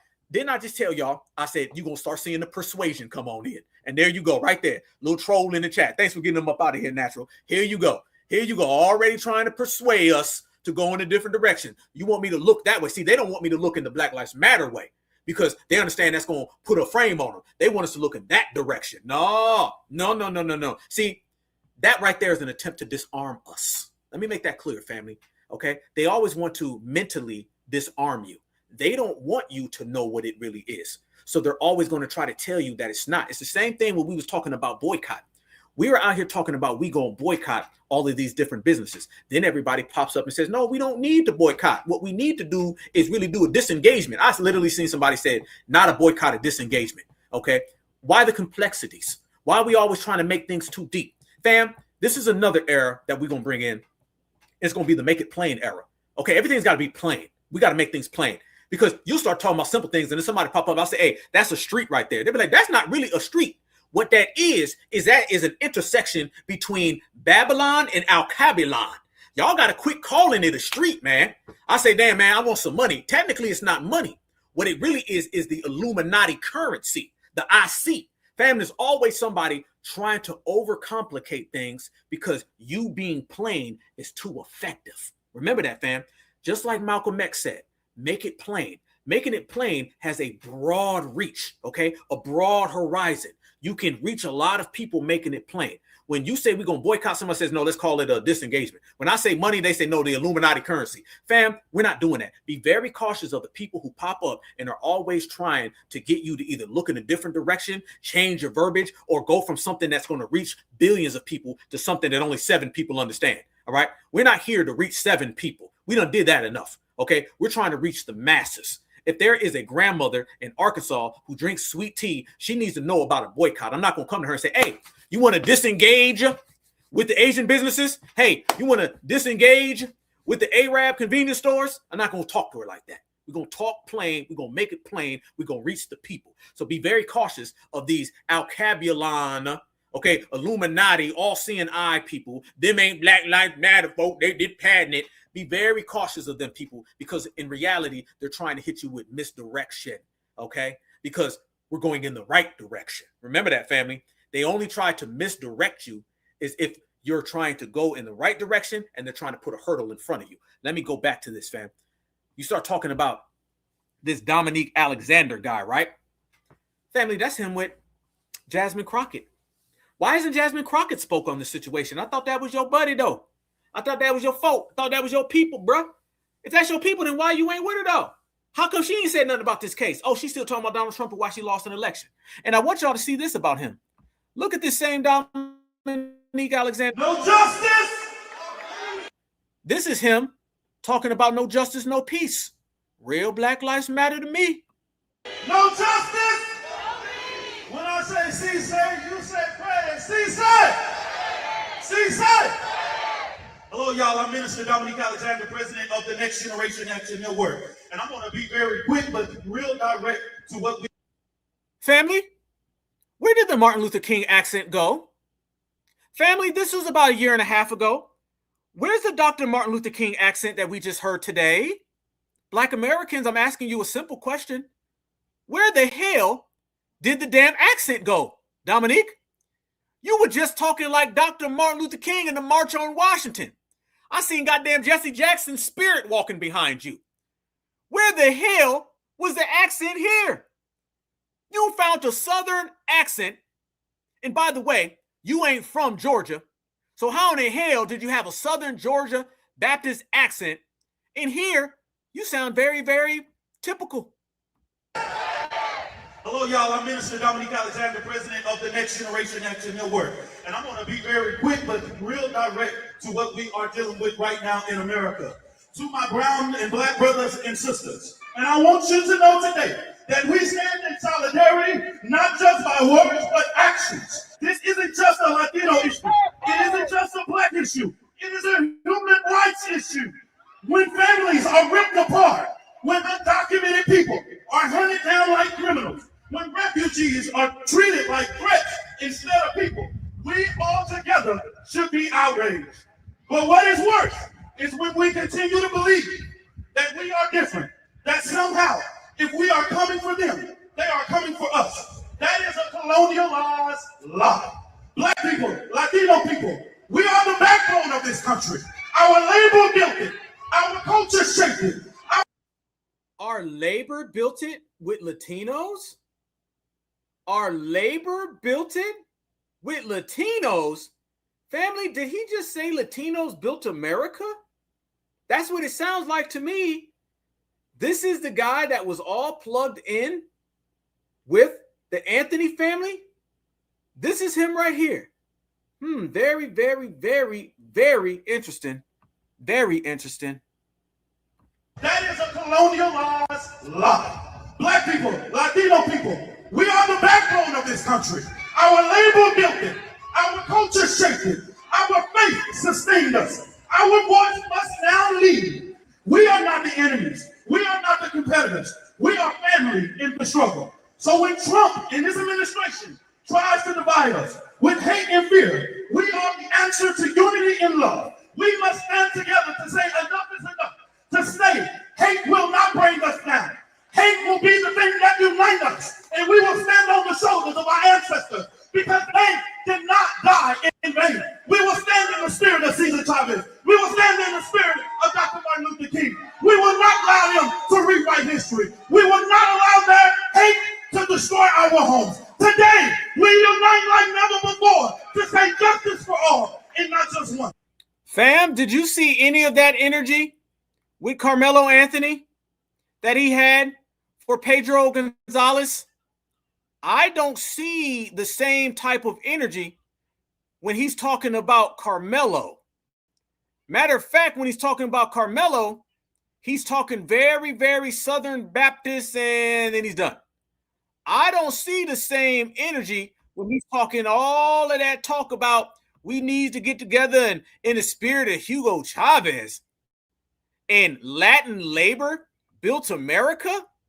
Latin labor built America. But when it came to Karmelo Anthony, you was out there literally telling everybody how bad it was, and now we need to get back to normal. Okay, you lost me, dog, completely. See, we've been exposing dude for a long time, and this goes to show what we're talking about, fam. I told y'all we was going to get clinical today. This shows y'all exactly what we were meaning, y'all. The only people who really had Karmelo Anthony's back was his family and the grassroots. Others did not. So we were surprised by this verdict, but also at the same time, we're not accepting this type of verdict and this type of injustice. Because the reason why foundational Black Americans have done what we have done and we have prospered so good is because we do not accept that type of behavior. So on top of us not accepting the behavior, we realize once you accept these injustices, that is the first step of you completely being in a stalemate with it forever. And we refuse that. We refute that. We rebuke that. We're moving together as a collective and watching these people in funny style individuals. And let me say this to all my Black American brothers and sisters. You got to go to the grassroots. The grassroots is a real thing. The grassroots is a real damn thing. We can do so much more for these people, but these people always run to these damn shills because they think that the camouflage Democrat, I'm always telling you about the Democrat in disguise. These are Democrats disguised as pro-Black. So when people run to these individuals, they think that these individuals really have their best interests at heart, and they do not. That's one of the biggest mistakes that ended up happening. This was terrible from the jump. Remember when they had that press conference and Karmelo Anthony's mother was crying? She was sitting there and she was crying, and that was not a good look because they were trying to railroad your child. Cyrus Belton's mother, much love and respect. She was just talking about black and brown the other day. The black and brown are not going to save you. That is a Democratic thought process. The Democrats have implanted that BS in your brain. And I'm telling you now, if you think that the brown community is going to come and help your son, Cyrus Belton, and his legacy, it ain't going to happen. You got to deal with the grassroots. It's real and it exists. Now, either these people don't know about the grassroots or they're afraid because we're a little too straightforward. Okay? That's what's going to have to happen.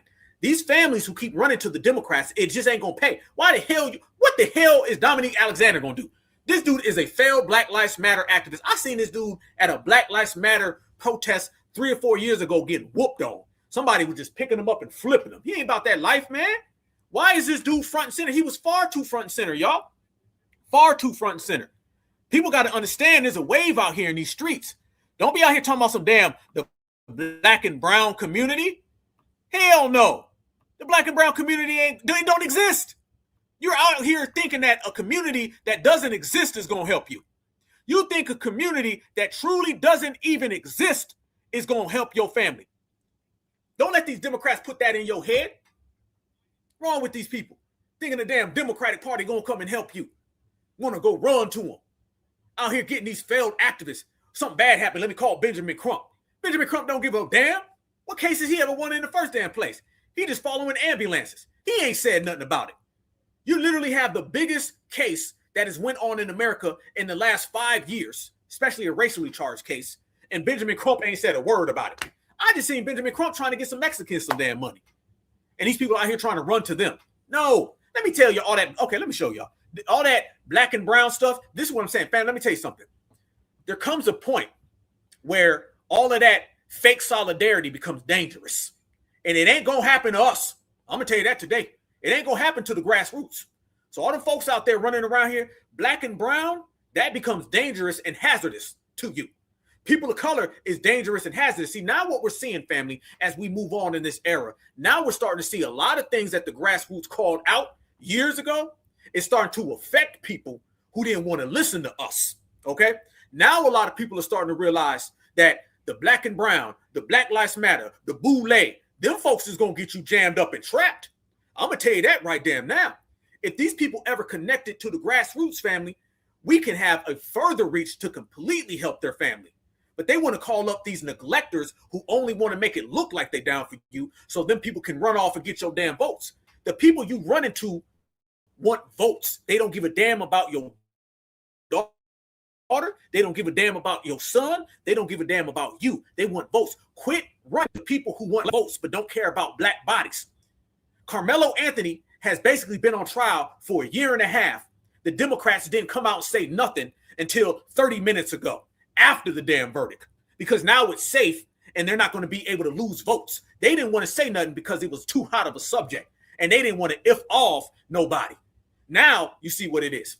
They didn't want to if off anybody because they understood it was going to harm them on election day. Now they can come around. You better quit running to these people. Let me tell y'all what that black and brown going to get you. Let me tell y'all what that black and brown. Hold on. Let me show y'all. Everybody think they're going to run to the black and brown. Y'all tell me the time you done seen the black and brown out there doing anything for black folks, especially this type of case. Because let me tell you something. They agree. All of them, they agree with Austin Metcalf. They was the ones crying when Charlie Kirk got hit up. Look at this, family. Look how these people truly feel. These folks ain't rocking with you. So Karmelo Anthony was just found guilty of Austin Metcalf. Now, if you have a problem with that ruling, I really don't care because that is the correct ruling. This kid took a knife to a high school event and unalived another kid because he told him to move and supposedly put his hands on him. The eyewitness testimony doesn't even corroborate that. And the fact of the matter is, for those of you now trying to make this about race, oh, this is a corrupt American justice. No, this was pure and simple. That's all that this was. This is the correct ruling, and that we do not need to turn this into some sort of race riot. We do not need to turn this into some sort of big grandstand and hoopla over the fact that somebody made a decision that was bad and that was a terrible decision to make. That is what Karmelo Anthony did when he decided to bring a knife to an event and get under a tent that he wasn't supposed to be under. And then when he was asked to move, he didn't move. And then he said, if you touch me, something going to happen to you. That's it. I'm not going to say he went there necessarily with the intention to harm, but guess what? You took the life of somebody when you literally didn't have to do that. So Karmelo Anthony was just found guilty. One, okay? This right here, now I think this guy right here is maybe black. I don't know. But let me show y'all the other one. Let me show y'all the next. Go back to the courtroom, family. Now let me show y'all the next one. Okay. Now we're gonna find out. Oh, so he's a doc. Okay, cool. All right. Well, let me tell you, a doc and a mop ain't no damn difference to me. He's a doc. Let me show y'all the next one. Okay, we got plenty of time. We got plenty of time. Watch this right here. I'm gonna show y'all the next one, and this next one is gonna prove even further what we're talking about with these people. The courtroom was sealed off for these damn purposes right here alone. And I want everybody to see exactly what we mean when we say these individuals is all plugged in together. They all friends together. They friends forever. That's exactly what it is. Every last one of these people are operating for the system of supremacy, to do the dirty work for the system of supremacy, because deep down inside, they love the system of supremacy more than they love their own mama. Now watch this right here, family. At all. They all said Karmelo was the aggressor. They all said they were sitting under the tent and he walks up and just sits under there. Didn't say anything really to anybody. One person said that he shook hands with another teenager there, but even when he did that, he just sat down and wasn't talking to anyone. Didn't ask, hey, can I sit here? Hey, what's going on? And yeah, hey, absolutely, yeah. The last dude, he may be black, but he ain't no damn black American. I'm gonna tell you, he got something floating around in there.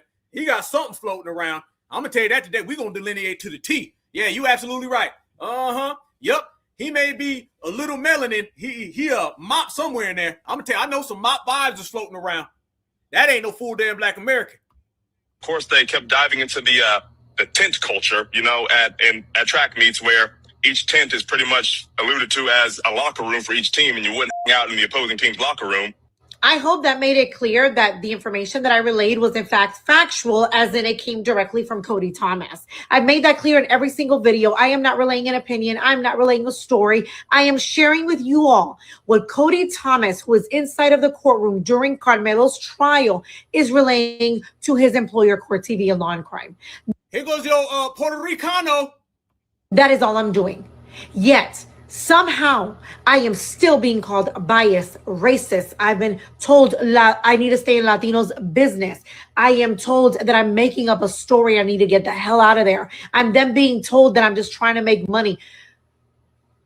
What? I have zero reason to be biased, to be racist, to be any of those things, because that's not who I am. If I was that, you would know.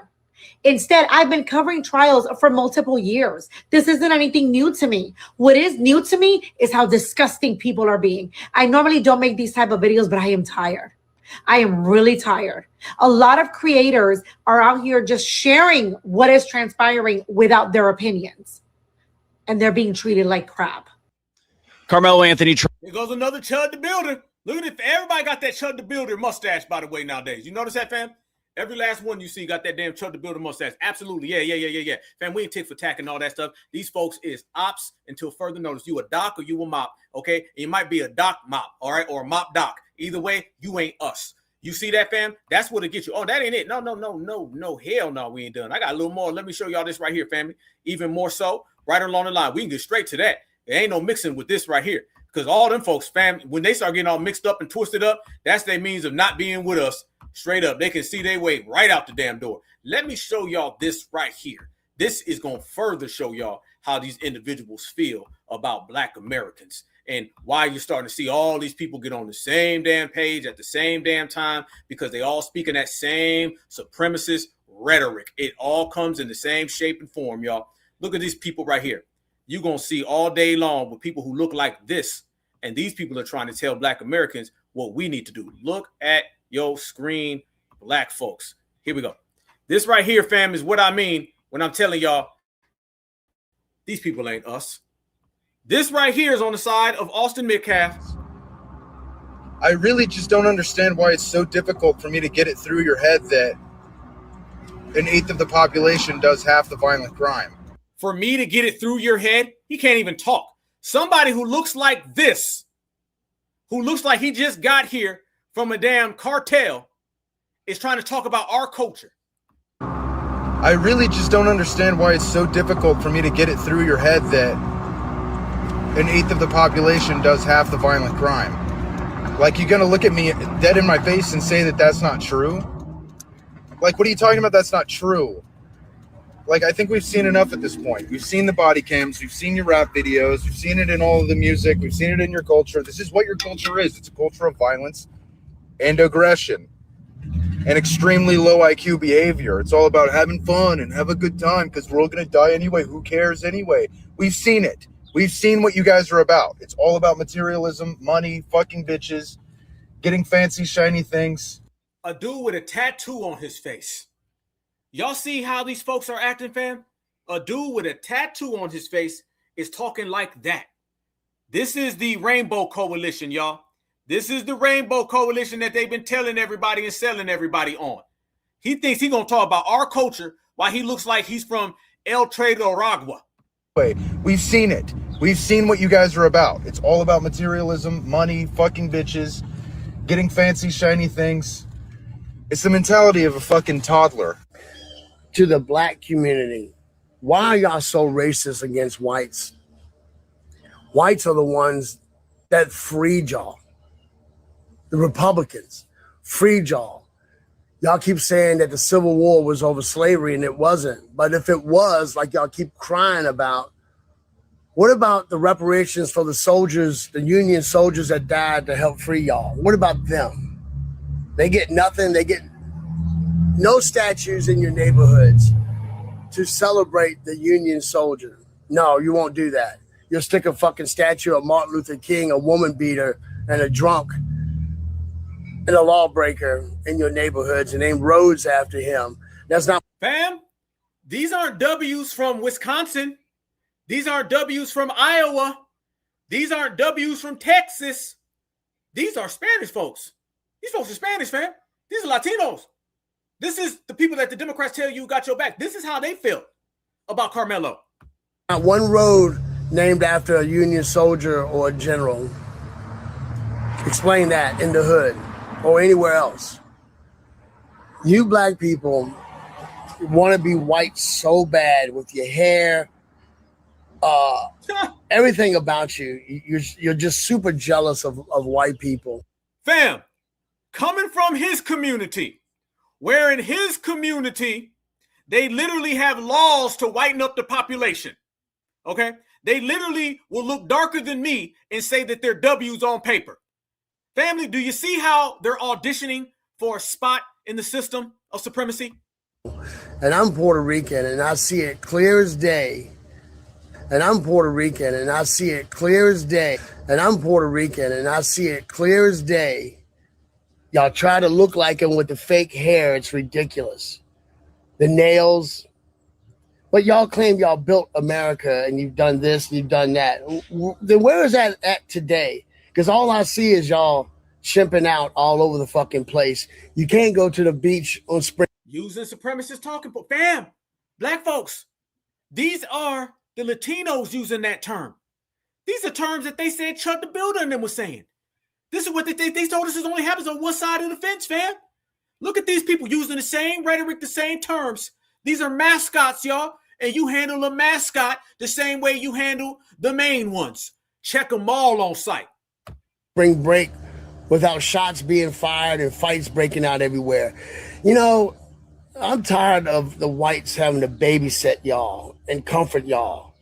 When in fact, you hate whiteys. You hate Democrat whites and Republican whites. It don't matter. All you see is skin color. And I've been seeing dozens and dozens of posts on here of these motherfucking blacks taking up for Karmelo, the man who stabbed that white kid in the heart. Y'all are taking up for him and saying it was justified. Why can't y'all just be normal and call stuff as you see it, the truth, and don't look at skin color. And like I've heard before, if Karmelo, whatever his fucking name is, if he had stabbed another black guy, you would never hear a word about it because they don't give a fuck. But as soon as you bring Whitey and created it, if you don't like it, you can hardtail it back to Africa. Telling us to go to Africa. Family, y'all see the minority coalition right there? You see the minority coalition, y'all? You see? That's the minority coalition right there.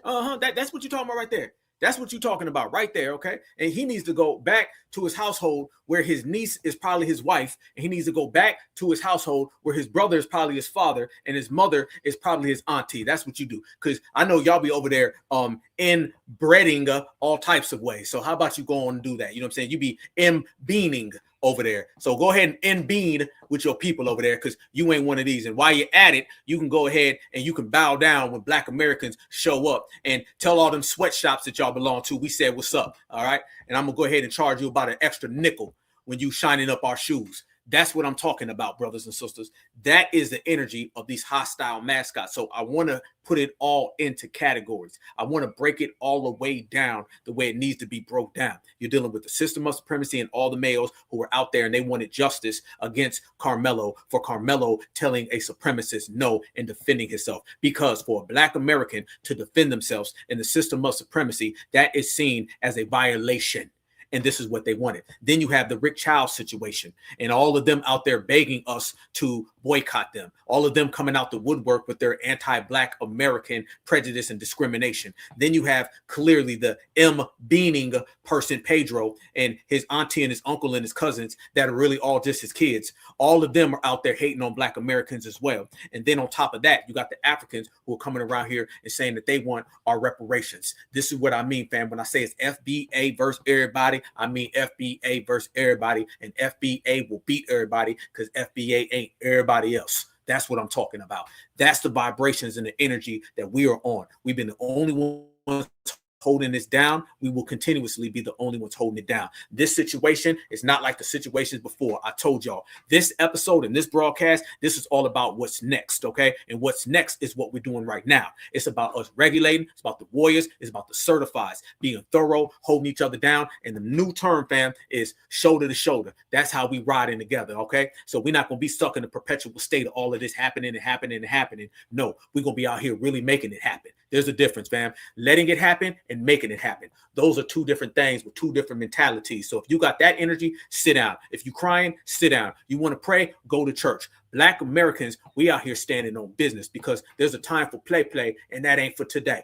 All right. This is what it is. This has got to be grassroots effort. And I already know that we already got it in us and everybody's about to see it. Because when I tell y'all this is it, fam, it is a pull up and it is a turn up summer. That's what I'm saying, y'all. If you feel the flow. We not playing.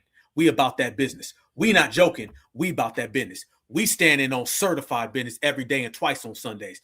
No justice, no more talk. This is what it's all about. And we going to continue to push it the real way and the right way. Oh, I'm loving it, family. Let me tell y'all, when I seen this situation occur, I couldn't wait to sit down and talk to the brothers and the sisters. Why? It's because I knew the remedy was within the brothers and the sisters. And we ain't having no somber stories. We ain't having no somber tales. We're not sitting here upset. Nah, fam. Whatever's in you, I want that all out your system by the end of this broadcast. And if you got that rider in you, I want you to crank it all the way up 100 different notches, straight to the damn top. That's where I'm at, family. And trust me when I tell y'all, I will meet you there right on top. So let's make this crystal clear, family. They railroaded Karmelo Anthony.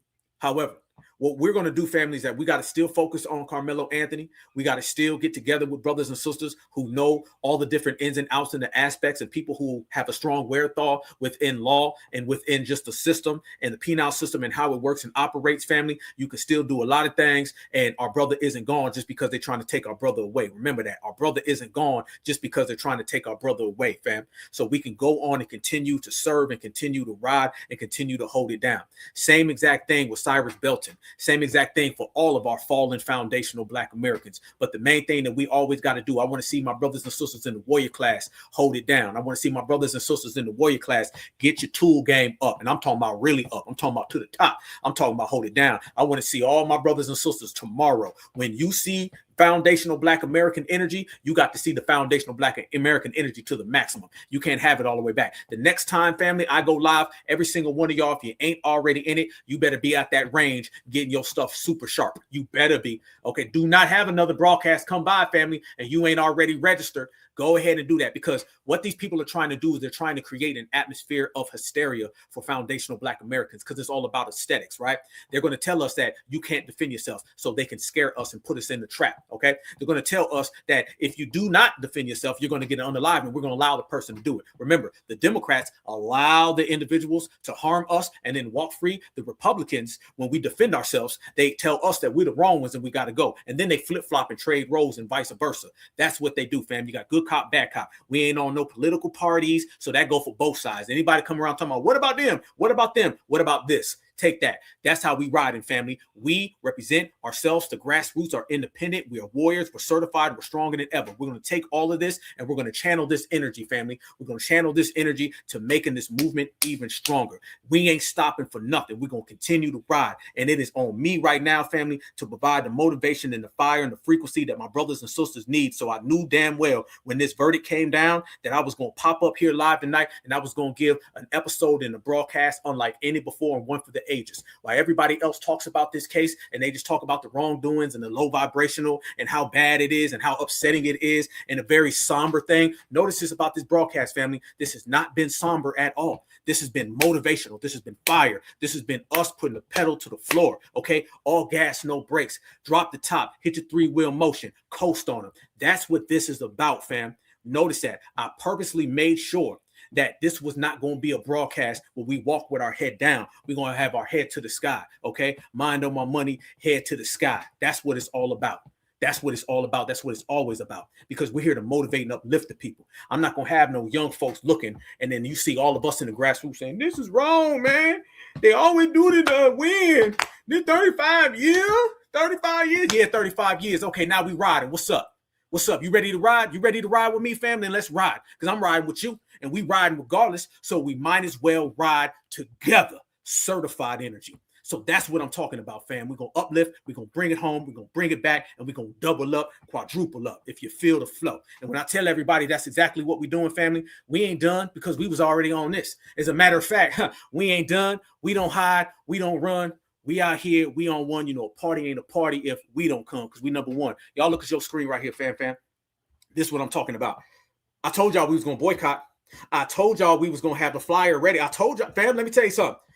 When you say you the number one activist, baby, you got to move number one style. And here you go, number one style. It don't stop. It don't stop. So all them people running around here and they was daring us and saying what y'all's going to do and what's going to happen. Family, email me this right now or hit me up and I will email this to you. And I want y'all to make these flyers right now. And I told y'all we was going to have the flyers out there. And here the flyers go. 24/7 blackout. Yes, indeed, family. That's what I'm talking about. Here go the blackout. You wanted it? Here it is, family. All these people running around here willy-nilly and just saying, let's do it, let's do it, let's do it. Here you go, baby. I put it all together this weekend. I told you I was going to go down to South Florida and we was going to get it, family. And we ain't stopping, fam. Yep, they want us sad and downtrodden, family, but we mighty and strong, so it don't stop. Y'all look at this right here. Our money, our power. 24/7 blackout. The boycott rules. No spending. Commit to a permanent end to all items, purchases online and offline. Permanent end. No patronizing. Avoid local and national chains, nail shops, gas stations, convenience stores, restaurants, especially those with a history of anti-Black American discrimination. No compromise. Do not spend with anyone that buys, partners, or collaborates with these businesses. Yeah, so your little friend and your little buddy that you team up with, that you say, okay, well, I'm not going to do it. He going to do it. We going to target you. We going to target your buddy. They want to boycott Target. I'm going to target everybody. And then the final one, family, number 4, establish a permanent home-based lifestyle. Prioritize Black-owned businesses, preparing meals and securing services at home indefinitely. Everybody, screenshot this or email me. I will send this to you, and I want you to make flyers. Who good with the flyer game, baby? Who good with the flyer game? We need this all out there. You got a TikTok account? Throw this on TikTok, family. Throw some music behind it and let's spread it. Because let me tell you what I'm seeing, family. I'm seeing a lot of people want to do a lot of things, but they're not moving with no organizational skills. You know what I'm saying? They're not moving with an organizational skill. Look at that, baby. 24/7 blackout. Y'all talk to this, y'all. On Friday night, by the way, our broadcast on Friday night did 50,000 views, family, because we number one. Remember that. Checkmate. There it is. Family, y'all said we need to do a blackout. Shout out to the family, because I was on here and I said, what do we want to call it? And a lot of y'all hit me up. He's like, shit, that's the name right there, blackout. Fam, we blacking out everything. And see, remember this, family, a blackout is a boycott, okay? It is shutting people down. All these different terms that people want to use because they don't want to use boycott, cool. It's a blackout, but it means the same damn thing, family. All you doing is just twisting up a few vowels. It's a blackout, fam. We blacking out the system of supremacy. We blacking out your little convenience store, your little nail shop, these little supremacists, these little mascots, fam. We blacking out everybody. That's what it is. The Democratic Party don't want to give us nothing. You being blacked out. The Republicans, you being blacked out. Everybody getting blacked out. What is blackout, fam? We pulling out the plug, the power grid going down. We shutting down everything in the process. That's what it is, y'all, because we got the power, right? We talking about our money is power, right? Well, if we got the power, when we got the power to take out their power, everybody about to be living in the dark. That's what it is. It's about real solutions. It's about really handling it. We got 1 billion people who can identify the problem, but we ain't got enough people who can identify the solution and the answer. I got the answers. You got the answers. So let's put them together. I'm seeing a lot of people on social media and they saying, well, let's pull up to this shop. Let's pull up to this shop. And all that's cool. All that's fine.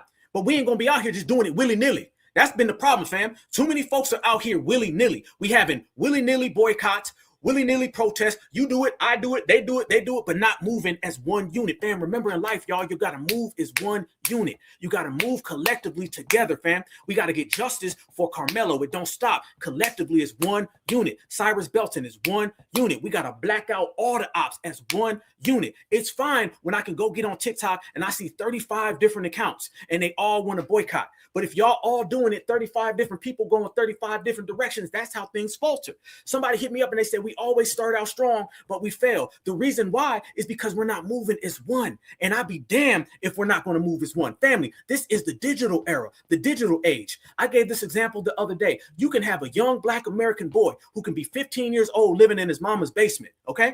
And in his mama's basement, he can go and make a beat and he can make a song. And he ain't got to spend $100 billion. He can download the software. He can upload it, press send, make a video, and then he can be a millionaire next weekend and then get his mama out that house and buy his mama a mansion. Family, if these young brothers and sisters is out here in the digital world going from nobody to these millionaires, doing things that would have took us 10 years to do, doing things that would have cost us $10 million, they're doing this right now in a house on a small little damn computer. There ain't no reason why we cannot collectively use that digital age to push our message and signal boost. That's what we're doing. I'm tired of seeing great ideas go away because there's 1,000 different great ideas, but not one stepper. That's what I'm talking about. So that's the boycott, family, and that's how we're doing it. And it's a 24/7 permanent boycott, a 24/7 permanent blackout. We can black out everything. And isn't it poetic, y'all? We're the only people who stand on blackness, right? We're the only ones who own blackness, right? Say it loud, I'm Black and I'm proud. Well, we are foundational Black Americans. We are certified Black society. And now we have a 24/7 permanent blackout, which means we will take your business away. We'll take your partners away, your collaborators away. We'll take everything away and turn it all dark. That's what it is, fam. We cutting the lights off on everybody. Disrespect Black Americans and find out what happens. I bet you get the blackout. And I told everybody they're going to be begging us. They're going to say, please don't black out me. See, fam, we're going to make this a very powerful term. Don't black out. No. Please don't black out me. Don't. No, it's too late now. No, please. See, fam, that's what they're afraid of. Everything new, everything fresh. Okay. Mr. Mutombo going to be saying, please don't black out me. Mr. Yao Ming, please don't black out me. Mr. Democrat and Republican, please don't black out me. But here's the difference, fam. It don't matter what you say. It's all about what we say because we run it. Oh, they thought that they was going to pull some Austin Metcalfs and they thought that they was going to dictate to us. Let me say this, family. You can give Karmelo Anthony 35 years. You can give him 45 years. You can give him 100 years. But he's still here. Remember that, family. Okay. There's only one person that ain't here no more. And it ain't Karmelo Anthony. Remember that. So you can do whatever you want to do. You can use your systems or whatever, family. But y'all know how it go. He's still here and he's still breathing. Okay. Which means we got a million reasons. So that is the energy, the vibration, the frequencies, and everything that we push in family. And I told everybody we was going to get it done. And this is all back to this chat. I told y'all, this chat is an actual entity. It's entified. We really move, okay? We're not one of them people saying, I just want to do this. I just want to do that. Fam, I'm not here for the problems. It's all about making it happen, y'all. Everybody else, they just have chats. We a real thing. Okay, which means we'll really be together. And y'all done seen the pictures. We done been out there in the streets. So that's what it is. It's a 24/7 blackout. I want everybody to email me and I will send you, okay, this flyer. And I want you to make sure that you end up going out there and printing these out in flyers and then go pass them out. I want this in all 50 states. I want a brother in Mississippi. I want a sister in Alabama. I want a brother in Michigan. I want a sister in Ohio. I want New Jersey. I want Baltimore. I want California, all up and down the West Coast. I want all across the Mississippi Delta. I want everybody to stand on business, fam. And that's how we do it. So what happens, fam, when these people go into their little shop? You know, the little you buy, you go, you lose, buy, you go. What happens when they go and they open the door and they go, God damn, what's this flyer? Blackout. Oh shit. What happens, family, when there's a little Democratic convention and they running around here talking about doing things for Julio Romero Gonzalez, and they look and they see a flyer and they say, oh shit, here's another one. Oh shit. We're gonna make the term blackout very, very big, very, very strong. You can apply whatever little term you want to, but you better say blackout. So that's the way we're doing it, fam. Hit me up and we'll put it all the way out. And on the flyer, family, I got 24/7. But notice, fam, I'm talking about everybody. Notice that, fam. I don't just have one group on there. No, I didn't just put one group on there. No, I made it clear so all groups is on there. We're not going to make it and somebody say, oh, you left them out. You left them out. No. When I said blackout, that means every damn body. Now, if you feel that you want to add this particular group, but I think what's understood don't need to be explained. Y'all know exactly what it is. A 24/7 blackout. And those are the rules right there. Our money, our power, our country, fam. We'll shut this whole motherfucking thing down. Trust me. Yeah, this is a new era of Black Americans. This is a new era of certified time. If you ain't in this chat right now and you ain't tapped into Black Alpha Network, you are out your mind, baby, because we out here shining out this world. Yep. I put that up for everybody. Whoever you feel is wrong, gonna get that blackout. Whoever you feel is harmful, gonna get that blackout. No matter what the hell they do, family. No spending. Commit to a permanent end to all items, purchases, in online and offline. No patronizing. Avoid local and national chains, nail shops, gas stations, convenience stores, restaurants, especially those with a history of anti-Black discrimination. You can apply that to everybody. You can apply that to everybody. Oh, no. I'm not just going to put Mr. Child and then Mr. Muhammad thinks it's all sweet and dandy. He's not talking to me. No. That go for your ass too. This all apply to you. No compromise. See, that's the main one, fam. No compromise. No exceptions. No excuses. We ain't playing them games, family. No. Do not spend with anyone that buys or partners or collaborates with these businesses. So all the little backdoor dealings, oh no, we gonna get your friends too. Yep. You bring your friends, they gonna get it too. And then the main one, family, establish a permanent home-based lifestyle. Prioritize Black-owned businesses, preparing meals and securing services at home indefinitely. And now check this one out at the bottom, y'all. Why we are boycotting. Why we are boycotting. We are uniting to demand systematic change and accountability. By collectively withholding economic support, we send a clear, undeniable message. Yes, indeed. And then right here at the next one, stock up on essentials early, spread the word, stay committed to a long-term impact. When it begins with us, it continues with us all day, every day, community worldwide, baby. So you already know. Yes, NMFND. You already know, man. Let me tell y'all. It's been a blast, baby. It's been a wonderful one. This is how we get down. So hit me up. People already hit me up. You know what I'm saying? And this apply however you want to apply, fam. This ain't complex. This ain't extra. This ain't all twisted and tangled. This is very, very simple. See, when you put this together and these people come up with all this terms, I won't call it in. Let's call it in. Let's call this. We're not going to be sabotaged by people who are being over complex. We're going to make it plain. We're going to make it plain, family. We're not going to be sabotaged by people who just don't want to do it because they don't like the word, okay?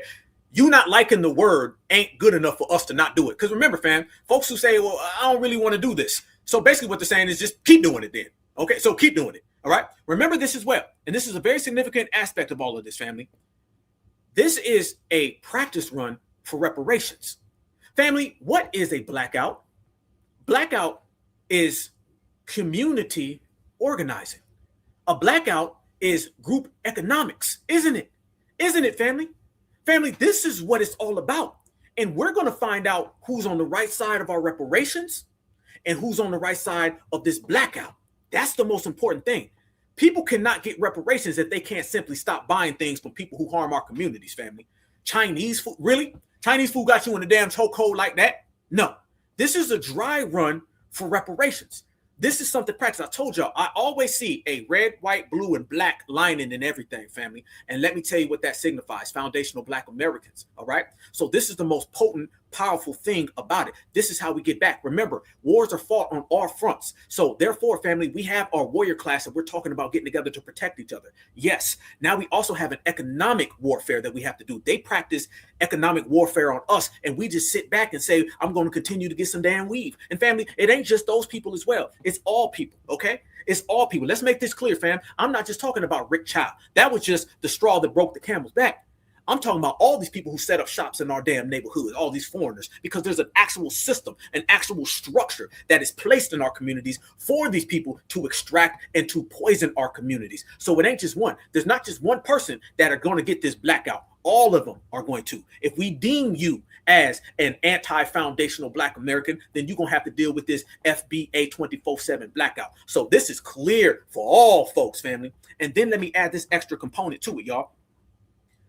We can practice group economics because what's the flip side of a boycott? What's the flip side of a blackout? We prioritize Black businesses. Fam, if you don't spend with them, that makes you spend with yourself. These things are poetic and they work hand in hand. See, I see the beauty in all of this. So foundational Black Americans, brothers and sisters, all of us together collectively in the year 2026 in the summertime, baby, when the sun is shining so damn hot and bright, if we can do this right here, that automatically sets up our reparations because now we got to practice one and know. Now we know how to put it together and hold it down. Every time you don't spend with a foreigner, it forces you to spend with yourself. Every time your dollar don't circulate in their community, it forces the dollar to circulate in our community. I'm seeing a lot of beautiful things. So while brothers and sisters are boycotting this situation, I'm also seeing brothers and sisters prioritizing Black-owned business. Fam, you ain't seen Black-owned businesses as much as you've seen them over the last few weeks on social media. And it all goes back to this situation. So we're not here to separate the boycott and the Black-owned businesses. We see them collectively as one. You boycott them, you spend with yourself. You keep the dollar in your own community. You focus on your own lifestyle, like I pointed out. And you do this forever, every day, all day. That's the energy, that's the wave, and that's what we're creating right now, fam. It's all about solutions. It's all about making it happen. It's all about holding it down. And I'm going to tell y'all, they're going to look back on this, and we're going to take over every damn thing. It's going to be the biggest thing in America. And then they're going to all know that it came from here. There's a lot of great people out there, and they're doing a lot of great work. I say everybody on TikTok, and they're doing things, fam, but they're doing it willy-nilly. Okay, we need to get some organizational skills. What they say, fam, we're not beat because they're more intelligent than us. They're just more organized. I'm seeing these people who are straight up bums and they're organizing. We're going to organize this and move collectively. See, fam, they don't mind 10 different Black Americans doing 10 different things. They don't like when them 10 Black Americans is moving all together as one. That's what they don't like, fam.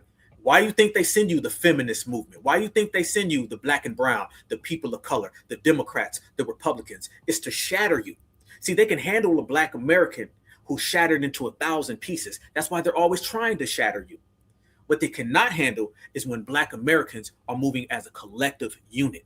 That's why they spend every single passing moment to get us to not be a collective unit. I told y'all on Friday, all them don't boycott videos that's coming from Child's community, those are basically them saying, please don't, I'm scared. Miss all the tough talk.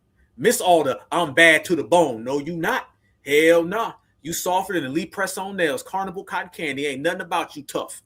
You're really trying to tell us to not do it, but we gonna do it. And there ain't nothing you can do about it. So it's a 24/7 blackout, and it is permanent. It don't ever stop. It always goes on, and it's always forever. You see permanent in there, right? You see 24/7, right? So for anybody wanting to know how long it goes, look at the damn flyer and it's already there. 24/7. 365, and we blacking out everything. When we done, family, they ain't gonna have no power on. Okay, you better pay your damn light bill. If not, FBA gonna come and we gonna get it, Mr. Bill Collector. You dig? That's what we doing, fam. We the bill collectors. And that's the way we rocking, and that's the way we moving, that's the way we rolling. So it's a beautiful thing, and it's gonna show everybody. The people who weren't on the side, F them. We on the side. And by the way, all the people running around here that you see coming out and they saying, we ain't gonna be able to do it. We can't ever get together. F them too. All of the people that y'all see running around here that are on TikTok making the little TikTok videos, y'all know what I'm talking about, eating Chinese food, saying, I ain't never gonna do that. I love Chinese food too much. F them. All the people who still going to these shops and getting their little hair, F them. Family, we're not waiting for the COONs to join us. Too many times have I seen us have a great idea, but we want to stop the car and say, hold on now, the COONs don't want to go. Fam, question to you. Do you want to wait for all the COONs to join us? Or do you want to hit the damn pedal and leave them in the smoke? I'm leaving them in the smoke. No longer are we going to be stifled, sabotaged, or slowed down by the 30 people who can't get on code. If they can't get on code, F them. We don't need them here in the first place. So you can go right now to your Chinese food. You can go right now to go get your wig. You can go right now to go get your soda pop from the damn convenience store. You can go to Mr. Mutombo or Mr. Muhammad. Please give them all your damn business. But you're going to be out of business effing with us. And then when we over here shining and you want to run back, access denied. You made your decision. We won't be slowed down by anybody. We won't be slowed down or stopped by anyone. This generation is moving collectively, family. All the distractions of the past need not apply anymore. Them days are over with, y'all. If you want to see somebody slow down because a couple people can't get on code, you can go on back to 1996 or you can go back to 2006, but not 2026. We're not going to be stopped by the outliners or the naysayers or the we can't do it or the defeated people. Everything about this era and this generation, this FBA Renaissance, reparations generation, certified 100, everything about it is pride. Everything about it is energy. Everything about it is fire. And that's the way we're moving forward. So much love and respect to all of our foundational Black American brethren who do the damn thing. Much love to all the foundational Black American brothers and sisters who've been holding it down. Now it's time that all of those sources collectively go together. So we're going to take this Karmelo Anthony case and we're going to use this to get our warrior class game up, right? And we're going to use the Cyrus Belton unaliving case to get our economic game up. So we're going to take two things that were negative and we're going to turn them into a positive for the betterment of our people, because it's always about our people and our people only. And if you're not one of our people, then you can't talk on our people.